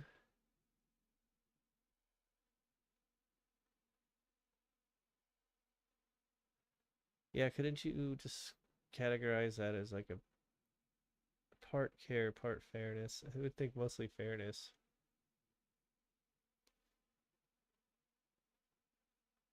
Liberal blind spot. It's true that many liberals are skeptical about loyalty to the nation, for example, but it's also the case that they regularly express solidarity with fellow liberals and progressives of every culture or country.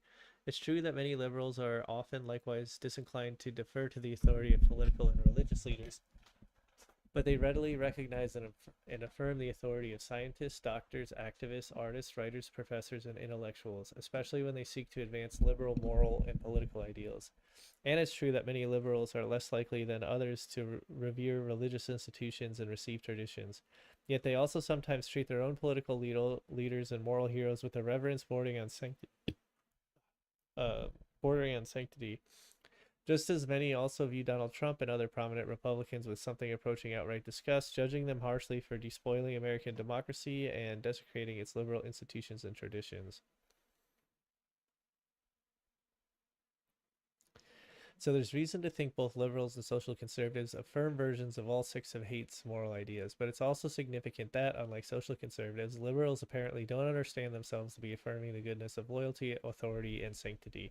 It's significant because it's a blind spot, an area of moral reasoning and reflection from which morals opt to exclude themselves. I expect they do so because loyalty, authority, and sanctity all involve either drawing lines of exclusion or elevating some people and actions over others. These three moral ideals therefore cut across, complicate, and sometimes even contradict the universalistic and egalitarian aspirations of liberalism, which are more compatible with care, liberty, and fairness. So committed liberals often ignore the other problematic ideals, discounting their significance, denigrating them as archaic holdovers from pre-liberal or illiberal forms of life that we're better off jettisoning from moral consideration and denying the role they play in their own moral experiences and judgment. I think this is a mistake because it risks making liberalism less open to moral pluralism than it can and should be. Let's see. Can we find anything else by Jonathan Haidt? Okay.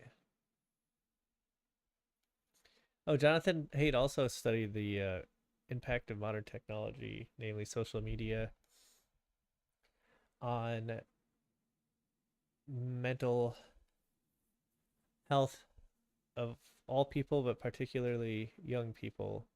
And there's a large difference between the effects on boys and girls, with girls having a more negative effect.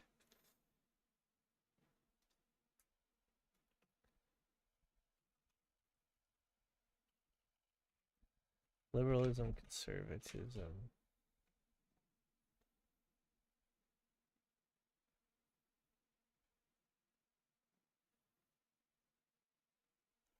Oh, here he is talking to Jordan Peterson. This should be interesting.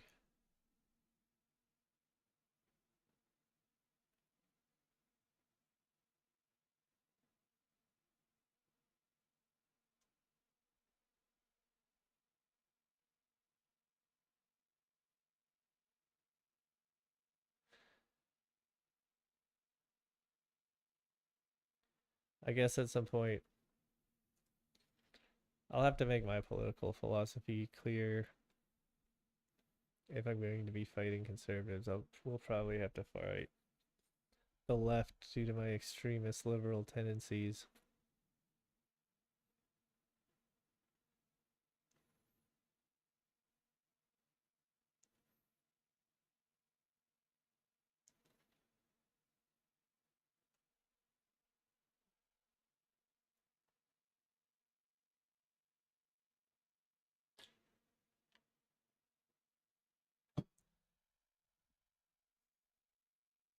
See, when did Thomas Sowell pass away? Thomas Sowell.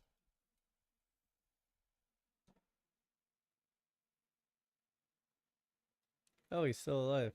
He's 94 years old.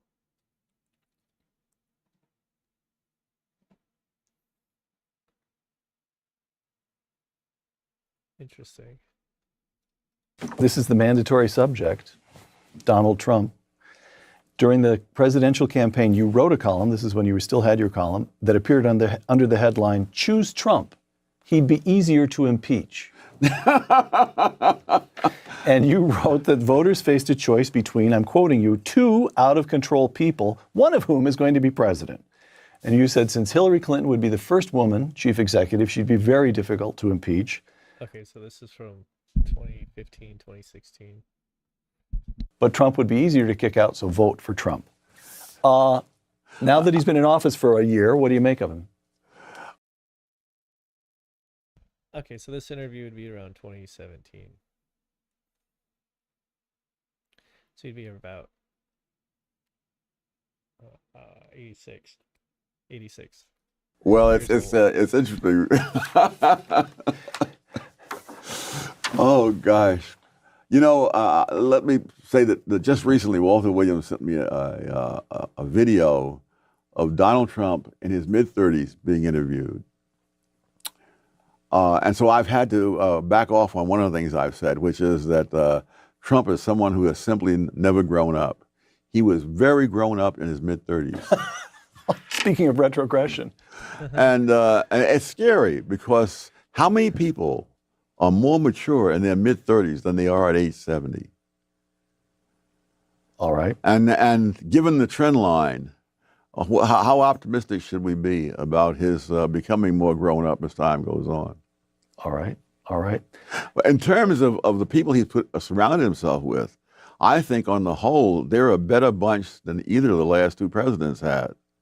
So he has very good people. I think Jim Mattis as Secretary, but other people are around him. And the question is he going to listen to them? All right. Apparently not. He fired all of them, and now he's surrounded himself with sycophants. Let me play you a brief excerpt of Donald Trump himself. This is from the State of the Union address this past January. This will be my first time to hear it. Something I'm very proud of. African American unemployment stands at the lowest rate ever recorded.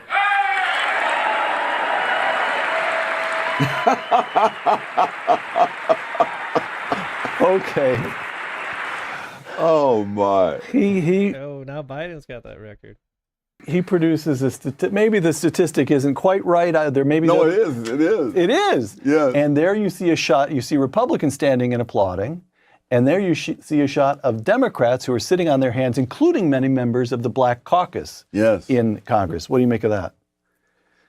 That, as with so many other groups around the world, the leaders of groups that are lagging are often themselves one of the biggest handicaps of those groups, because they have to depict the problems in ways that will allow them to play the role of rescuers. And so there'll be no talk about how you can do this or that for yourself. There'll be talk about what we can get the government to deliver for you. And usually that's a lot of words and things that have bad effects. And that's true not only with blacks in the United States, it's true of people in the lower income people in England and elsewhere. I think Dems just don't cheer for Trump because they don't like him very much.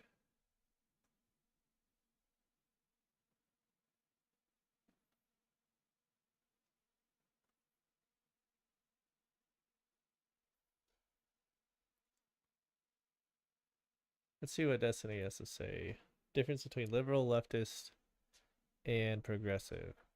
What is the difference between a leftist, a liberal, and a progressive? A liberal is just somebody that believes in the Bill of Rights. So you think that you should have some freedom of speech, freedom of religion, private property rights. You're probably a capitalist. In the United States, a liberal is a Democrat. But like on the rest of the world, they would say, well, conservatives and liberals in the United States are liberals, broadly speaking, because we all believe in liberalism. And then a leftist in the United States, people will say anybody that's a Democrat is a leftist sometimes. Broadly speaking, like around the world, a leftist is a socialist or a communist, somebody that is not a capitalist. And then what about a progressive? Progressive is they can be a liberal or they could be a leftist, meaning they might be capitalist or anti-capitalist, but a progressive is somebody that's usually more social policy aligned, where they feel very, very, very strongly about anti-racism. It might be like trans, LGBT stuff, a lot of stuff relating to white supremacy and stuff like that. What is the difference between a...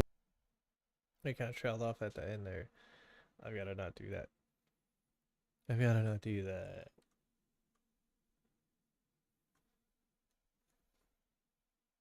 Yeah, I would agree with that. Okay, let's see Jonathan Haidt's view on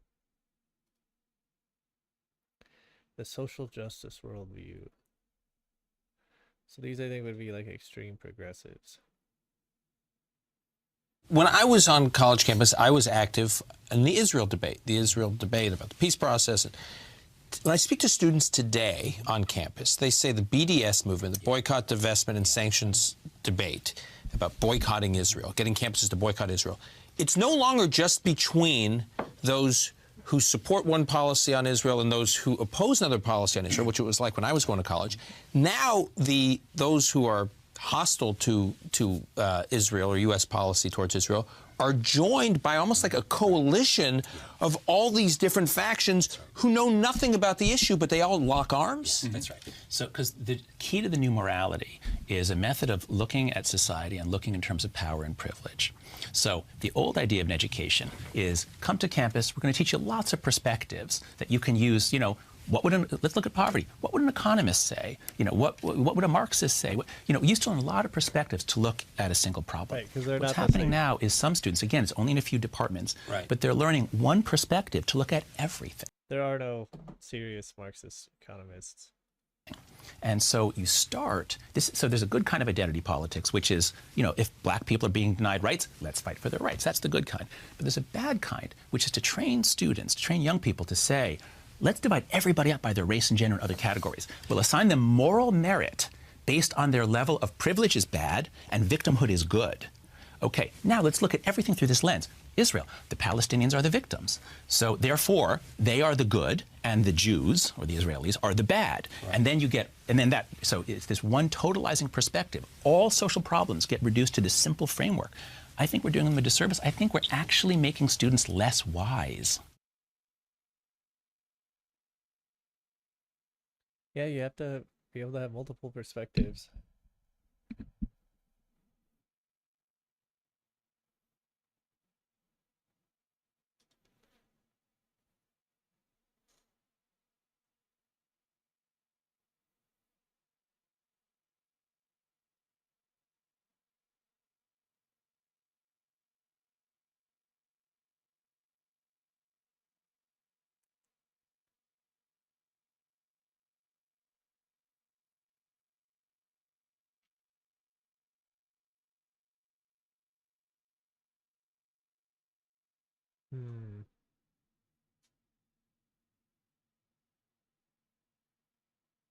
I wish he had more to say about this. Or perhaps he does. I'll try checking out some podcasts. Okay, to study the ideas of, or the underpinnings of modern conservatism in the US, we should make a list of obvious Trump flaws. So we'll probably do that next stream, unless I think of something else. And also we have this needs attention list.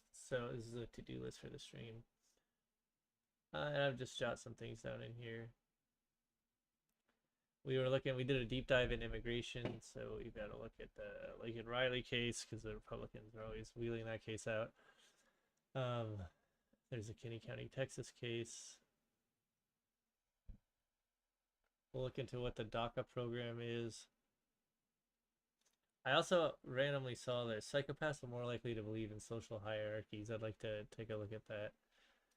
According to F.A Hayek, conservatives believe in that more, although he's not talking about modern U.S. conservatives. We'll see if we can glean anything useful politically from that. Create Statista account. Okay, fix my PowerPoint.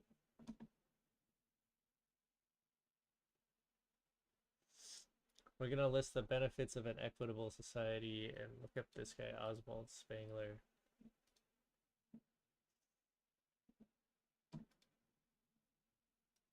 Here's our words of the day. Oh, we don't have any words of the day today. Let me think.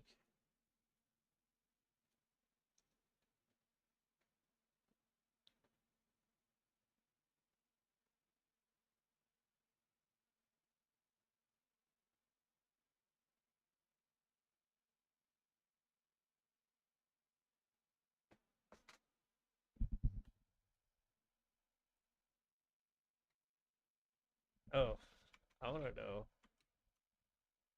How do you pronounce sycophant? Is it sycophant or sycophant?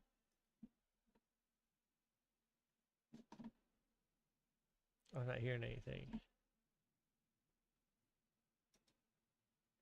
Obsequiously. Why can't I hear this?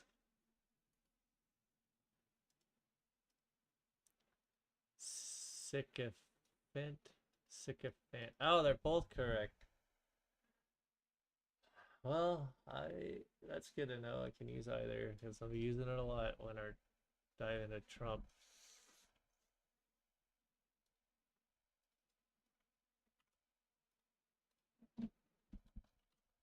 March 28th.